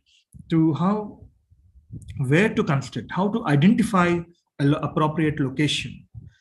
And there have been many reports on the Hindu Kush Himalayan assessments, how the ecosystem is gradually degrading. There are various scholarly experts who have put together. Of course, I'm giving you just a few references. So if someone is interested, you can actually go through this. And how our flora, fauna, wildlife, how they are impacted. And as a result, how it is having an impact on our indigenous systems, our way of life. In fact, if you look at these mountain communities, they're I'll just give you one reference for what kind of indigenous practices they follow. Like water is a main important resource, and it is also a challenge. For example, in Leh and Ladakh region, which is a cold desert region, where the water is a scarce resource. And they adopt these jings and chopras where you have these, they try to channel these small water and even the droplets from the dew droplets, and then they channel it and they try to accumulate that and use it for the summer seasons. Similarly, we have that in Kul and Naulas in Uttarakhand, and we have these Jabo systems in the northeast, how they channelize these things, and then how they secure this water for their farming needs and the domestic needs. If you look at the hill regions across this Hindu Kush mountain regions, each state has their own indigenous methods of conserving water. Okay, so I'll just talk to you about a case of Uttarakhand where we talk about these garats. In garats is basically a chakki mill. It's a flour mill, which is run by a water stream. So there used to be a water stream, and then these garats, this is a chakki mill, and this is run by water. So it's basically there is no need of electricity. Now, in the whole Indian Himalayan region, from Kashmir to Arunachal Pradesh, they vary about 1 lakh to 2 lakhs. But only within Uttarakhand, they were expecting about 60,000 garats, as per a particular study by HESCO. But today, what is the irony here is, I visited many villages as a part of my study in different projects, and many of these garats are not functional. In fact, there are villages which I went there where at some point of time they were functional. In my next year or the coming years when I visited again, they were not functional. The reasons are many. Sometimes the streams have disappeared. Sometimes because they were expanding the highways, they have diverted the streams. Sometimes, naturally people are lost some memory out of what is the value of these garats. So when I visited some villages recently, I asked, do you know garat? Many of the younger generation doesn't know that there is a garat in their own village. So the older population told me that yes, there used to be 2 garats. So then I used to trace back, and then whatever the photograph you see, it is almost abandoned. like that, the story of hills, these natural systems are completely abandoned. So there's a bigger question why these are abandoned, why we are not able to reuse these things, why we are, this is a kind of alternative hydro energies where we don't need to depend on electricity. Okay, I'll just give you some more cases about Regina Lim's work in Coron Island in Philippines, where it's all the fishing communities. They believe in their indigenous belief systems and their myths, how the tribals, they believed in the myths. So they determine the fishing grounds, where to fish, when to fish. They believe that there is a giant octopus lives there, so you should not cross this boundary. These are the ancestral myths. So they used to recognize all these myths. In fact, one of my professors, she used to go underwater and she used to scan, look at the damage happened to these ecosystems and the coral reefs. So in that way, these ancestral stories, which transferred from one generation to another generation, they actually communicated that, yes, we have to protect this ecosystem with our indigenous practices. But today, there are many foreign people, the tourist people who come, and then they started throwing their dynamites with the sodium cyanide, where all the fish will float, which means it is actually damaging the whole coral reefs, the whole ecosystem. So today, the people, the foreign migrants who are coming there, they are least worried about the tribals, the people who are the communities living there, and they have been doing fishing and they are protecting this ecosystem with their ancient beliefs. So this is where a mismatch between what a person coming from outside and what person from living inside, how the gap is, the Tagbana peoples and the outsiders. And why are we not able to integrate this climate change adaptation and the disaster risk? Are there two things? How, because in disaster, we talk about a very specific scale. We talk about an affected settlement like Hurrah's settlement. We talk about where it was affected. But in the climate change, we talk about a very large perspective, what is happening across the Hindu Kush mountain regions, a very large perspective, what is across the fault line, what is across the coral reefs across the world, how they're diminishing. So the data is also different, and the climate change is talking from a very regional perspective sometimes, but the disaster will be talking a very local perspective. There is always a mismatch between a local perspective, there is a horizontal scale and the vertical scale. For example, something happens in Brahmaputra in the Assam, there's a drought or a flood happens here. The reason may not be from here. The reason may be if the China builds a wall, a dam. If you see the news here, if the China builds a hydropower dam in Brahmaputra in Tibet, it affects something in India. So it's a geopolitical situations. It is not now climate change is not just an issue dealt only with a local government. It is across the boundaries, across the legal boundaries. Okay. So now, when we talk about this climate change risk or the disaster risk, we talk about the knowledge mismatches. The scientists who talk about in 1980s, they were talking only in the greenhouse gas effects. But the sociologists came forward and they talk about more of the target group associations. Today, we are talking about the legal boundaries, the legal aspects of the climate change. So let's see who perceives what. So when we talk about the risk, how the locals perceive it, how the local governments perceive it, how the outsider perceive it. A simple example, when you see a snake, a particular culture looks at, yeah, it's a goddess, we should pray. And some people will just shoot it, and the Chinese will look at it, yeah, why don't we have that in a plate? So like that, how dad perceives it, they look at the kid and the dad, how mom perceives it, how the kid perceives it. So it's all the perception. This is where the cultural theory of risk comes in. Who perceives in what time of it. So let me throw you some light on how these indigenous knowledge systems and then how the local communities have perceived it. So there are very wonderful reports from the disaster mitigation and management authorities. We have done some studies. So let me summarize what are the things that the communities are able to identify. One is they have perceived the change in the temperature. They have changed in the status of snow cover. Earlier, it was 6 months, 7 months snow cover pattern.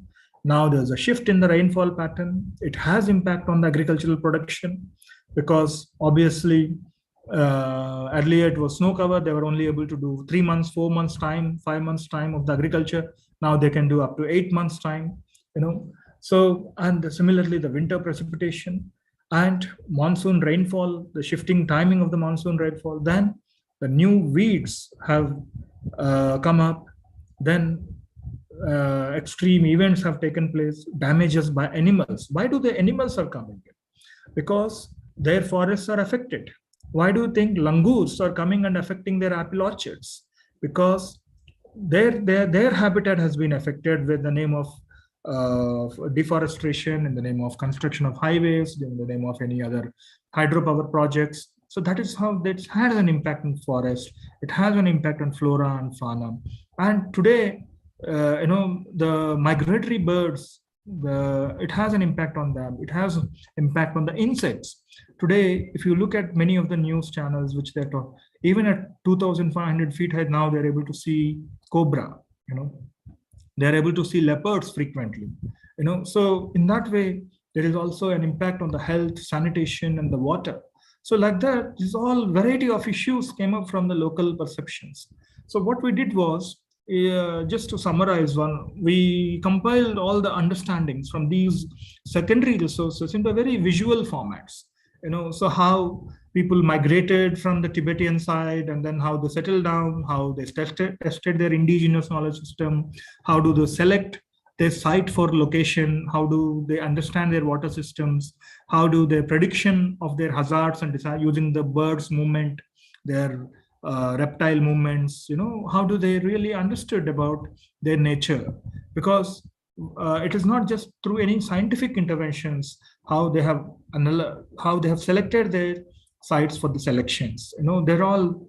So we try to compose many of these knowledge systems which were actually documented in a diagrammatic expression, so that people can easily understand it. So how it impacted on the animal husbandry. Today, when we were investigating in these particular villages, whenever we used to go to these houses, they offer you tea. So in some villages, yes, they offered a normal milk tea, but in some villages, they offered completely a black tea. And I asked them a question with a curiosity: is it a tradition that you guys have followed, offering drinking black tea? They said, no, it is not our tradition. We used to have cows and buffaloes sufficient to our population. But today, the number of cows and number of buffaloes that gradually diminished because people are not looking. They are now bringing milk from the plains and now they are consuming. So in that way, it is becoming expensive for them to handle this. So in that way, they converted their lifestyle into having a black tea. I mean, what I'm trying to tell you here is just a small tea has certain implications, have given some source to understand what kind of impact it has on the population of cows and buffaloes. So like that, there are why langurs are coming and affecting. Not only that, how the rodent populations, how they are increasing in the hills. So like that, we started looking at studying their storage houses. There are ancient temples they have, their housing forms. And of course, one of my PhD student, Naina Singh, she even adopted using the GIS methods, integrating the GIS methods. She identified why do they select these appropriate locations? How do they understand the flow patterns? So in that way, she derived the drain patterns and looked at it, really understood that they, without having any GIS knowledge or anything, the ancient settlers have really identified an appropriate location which has safeguarded these habitats. Okay, so like that, we had tried to test with the modern techniques versus with the indigenous knowledge, what people know already. Okay, so there's a few documentations she have done.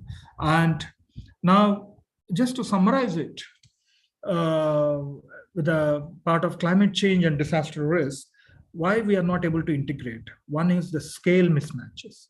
The second is the spatial scale. climate change talks about global scale, continental scale, intercontinental scale, whereas a disaster will talk about a place. The temporal and functional challenges. In here, we have the people working on this particular segment will be very different. In a disaster, NGOs will work. In a climate change, there will be a different set of workers who will be working on, the different set of government agencies which are working on. So they look at a long-term strategies. These people look at a 2-year, 1-year adaptation strategies. So there is mismatches what the Uttarakhand government talks about a norm and what a Himachal will talk about norm and what a coastal regulation across will talk about a norm. So there is always a mismatches between norms, So now, when we talk about these traditional knowledge systems, we talk about value, knowledge, skill, who knows, what they know, how they knew, what scale of this risk is linked with. Here we are talking about a small hamlet which has affected, but we have to look at the larger things, how it has related with, how to communicate, to whom. So these are many different questions which came in our mind. And this is where we started developing this project, which now I'm going to introduce to our project. So this is all the background of the project, how the whole journeys have started. And then when we looked at it, most of our architects, we only focus mostly up to here as the buildings, plots and building elements. And that is what we've been trained on. But we have to really look in a disaster and climate change context. We have to look at what happens in an ecosystem which changes in ecological time, what happens in an underlying topography which changes in a geological time. How does it have an impact something over in the plots and blocks?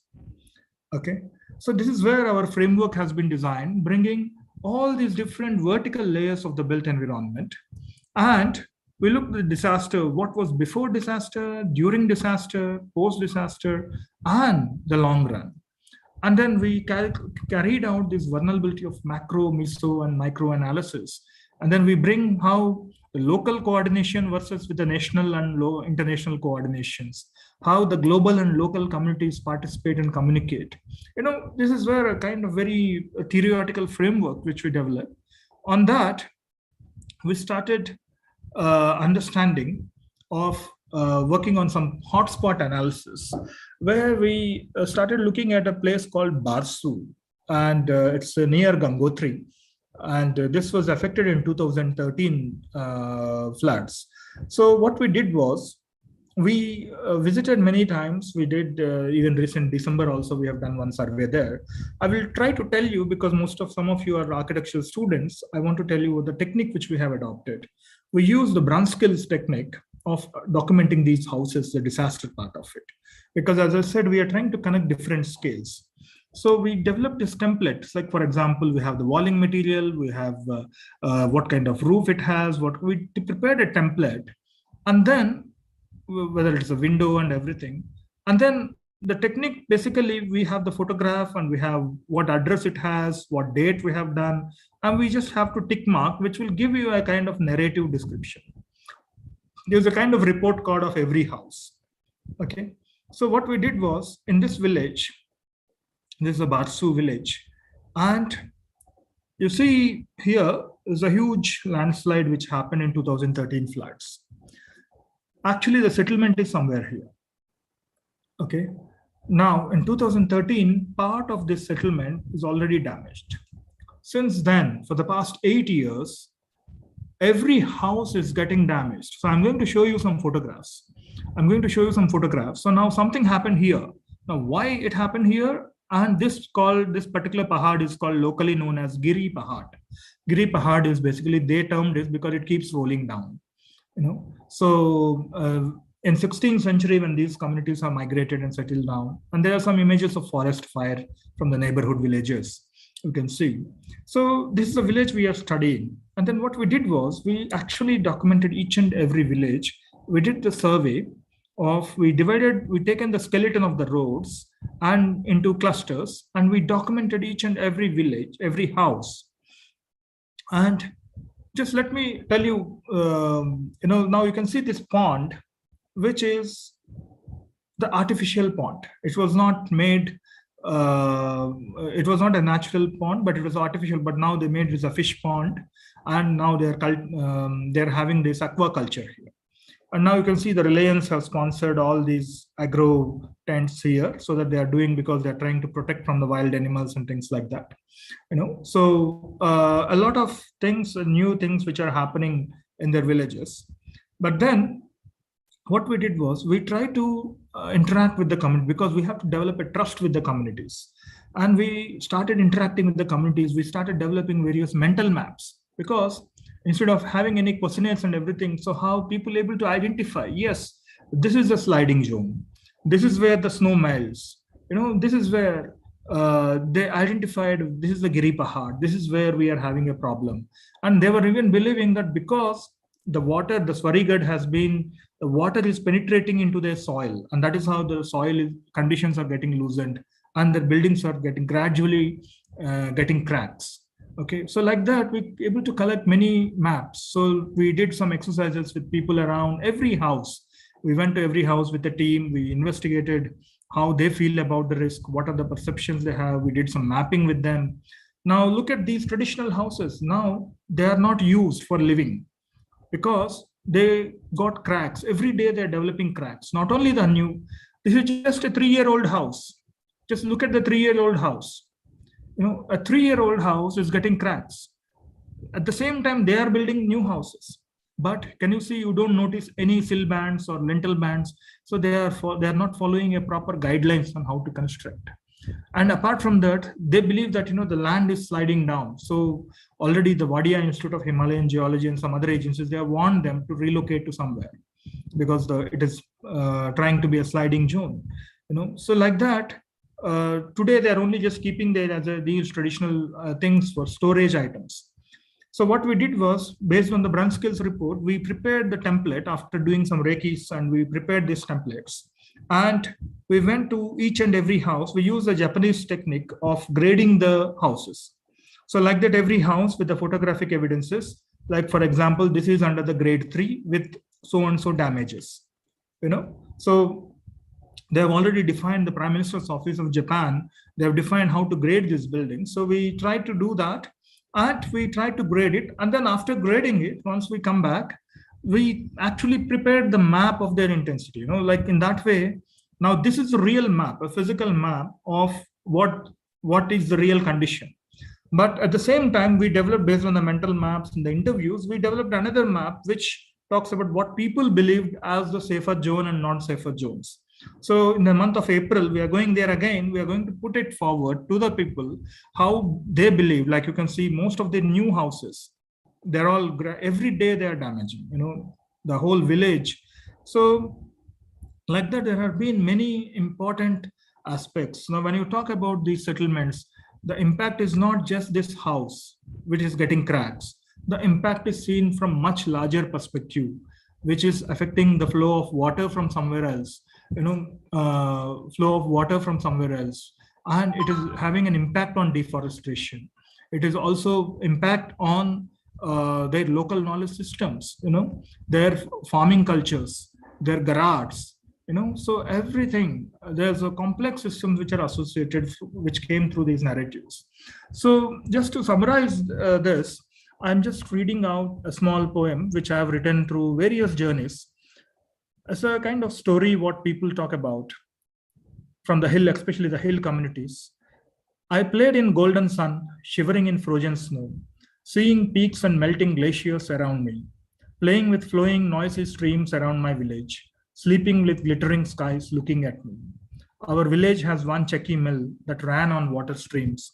Chekki mills on hills is a local till that tills until the water is still. One dark night, a thirsty cloud burst, cursing all of us over our fields and our homes, left nothing more, pouring more and more, nothing more, nothing more. A politician came and said, let's move from here. An engineer came with a tie and let's take this stream there. Another colored tie came and said, let's expand the highway. Tie and ties came together, but never tied together for promoting better and safe environments. Today, highways expanded in hills, cutting rocks and trees, broken nest with happening test all around.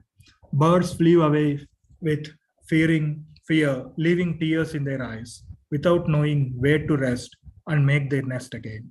Streams disappear, Chakki mills have perished, local economies diminished, villagers started moving down with an expectation to flourish, leaving their forest, land, and air. While leaving, he turned back to the hill peaks and said, "We were born here and grown up with you. We are not sure where we will die. You are so high that no single tie had understood you. Let these ties come together and try together to understand better and build back better. I hope and wish that you will never die and never let us die." So, I mean, this is a kind of summary of my experiences with the hill communities and what is happening there. I hope you understand, and I would like to conclude this session with a learn to unlearn. Yeah.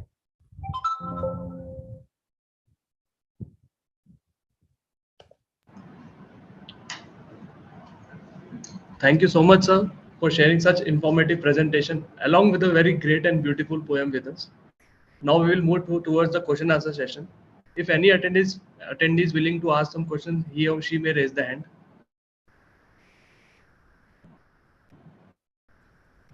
Yeah, Sachinji. Sir, you are not audible. Sir, you are not audible. Yeah. Actually, I was not able to unmute myself. Yeah. So my question is a bit slightly lengthy. We are talking of the whole ecosystems, and we are talking of nature being self-healing also at times. There was an institution, I think it's Himalayan Institute in Ladakh, which developed sort of a brick from agricultural waste and mud, sort of a mud fusta kind of. Yeah. So the problem that I wanted to discuss or ask you about is when we do such changes, when we develop such technologies, which is going to take to change the system of a particular place. Like when we talk of agriculture, the initial notion was that we should burn the agricultural stumps so that the all that actually works as a pesticide for the carbon. And and it also the outcome that you have from it is also that some of the insects on the ground also are killed, and also adds some nutrients to the land. And now we take this particular thing from here to use in a I mean, I'll call it a better way, definitely, because it's going to save a lot of energy in Ladakh. So when we change these kind of paradigms or these kind of thoughts, and when we talk of such ideas which are in some way away from what we have been already doing. Today we talk of mulching.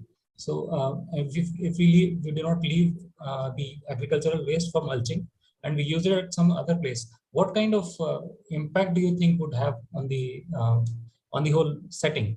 I mean, in terms of the product, in terms of the quality of food, and in terms of the architectural solution to that?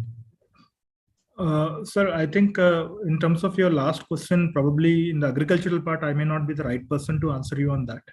But I can tell you your before part, which you referred with the Sonam Wangchuk's work in a cold desert region. First of all, in the hill climates, cold desert region is very unique compared to any other hills. You take Himachal or Uttarakhand or Northeast, because water is very scarce and the climate is a dry climate. So there, whatever he have adopted is using with the local materials, the hay and the sand. But it's not the similar situation in Uttarakhand or in maybe part of Himachal like Spiti and other things, that is different. But if you go to the Northeast, each hill geography has certain geographical aspects, and it has these local resources. Like for example, the villages that I showed you, they're all made with timber. Okay. But today, timber is not accessible. Timber is there, but they only allow you one family for one tree for one family. Okay, so there are again a legal restriction, which is also good. At the same time, we also have to consider the practicality of that. Okay, so what happened in Ladakh, they also framed up this ice stupas. I hope you might have understood that channeling this water and bringing these ice stupas and all. That is one interesting part. And these ice stupas, they are able to reflect with the cosmic beliefs of the Buddhist culture. So they were able to reflect with this Buddhist culture and looking at that. But if you look at the other side of the story, Now, people know they use dry toilets. They use dry toilets. But when the tourism has increased, now they are using the flushed toilets for the sake of tourism. Now, this is where the pressure on the ecosystem comes. Okay, a simple toilet, but if you look at the scale of water and the usage and the whole thing will be a bigger topic actually. Okay, and same here in Uttarakhand or Himachal or whatever. The moment the tourism, yes, it is giving an economy, but at the same time, what it is doing is, in the 2012 floods also, it is not the local people who have mostly affected. It is the most of the hotels which were constructed along the rivers. So where if you look at any of the villages, they are not just on the adjacent of the river, they are slightly on the upper hills. And now with all these impacts, now there are hydropower projects coming in, many of the hydropower projects, but how much they are considering with these locals. So if the moment these agencies coming into the picture, first they are trying to, many at times they undermine the local community's knowledge. You don't know better, we know better. But I will tell you some of the things. Why you can see in the photographs why they collect all these dry leaves. What they do is they collect all the dry leaves from the forest, even till today. They bring it, their houses I showed you, ground floor, it is for animals. Okay, so they put that actually as a sweater for them, like in a cold climate, they live there. After that, when they get in the summer, they mix it with the cow dung and everything, they put that as a manure for the crops. So in that way, it is almost what comes from kitchen, what comes from the land, it goes back to land only. That is the whole principle. But today, now in the photographs which I showed you, some of the photographs in the last photographs, when I showed you this, I can show you. Yeah. You can see this is a photograph left hand side. This dust, kachra jo pada hua hai. This is a recent impact, but earlier it was not, it is never, because they used to have these festivals called Kandali festival, Pahadi Diwali, and all this. They used to burn all this. They used to, it was a self-maintained process. Today, they're processing these honeybees in their homes. Okay, so which means a different livelihood processes, which is also affecting the solid waste management part of it. And, it is not accustomed with what they used to practice. And even the newer generation are not aware of what is this Pahadi Diwali. Pahadi Diwali is, there is a myth associated to it, but then it has something to do with the solid waste management. There is Kandali festival if you go to Nainital and all these, the Daruchila and all this, they have these festivals where different communities come to take the weeds from the forest. So they manage the forest management. At the same time, they reserve these forests. So that whole process is now that knowledge is gradually going down. That is what I hope I tried to answer you. Yeah, good afternoon, sir. Yes. Anyone else want to ask some questions? So I have a question, like while showing your presentation, you have shown like lots and lots of village studies and all. Yeah. In the present state, like I'm working in Indore also, and in MP. So working with the local people, working within the local villages and all, they have the tendency of like you have like got so much of data, like in these terms you have researched about in the villages and all, but like to train those people, because now we in the local areas, working with the local material is getting difficult because of the knowledge. Because people are shifting to the cities, and again local craftsmen also is missing these days in many of the villages. So how you deal up with these to understand the people also, because वो local में people बोलते हैं ना कि sir हमारा ये पुराना मिट्टी का घर है, इसमें ये प्रॉब्लम आती है, ये प्रॉब्लम आती है, गोबर लीपना पड़ता है बार बार, but दीवारें बार बार झड़ रही हैं, and then they want to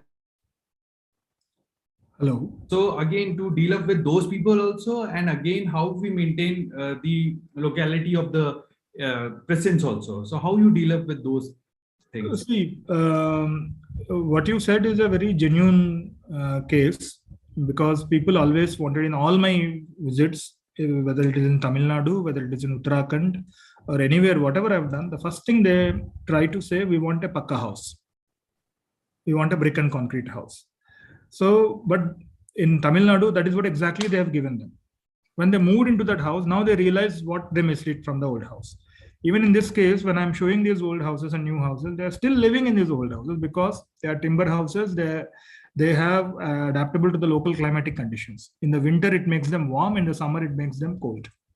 But now they're realizing that. But if you look at that, the materials, what the materials available for them is only brick and concrete.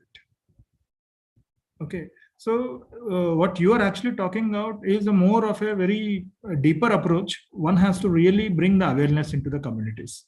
That itself is a bigger challenge. So in fact, what our project is all about, so we are academicians. So we are not an NGO, first of all. If this is where collaborations with academic and NGOs or any practice has to work. See, one is bringing that community awareness. Community awareness, first realizing the richness of their own culture. That itself is a challenging task. Yeah. Okay. So obviously, I mean, there are some good examples which I come across where they have lived with the community. They made the community aware of their own issues. They made work with the community. That's a very long-term process where you have to collaborate with certain NGOs or any organizations which can do that. Then only it can happen. As an academic thing, the presentation you were talking about, like you worked with the government also of Uttarakhand. And so there was some initiative made by the government also. No, this is not from government. This is funded with the Indo-Japan funded project. Okay. Yeah, in the government thing, no, not the Uttarakhand government. Not the Uttarakhand government. Yeah, but we are establishing some collaborations in our, we're just trying to contact them, take some feedback from them, that kind of thing. But this is funded as a research projects. Okay. Yeah, but that's what, so to do everything, you need money. Yeah, that's what. Okay. To you have to go there and you have to be study. See, for me, for a 5 days, 6 days study of all that, it will cost me about, let's say, 60,000-70,000 on it. So these things require, when you talk with communities, it requires a lot of funding and it's a very different approach. Yeah. That is needed in India. That is very much needed in India, and that is where there are some agencies working. Like there is one called CEDAR, CEDAR. They are also part of. They are doing some works there in Uttarakhand. Yeah, you can find some NGOs working on ground level. Okay. This is where, as an academicians, we have to collaborate with that and do it. Hello, sir. Yeah. As you said, that Indo-Japan has actually sponsored, I think, right? I have a question that you have used the Japanese grading system in the condition of the structure, Yes. I think you used in one village. So why and how it is relevant to the Indian condition? And why you specifically use Japanese grading system? No, it's a very simple thing. I only mentioned it was, see, somewhere we have to take a reference, right? When we use a methodology, whether it is Japanese or Indian or Sri Lankan, somewhere we have to take a reference of some methodology, right? So in that case, I have used a very simple, it's a non-destructive method where we, by visual survey, how we are able to see what are the cracks and everything, where the cracks are, and they have already defined, if you get the cracks here, this is grade 1, grade 2, grade 3, like that. They have defined it. So in my study, I felt it is relevant. Okay. So this is where, because see, at the end of the day, what we are doing is based on the kind of destruction it has happened, I'm grading it. And I'm putting that in the overall map. And then in the next month, when we are going there, I'm projecting to the community, this is what they believed and this is what the real is. Okay. But this is not a very, what do you call, very too scientific, this thing, very simple things, anyone can follow. Because if I give this kind of techniques, even tomorrow, if I have to do something, communities also can do this kind of things. Whereas the structural part, that is different, evaluating the structure and everything, that itself is a different project. That is not our scope. Okay. Yeah. Thank you. Yes. Sachinji. Yeah. Anjali, questions over? Sachin sir, you want to ask something? Okay, you have another question. Okay, sir. Sachin sir, you want to ask something? You're muted, I think. Yeah, actually, I was not able to unmute myself again. Okay. This is further to what Nikhil had talked to you about. We all know that because of the population issue, number one, because there's a lot of population around us, and secondly, the information that needs to be sent to the at the village level is not being given to them. There was a time when building centers were planned all across the country. CBRI, I think, was one of the party in that. Which they were doing all the research on these traditional systems, and they were actually demonstrating these things at their building centers. Yes. Do you have any system by which you are publicizing this whole the credibility of this all this knowledge and the to the lower segments of the society? Is there any mechanism you have already? See, CBRI have a technology park and they have demonstrated certain techniques. Even, for example, they have come up with a concept of wood without wood also. Okay, so they have used some local, in fact, they have done some prefab techniques also in Bound Village and all these things. I accept that. But what I see it as, at least in the Pahadi regions, what I see it is, first of all, the moment you are bringing prefab or anything like that, you are making the community, and this is my personal view, okay, you are making the community dependent on some other technology. Okay, if that is not there, obviously they cannot help themselves tomorrow for any repair or retrofitting or anything like that. Okay. So I think first understanding their systems itself needs a thorough knowledge, number one. As I said to you in one of the Naina's case, in my student's case, first, why do they choose these locations? Why not? Itni badi pahad hai, itni badi jungle hai, why only this location they choose it? And they did it in 16th century. Okay, this itself is a very important question. Why do they oriented all the houses? If you travel from Batwari to Gangotri, all the villages are on the left side of the river, not on the right side, only one village. Why do they construct on the left hand side? Why not on the right hand side? These are all some very pertinent questions which has to link from a bigger scale. See, when I say knowledge, first of all, let me tell you, don't narrow down only to a building technology. Okay, it could be a smaller component. But when you talk about the knowledge, the kind of knowledge they have, it is across the scales. Yeah, I was actually talking of the reverse. I was talking of giving the knowledge from the villages to the society. That system was what I was talking about, not bringing prefab to the villages. That do we have any system by which the knowledge of these people can be transferred to the society at large? There are some efforts. Even our own IIT, they have done some efforts. One of my colleagues, Sanjay Chikarmani, he have done small inputs in that. He's working on some Jakarta and all these places. I cannot say that I can share you a valid document of that, but there are some smaller projects which has been done. But how it has been, instrumentalized in a more legal process, that I'm not sure. I think this is a very important part of the effort that you're doing. Should be transferred to the general public, so that the problem that we face whenever we go to a village and we tell them that okay, there are many systems here, local systems which are there, like stone farshi flooring and all, and when we tell them that this is a much more viable solution for this particular area, and they would tell us no, pakka house is a better option. So by telling them what is the beauty and what is the depth of this knowledge, probably the conversion would be easier. Right. Yeah. Just by telling them, it will not very easy. Yeah. If they tell and if they listen, if they understand, the whole problems will get solved, but which will never happen. Publicity is required. Yeah, it is actually a training, a community level training is needed. Okay. In fact, just the opposite of what is being done, like the kind of advertising that cement companies are giving. The advertising should be given for these particular products, so that people get to understand that this is better than cement at times. Yeah, in terms of cost comparison. In terms of material and in terms of knowledge. CBRI, I don't know whether you are aware of this document, PAHAL.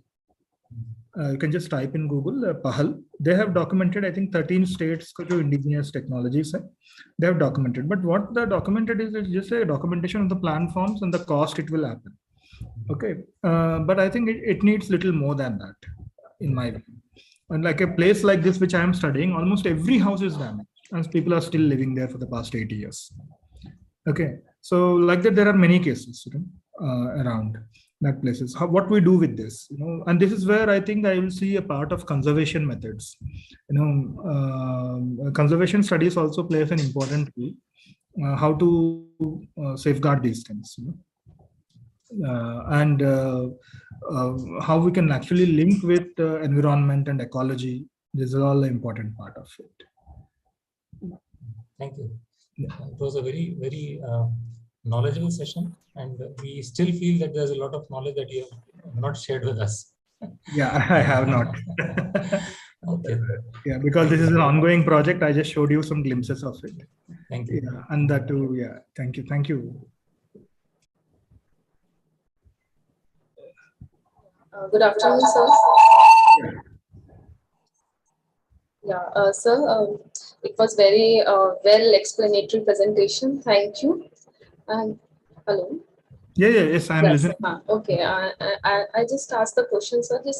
Initially, you well explained about the settlement, then the different types of definition of indigenous knowledge, and then again the templates you are making for proposing that. If I'm talking about the small settlement, actually the settlement starts, you can say that around the water body settlements start, but I was relating this settlement to if their occupational way, when they are related to art and craft and their architecture expression. And when I see the picture from in your presentation, that the new construction was going there, the architecture expression is missing, sir. Can you just repeat the last sentence? I didn't get it. When you are sharing the image, there are two images, a previous one and the new one, where the new one is the totally changed architectural expression of the picture. Yes. And whenever we are talking about the small settlement, they have their indigenous knowledge in the terms of art and craft reflection. And totally reflected in the buildings. Right. And many times we are do good documentation of that, but there are some villages where art and craft is going continue, but their architecture expression is totally missing. Yeah. So if we want to document these things, then I don't have the evidences for that. So my question was how to document these type of scenario of settlement. The problem here is it is not just only the art and craft. Where are the craftsmen now? Yeah. That is a bigger question. If craftsmen are there, spaces are there, but their building reflections are missing. But in previous way they are present now. So how will document these type of things? No. So that is where we are saying, first of all, the craft. Before coming to the craft, the people who make this craft, they are vanishing right now. Okay. See, to find out if you want to make another house of that, so you look from a common man perspective. Earlier, he was having a tree. He was able to cut down and get the tree and make these houses. And there was a fine craftsman. Today, first of all, he is relied for only 4 months he's living there, 6 months he's living downstairs. Yes. As in saying the example of Garo tribe, it is totally temporary settlement and beautifully describing their spaces. Yeah, but this is a permanent settlement. They come here. So now every summer they move up here and they work here. But in that process, these craftsmen gradually moved out. Today, even if you want to find a craftsman, it's very, very difficult to find, first of all. So protecting that craftsman and their craft itself is another project altogether. That's a complete different focus. I'm not saying complete different, but I'm saying that itself can become an important project actually, because that is something which is dying. And the second thing is, now when these people move down to the downhills, earlier they were not in the regular school education. Now their children are studying school education. Yes. Now the children are school education, they only get the summer vacation 2 months. So they are now, earlier they used to come here with the whole children, they used to live for 6 months and then go back. Now they only come for 1-2 months. Okay. But their craft process is going on in their own places, no? No, that has also almost stopped. No, sir. But my question, it is going on, and how to get to document these things? No, you how to document what? The architecture expressions which are not there in the elevations, in the spaces. Okay. It is totally new constructed, no? But earlier they are doing in the same spaces, well-maintained manner. No? See, what we are doing in this project is we have mapped out which is a traditional and which is a recently built, and Yes. with the interviews, we are able to identify, okay, 7 years old house, 10 years, 20 years, 30 years, you know. Yes. So like that, that is also one map we have prepared. Yes, yes. But if we, I'm sorry if I'm No, making lots of actually, I'm not questions. get, no, it's Actually, okay. if I missed that 7-year or 10-year documentation plans, Yeah. then how to get to depict these transformation? What is the method? I mean, any suggestions from your side?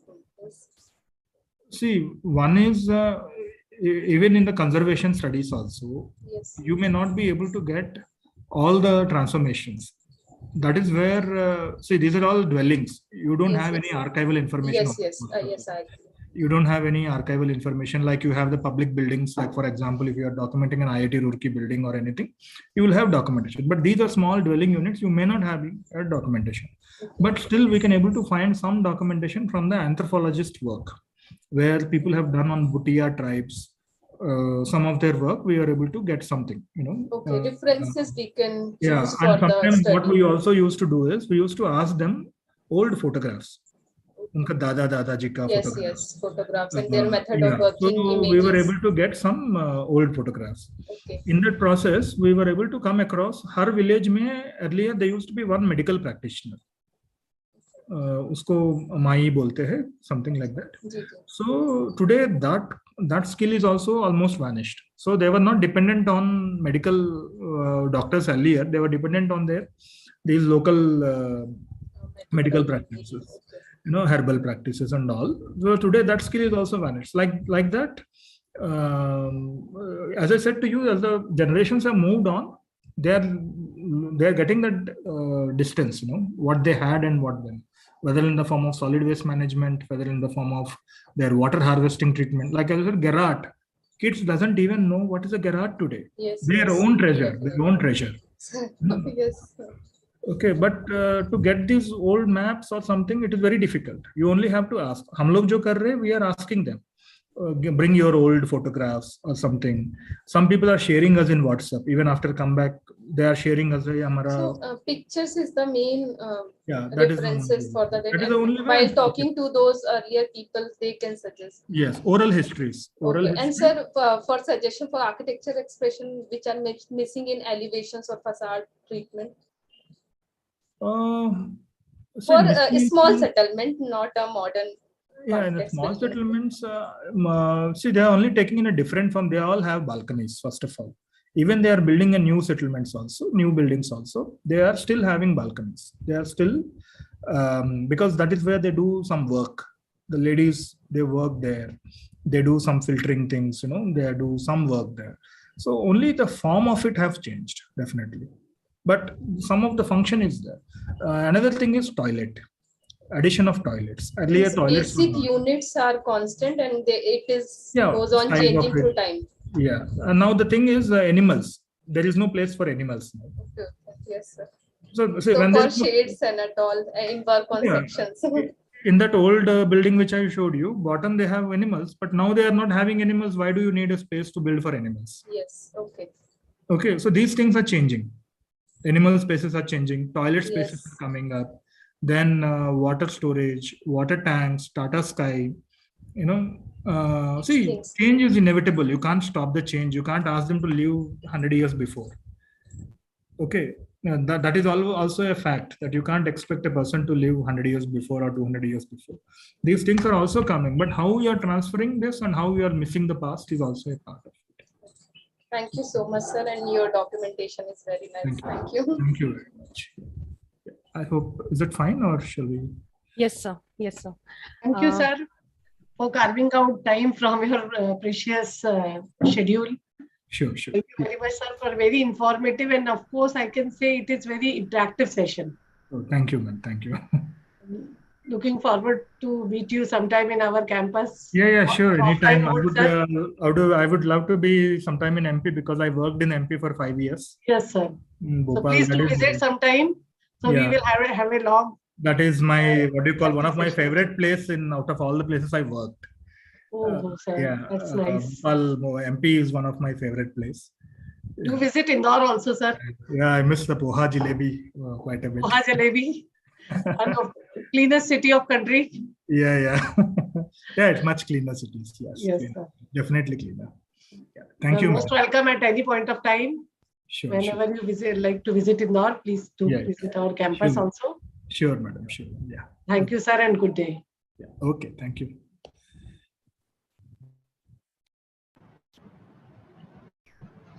Okay. Now Okay. moving forward, we are going towards the technical reading session. Now I request Mr. Jeet Kumar Gupta sir to share his research paperwork of code PC2C018 on building carbon neutral cities through green roofs with us.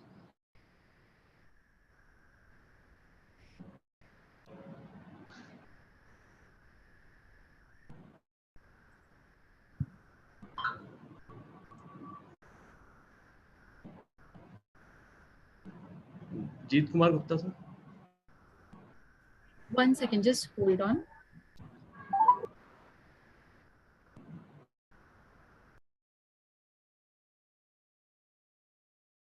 You are calling. I think we'll take him in the end. Let us move ahead with the rest of the presentations. We'll take him in the end. Okay. Okay, so we move ahead. We will go with the Professor Mohit K. Agrawal sir and architect Urvashi Dikshit ma'am to present their research work of code PC2C020. I think there's some technical glitch. 1 minute.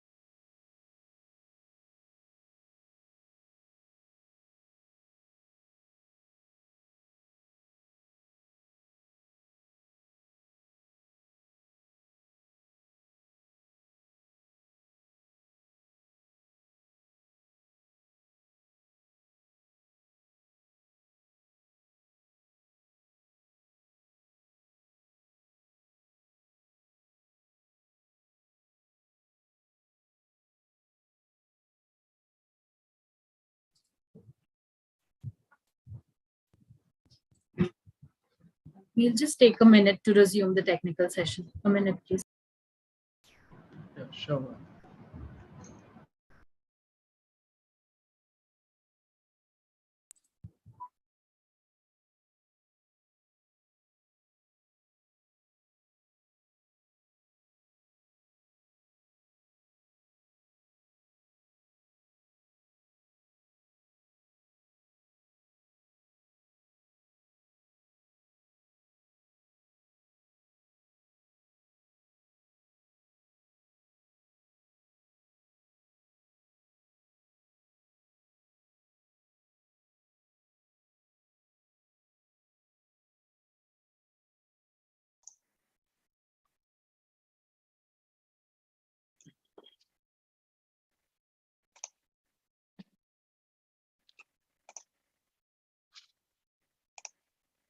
Hello everyone, I am Pratik Ahrwar, student of architecture from IPS Academy, Indore. I am here today to discuss about my research topic under the title of Comparative Study of Vernacular Buildings of Himalayan Range and their implementation in the modern building.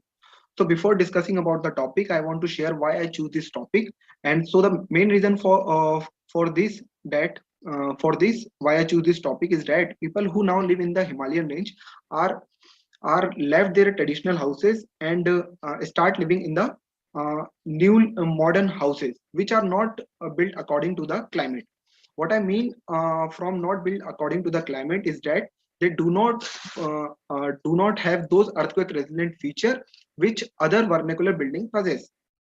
For that study of earthquake resilient feature, I have chosen three indigenous architecture style of Himachal Pradesh, Kashmir, and Uttarakhand, one from each. These are the buildings who collapsed during the earthquakes. Back to the topic, the first image you are seeing here is a Kathpuni style of architecture, which is prevalent in Himachal Pradesh. The second building is Tak building techniques, which you can see in Kashmir.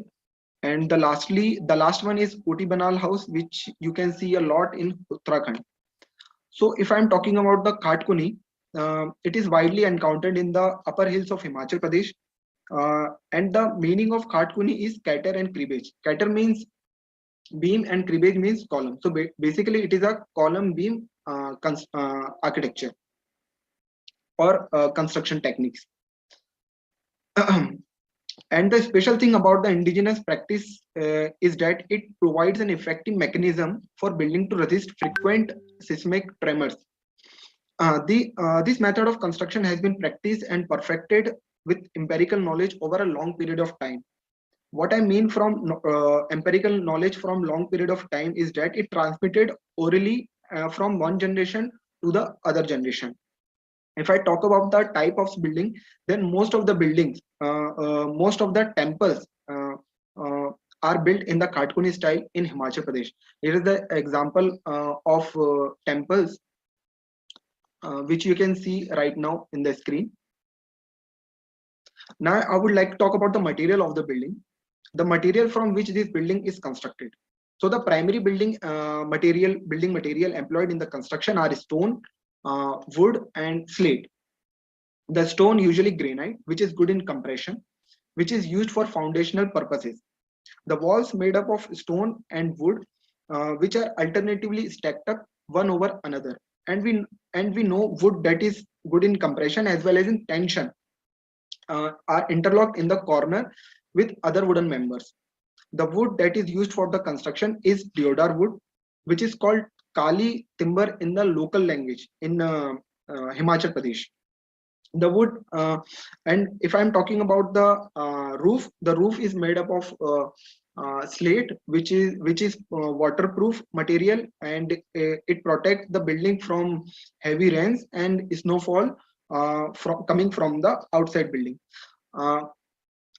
Kathpuni, Tak, and Koti Banal more or less are same, having same construction techniques. So I am here to discuss a consolidated work of these buildings. So if I'm talking about the construction techniques of Kathpuni building, you can see here the image of residential house in Shimla district.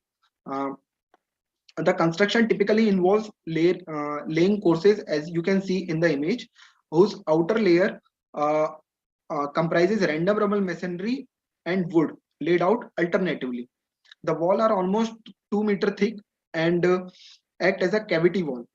After one course of random rubble, there is a course of wood, which is interlocked by dovetail random intermediate joints to hold the wooden member in place. The course alternate until a ceiling level is achieved or attained. The cavity wall of every outer course of wood and stone is filled with smaller stones, and this acts as an insulation filler between the outer layers. You can see here the foundation and the 2 meter thick wall. Here is the image of alternative courses and the random rubble stone masonry, which is connected with the dovetail joints. These are the random stones, not a dressed stones. Now the second construction technique is a Tak construction, which you can see in Kashmir. So it is developed in the valley of Kashmir in the zone 5 of seismic zones. The Tak construction consists of brick masonry with bands of heavy wood supported on a large masonry piers made of baked bricks. Tak type construction have a large number of windows, one in each gap between the piers, and in fact Tak means windows in Kashmir, so you can call it khidkiyon ka ghar. This construction showed excellent performance in seismic activities, unlike modern architecture. or modern construction. The Tak system may also be called timber frame masonry. This method consists of load bearing masonry walls in which horizontal wooden frame are embedded. The system of construction to 2 to 3 feet thick brick masonry piers supporting wooden floor beams form the basic structure system of the buildings. The distance between the two brick piers used be normally around 3 to 4 feet, and as we discussed about it, it is known as Tak. The roof comprised a layer of wooden planks which is resting on a wooden rafter. The third, here is an example of Tak construction building, 3-story buildings. The last one is Koti Banal. So the Koti Banal construction more or less are like Katkuni construction. The difference is that if you compare Koti Banal and Katkuni, the houses which built in Koti Banal styles are slightly higher than Katkuni houses. So, and if we compare all these construction techniques, I have prepared a comparative study of Katkuni, Tak and Koti Banal construction on some parameters like material, shape, symmetry, box system, size, aspect ratios, height, wall, stairs and floors. You can find the Katkuni construction techniques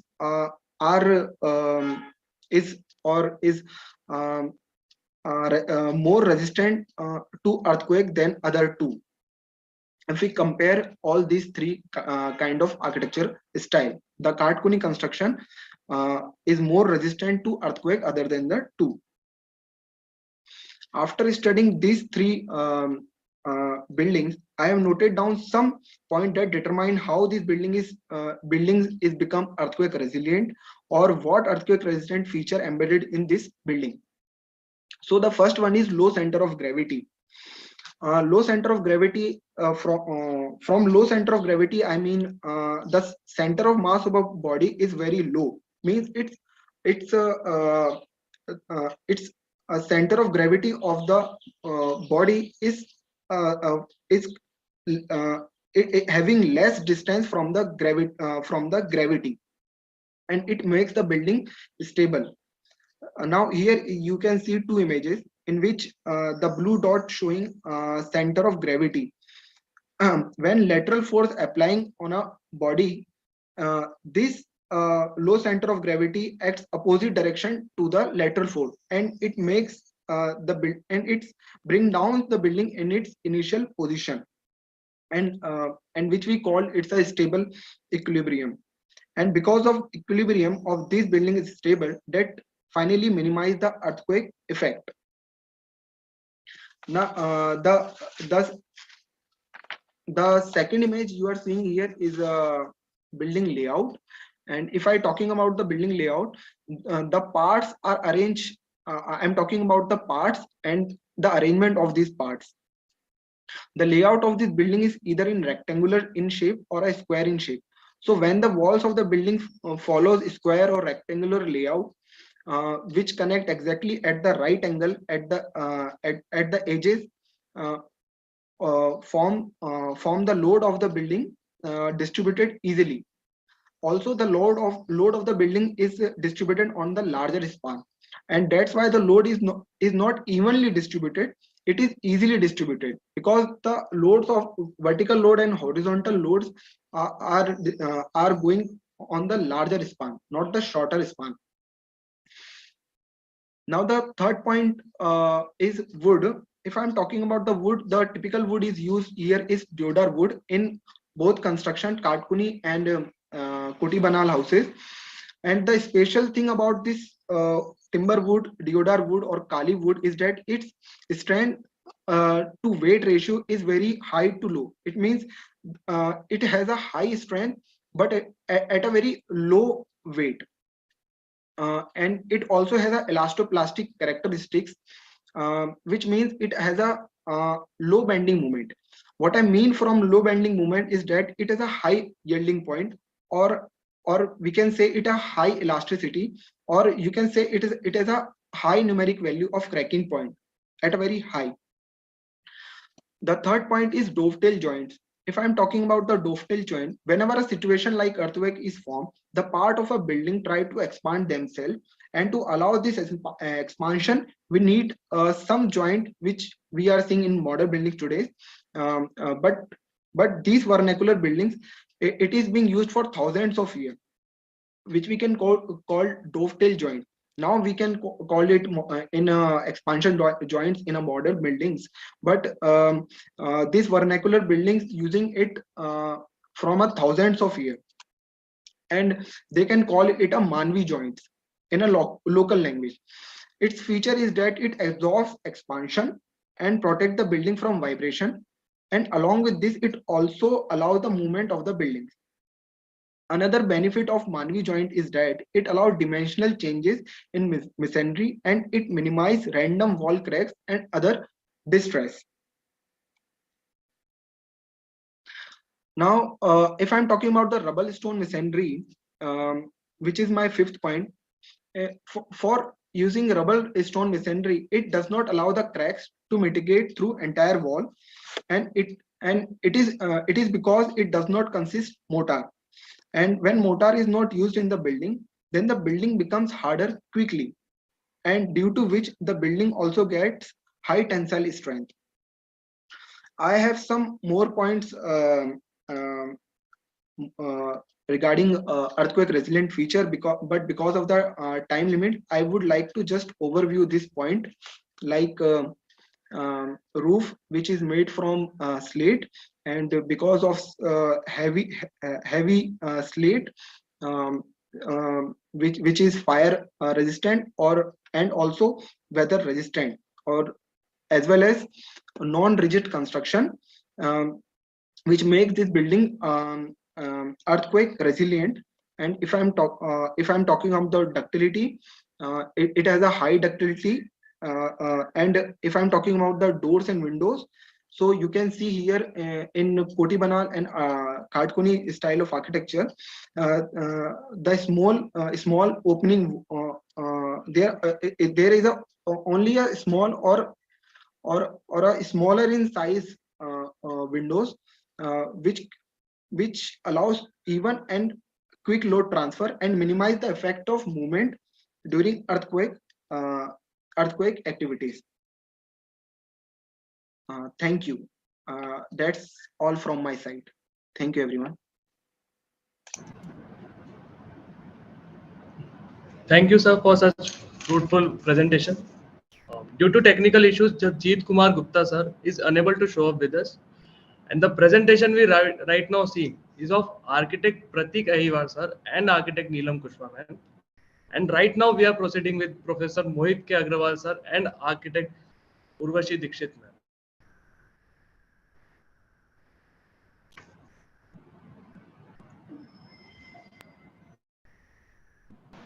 Hello and good afternoon to all. I am architect Urvashi Dikshit. I am teaching as assistant professor in School of Architecture and Planning, Babu Banarsi Das, Lucknow. I am sitting in my institute, and just now it is 1:43 p.m. And why I am quoting this time with you is because I just wanted to share a thing with you, people, whoever is listening to this presentation.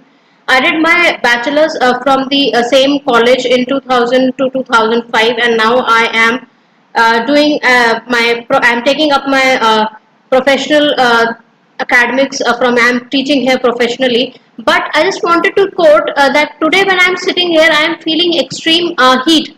This was the time when I used to attend the college in way back in 2000, but the amount of heat that I'm experiencing today was not the same as when I used to study here. So this is what brings us to the topic of the presentation, where I need to understand that what is the climate, what is the climatic change, and what should we do about it.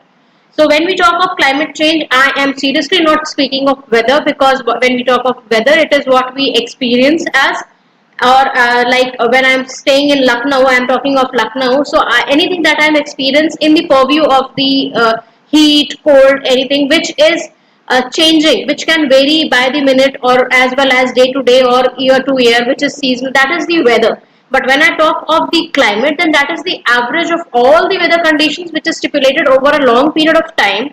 While the this climate, what we can say, climate change, when we are talking of, it is a long term trend in the climatic conditions.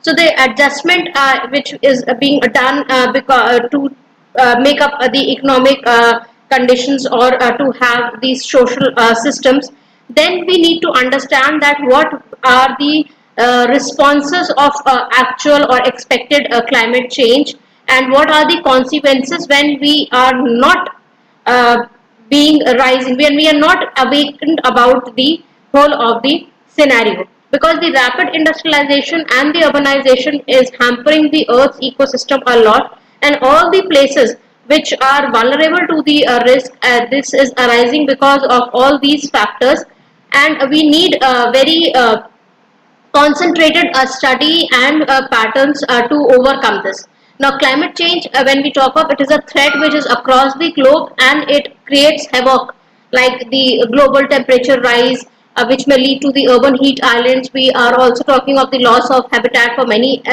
animals, the rising sea levels, the wildfires, droughts, floods, melting glaciers.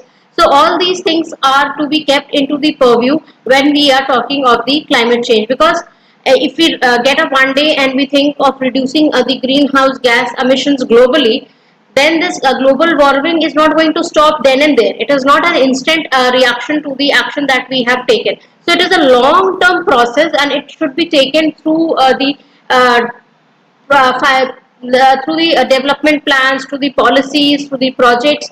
This is a total procedure that needs to be adopted to understand that how and why is the climate change happening, what are the scenarios, and how do we need to go by it. So while talking of how we need to adjust with it, I am talking of the adaptation. This term is a very important term when we talk of climate change, because adjusting to the impacts of the climate, changing the things to reduce the stressful reaction of the climate, the negative impacts of the climate, and also to take advantages of the opportunities that nature has given us, keeping the everything balanced, is the adaptation. Now, when we talk of all these scenarios, we need to understand that the buildings are, I as an architect know, and people who dwell into the buildings, they know that building and the built forms are one of the very important scenarios. And there is a whole lot of development chase across the globe, where the developed countries are trying to retain their position, and the developing countries, they are trying their level best, they are endeavoring to their best to come into the bracket of the developed ones. So the cost of urban development is being paid by whom? By the forests that are being cleared off, by the animals who lose their habitat, by the fields that are undertaken for making the buildings. So all these are leading to the ecological changes, and the people who are affected mostly by this, they can be the poor people or the people with the marginalized income. And the build form, when we are talking of, it is such an important scenario. It is always a result of the choice of the users, and in return what the build form influences is again the choice of the users. So it is a vicious circle. So in totality, when we need to talk about the climate change, we need to understand that how this climate change is affecting us.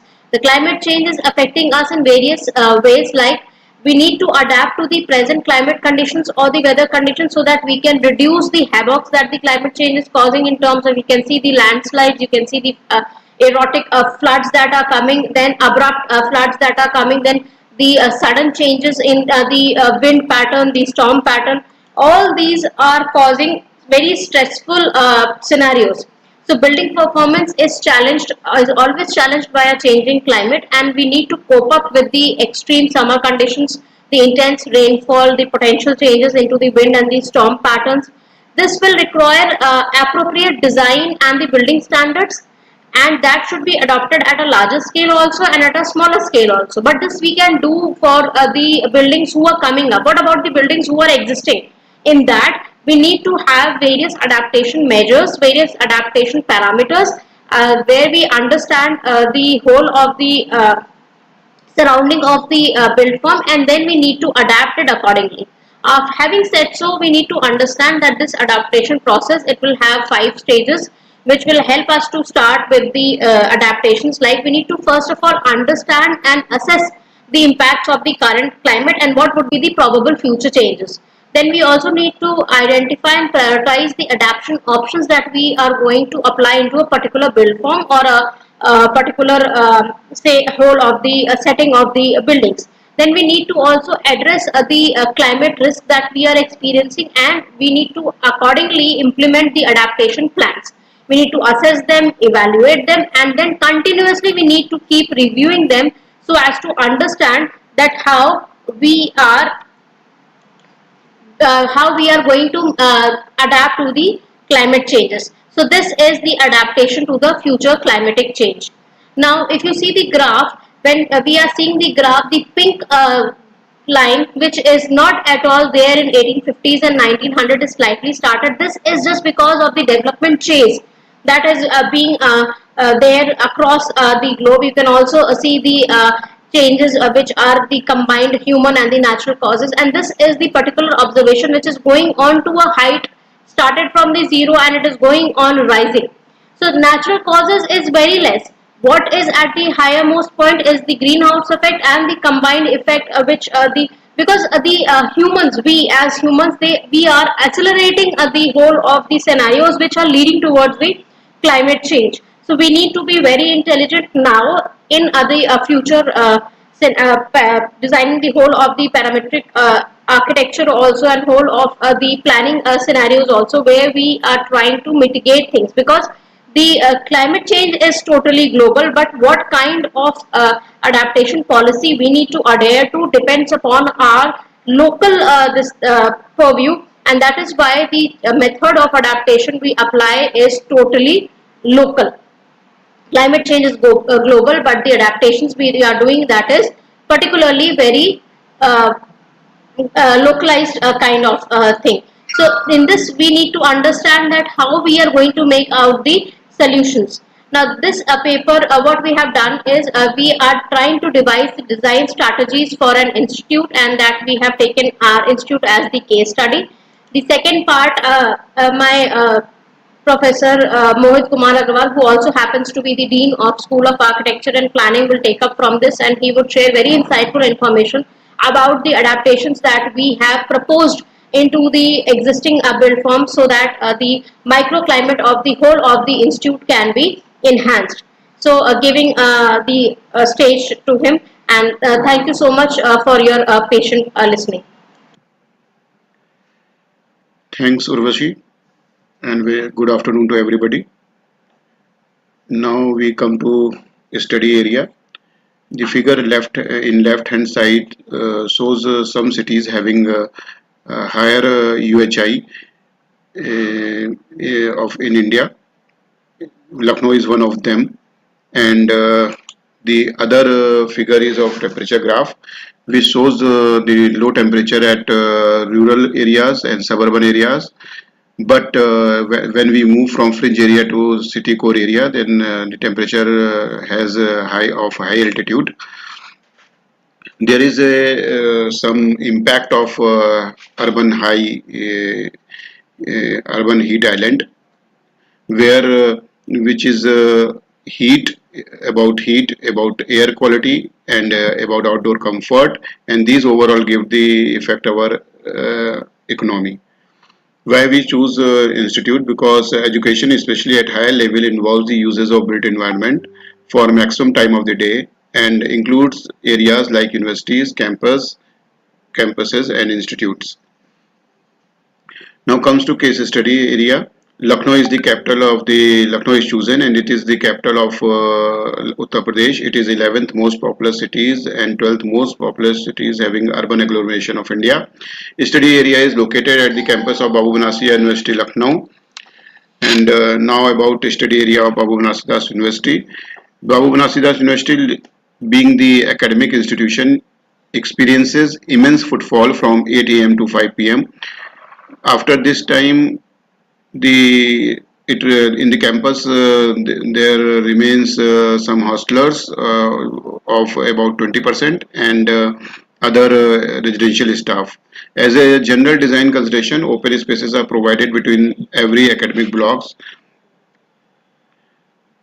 The BBD campus is made of academic blocks, street networking or road networking, and some planned or unplanned green spaces. If we talk about street topology, the street topology of campus is as demonstrated by us in the following way.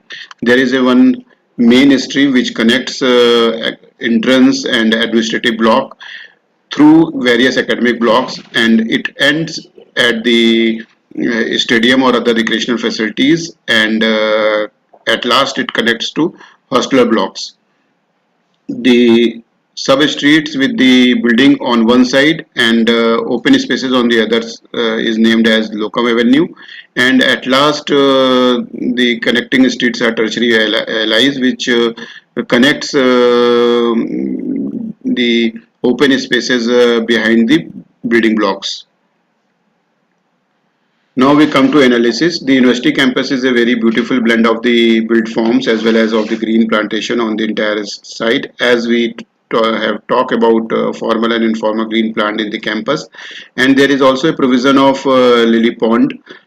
The thematic model, we can say heat model or temperature model of BBD University. It is generated through GIS, ArcGIS software, and various zones were properly marked, stating the areas that need attention.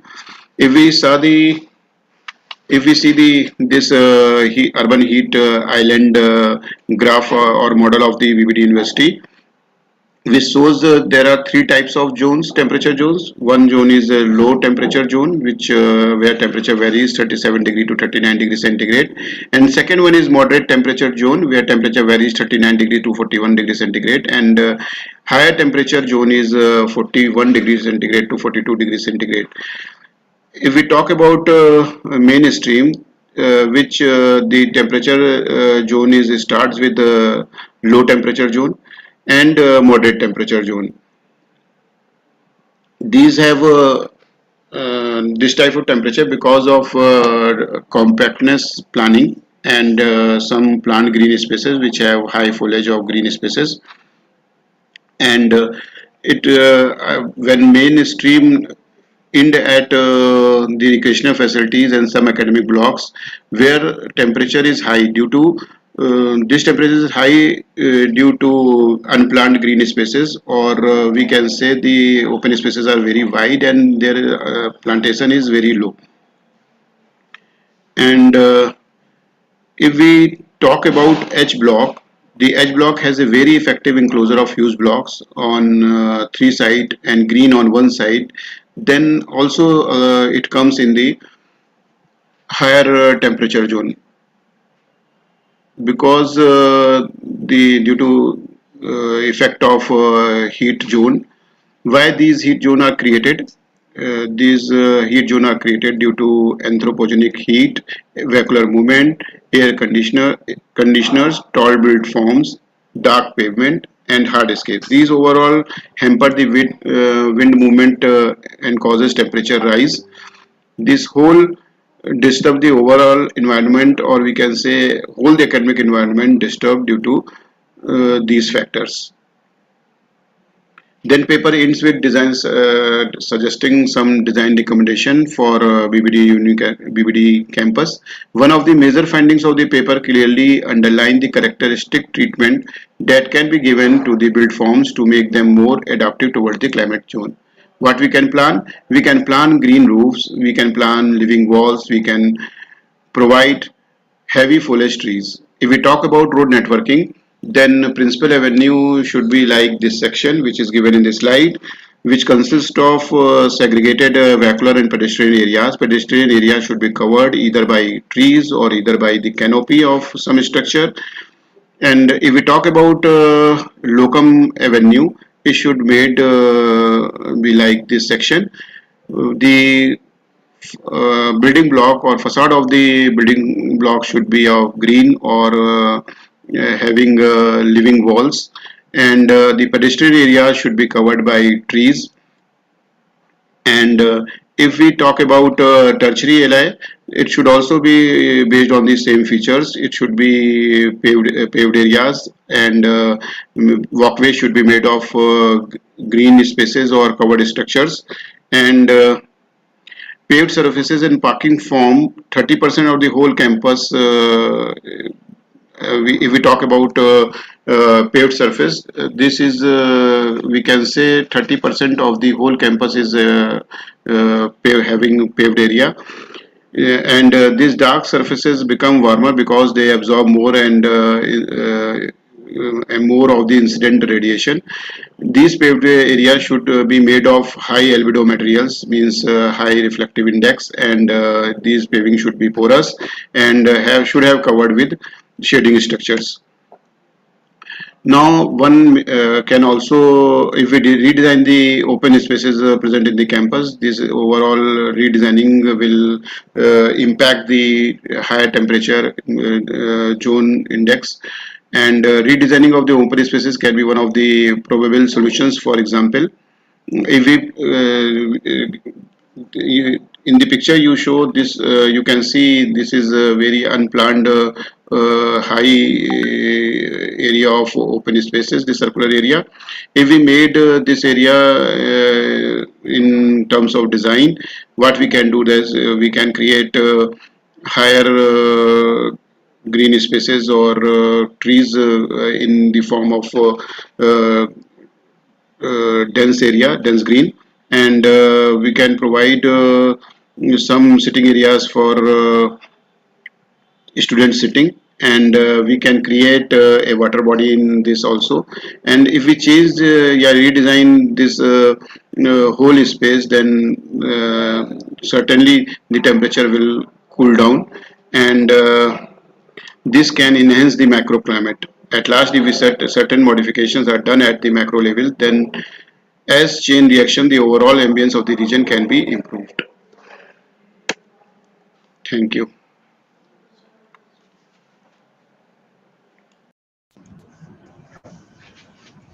Thank you, sir, for sharing such informative presentation with us.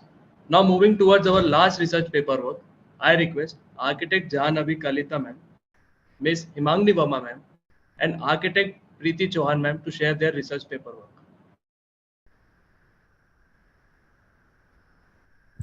Yeah, 1 second.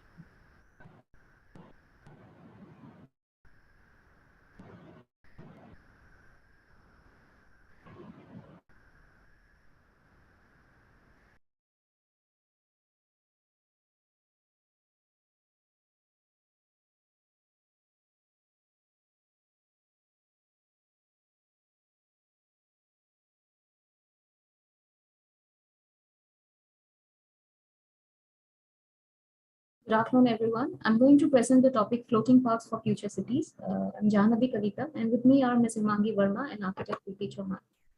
Now, floating islands have existed as a natural phenomenon, commonly existing in lentic environments due to the accumulation of organic matter and aquatic plant material that grow on a floor of plant roots that was once attached to the bed of the water body.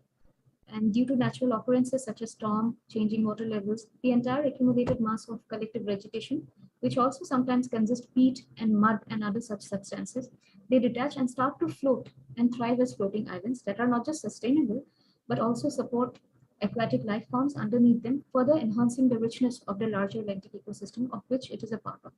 So this very concept of the occurrence of natural floating islands is explored, and it is taken as a metaphor to analyze whether it can serve as a solution finding device to alleviate some complex urban issues of the present.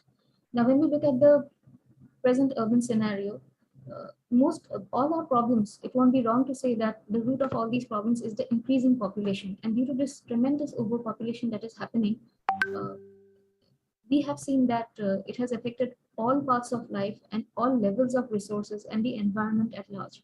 And this has also led to degraded life, quality of life. And when we look at all these aspects generally, they all indicate towards one major lacuna, which is lack of urban green spaces. So all these different health-related problems, mental health-related problems, environment-related problems, fragmentation of biodiversity, and all these things that we talk about. One of the major lacuna is the lack of urban green spaces. But considering the disproportionately growing urban population, one can anticipate that the availability of open spaces is going to become even scarce in the coming generations. So the first requirement that needs to be fulfilled in order to alleviate many levels of problems and the entire network of problems that we are facing today, the first need that needs to be fulfilled is the need of open spaces. So this paper is going to explore the concept of floating island as an urban park for passive and active recreation purposes. Now, talking about the research design for this paper, it was to investigate a revolutionary design idea that can be applied from the concept to the construction stage. And so for that, some obvious glaring urban issues of the environment were considered as a preliminary step in order for it to be a valid approach, so as to avoid it from becoming just a whimsical design intervention. As an urban typology of space, an urban typology of space is identified that can be harnessed as a solution-based strategy. This space is identified as green spaces that serve as urban parks for passive or active recreation. So to complement the idea of revolutionary and urban parks, clues from nature are taken. So these ideas are synergized in order to interpret them into certain examples in the form of case studies, which could be interpreted as already reflected in certain projects which can be found in some developed countries. So the parameters that make the case studies unique, revolutionary, and credible are delineated. These particular parameters are further deliberated upon to determine whether the concept would be suitable for translating into construction stage in developing countries such as India, with various issues of its own, including but not restricted to overpopulation. Now, since the scope of these considerations are limited to urban areas either within or flanked by relevant water bodies, appropriate Indian contexts are further considered. So the conclusions and recommendations are drawn from the aforementioned method of study to analyze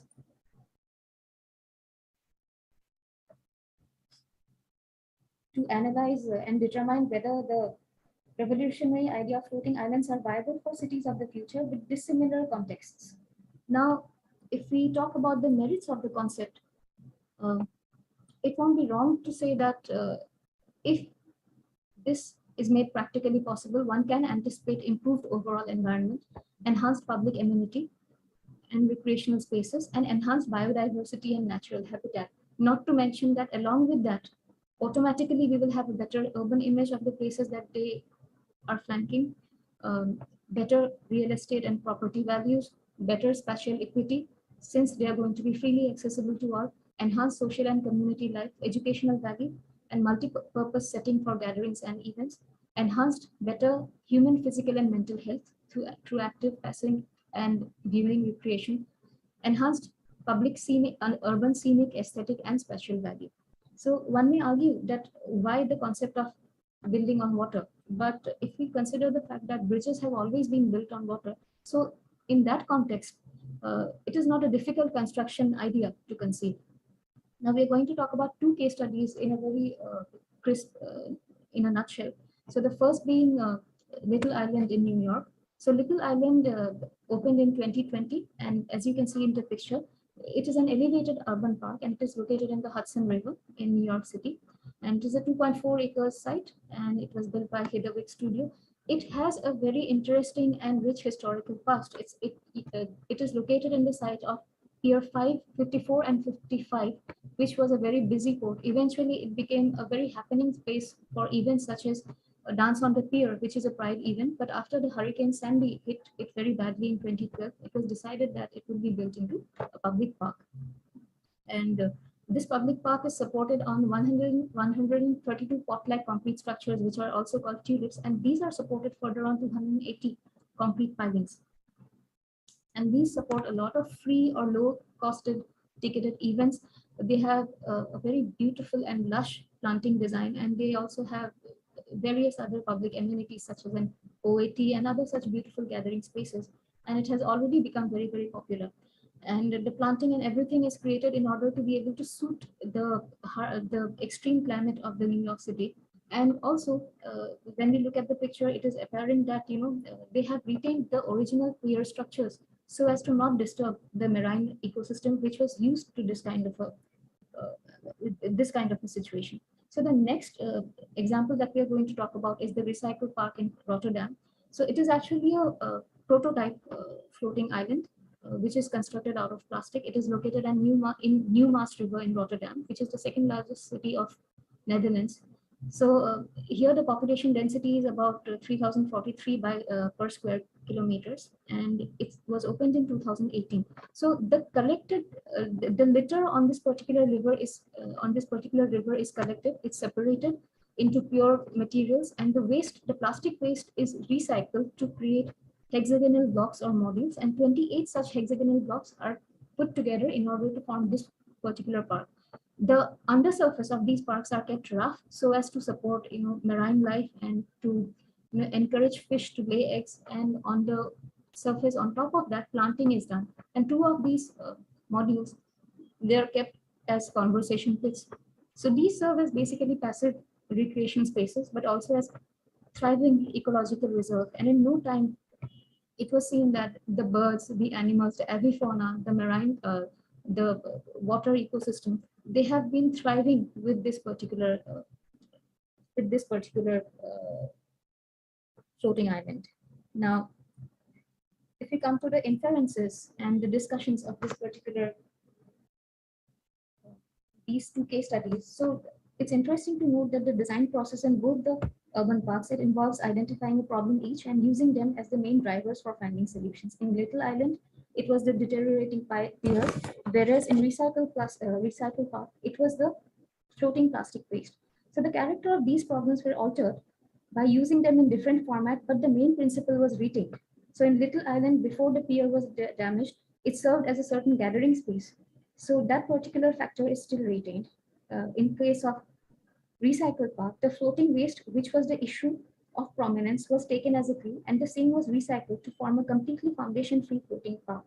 So in Little Island, the utility is more focused towards the users, considering their passive and active recreation, community building, educative value, and social capital. Whereas in the case of Recycle Park, the user group is given a limited quantum of prominence.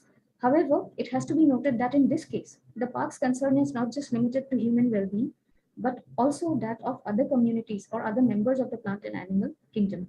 It also regards the biotic and abiotic components of the riparian ecosystem in a holistic way. So in this regard, it can be argued also that the population density of Rotterdam is approximately 3.7 times less than that of New York City. So in both the cases, nature and its elements was thoroughly considered, with greenery and planting design being a prominent criteria. This promotes biodiversity by attracting nesting birds and many microfauna. The fact that rivers are natural habitat to aquatic life, the piers of the original pier, which have thrived many decades of existence in Little Island side, have been retained to conserve the ecosystem. In Recycle Park, as it is a floating entity, the underside of the plastic modules were made purposely uneven to encourage aquatic life and habitat. Now, sunlight, which is a crucial factor in riparian ecosystem, is carefully considered in the site for Little Island, as it was already accommodating a pier. Hence, obstructing sunlight was not an issue, whereas in Recycle Park, being a floating buoyant park, daylighting can be correctly controlled. So the construction in both cases employs some form of modules. So this offers a lot of flexibility for expansion, elimination, or repair work, or any kind of changes. So the construction system for both the examples offers interesting aesthetics to the parks when viewed from the exterior. So the experiential quality within the parks is also stimulating and enriching, both unique in their ambience they provide. So apart from providing a better microclimate and other related benefits like reduced urban heat island effect, parks like these enhance the aesthetics and image of the city and have a positive influence on the real estate value.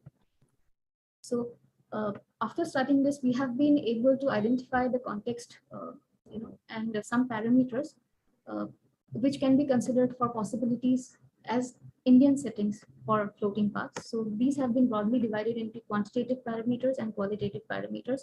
When we talk about the quantitative parameters, it is number one, the location, existing urban and specific infrastructure, type of water body, construction system, the environmental factors, the existing marine, riparian ecosystem, and their biotic and abiotic factors. Then when we come to the qualitative parameters, the contextual background and the setting is extremely important. Prioritization of user groups and species have to be correctly done. Socio-cultural aspects have to be considered. The economic aspects need to be considered, and the urban life and community need to be considered. There needs to be a sort of betterment in the basic purpose that can drive these designs through. So these were the basic parameters that one needs to take care of when designing generally or considering design for such paths. So when we talk about the possibilities in Indian context, we have been able to explore in a very generic way 3 different kinds of settings. So number 1 that we could come across is the Thalassery Pier in Kerala, which is now not being used for for commercial purposes. Now it is only a favorite spot for people to take evening walks in. It is in the Arabian Sea, and this would also be a very beautiful setting for urban floating park, considering the beautiful scenic value it has and the existing remnants of the piers that we have here. The second possibility can take place in River Tunga in Shivamogga city in Karnataka. Shivamogga is already under the smart city program of the government of India, so that itself makes it very important. But it is also worth noting that this place has a very important religious relevance. So it has a great tourism value. It has also a lot of spiritual value. So something like this, an urban park which complements the spiritualism of this particular idea, mysticism of this idea, that can be a very unique addition to this place. Now, the third possibility that we were seeking is Hussain Sagar Lake in Hyderabad, Telangana. Now, this lake is really deteriorated due to anthropogenic factors, and alleviating measures can be taken in this particular lake, and a public park can be introduced in this setting also. Now, when we talk about all these factors, the main design considerations that we could look at is the socio-cultural background, issue identification, and its conversion into a beneficial factor. One needs to alter the character of the space if needed to form a better urban fabric. The idea is to make things better. So deciding the function of the park as per the order of prominence of the concerned user group, value addition through appropriate recreation facility to provide a socially cohesive environment. It should conspicuously engage planting design to provide a green sanctuary. Then the environmental sensibility should be there, consisting the existing ecosystem, particularly marine or aquatic life. Appropriately selected construction system should be taken. Modular form of design should be preferred. It should be aesthetically pleasing with high scenic and recreational value. There has to be elements of surprise, and it has to provide a better image of the city. Now, as a conclusion, we would like to state that floating parks can become an integral feature of the cities of the future due to its myriad benefits if the city has the geographical advantage of a water body. No matter the economic condition of the country, a suitably conceived and executed floating park has the potential to revolutionize the cities of tomorrow. With this, we like to conclude. Thank you.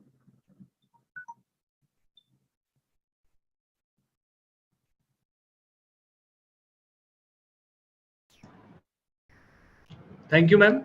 Now here we come towards the end of the today's session. What an insightful and knowledgeable day this was. On behalf of SOA IPS Academy, I would like to express our immense gratitude to the chief guests, speakers, architects, and attendees for being a part of day 2 of Phase 3 C2C. We hope that you join us with a renewed enthusiasm tomorrow as well for the last day of the conference. Thank you so much.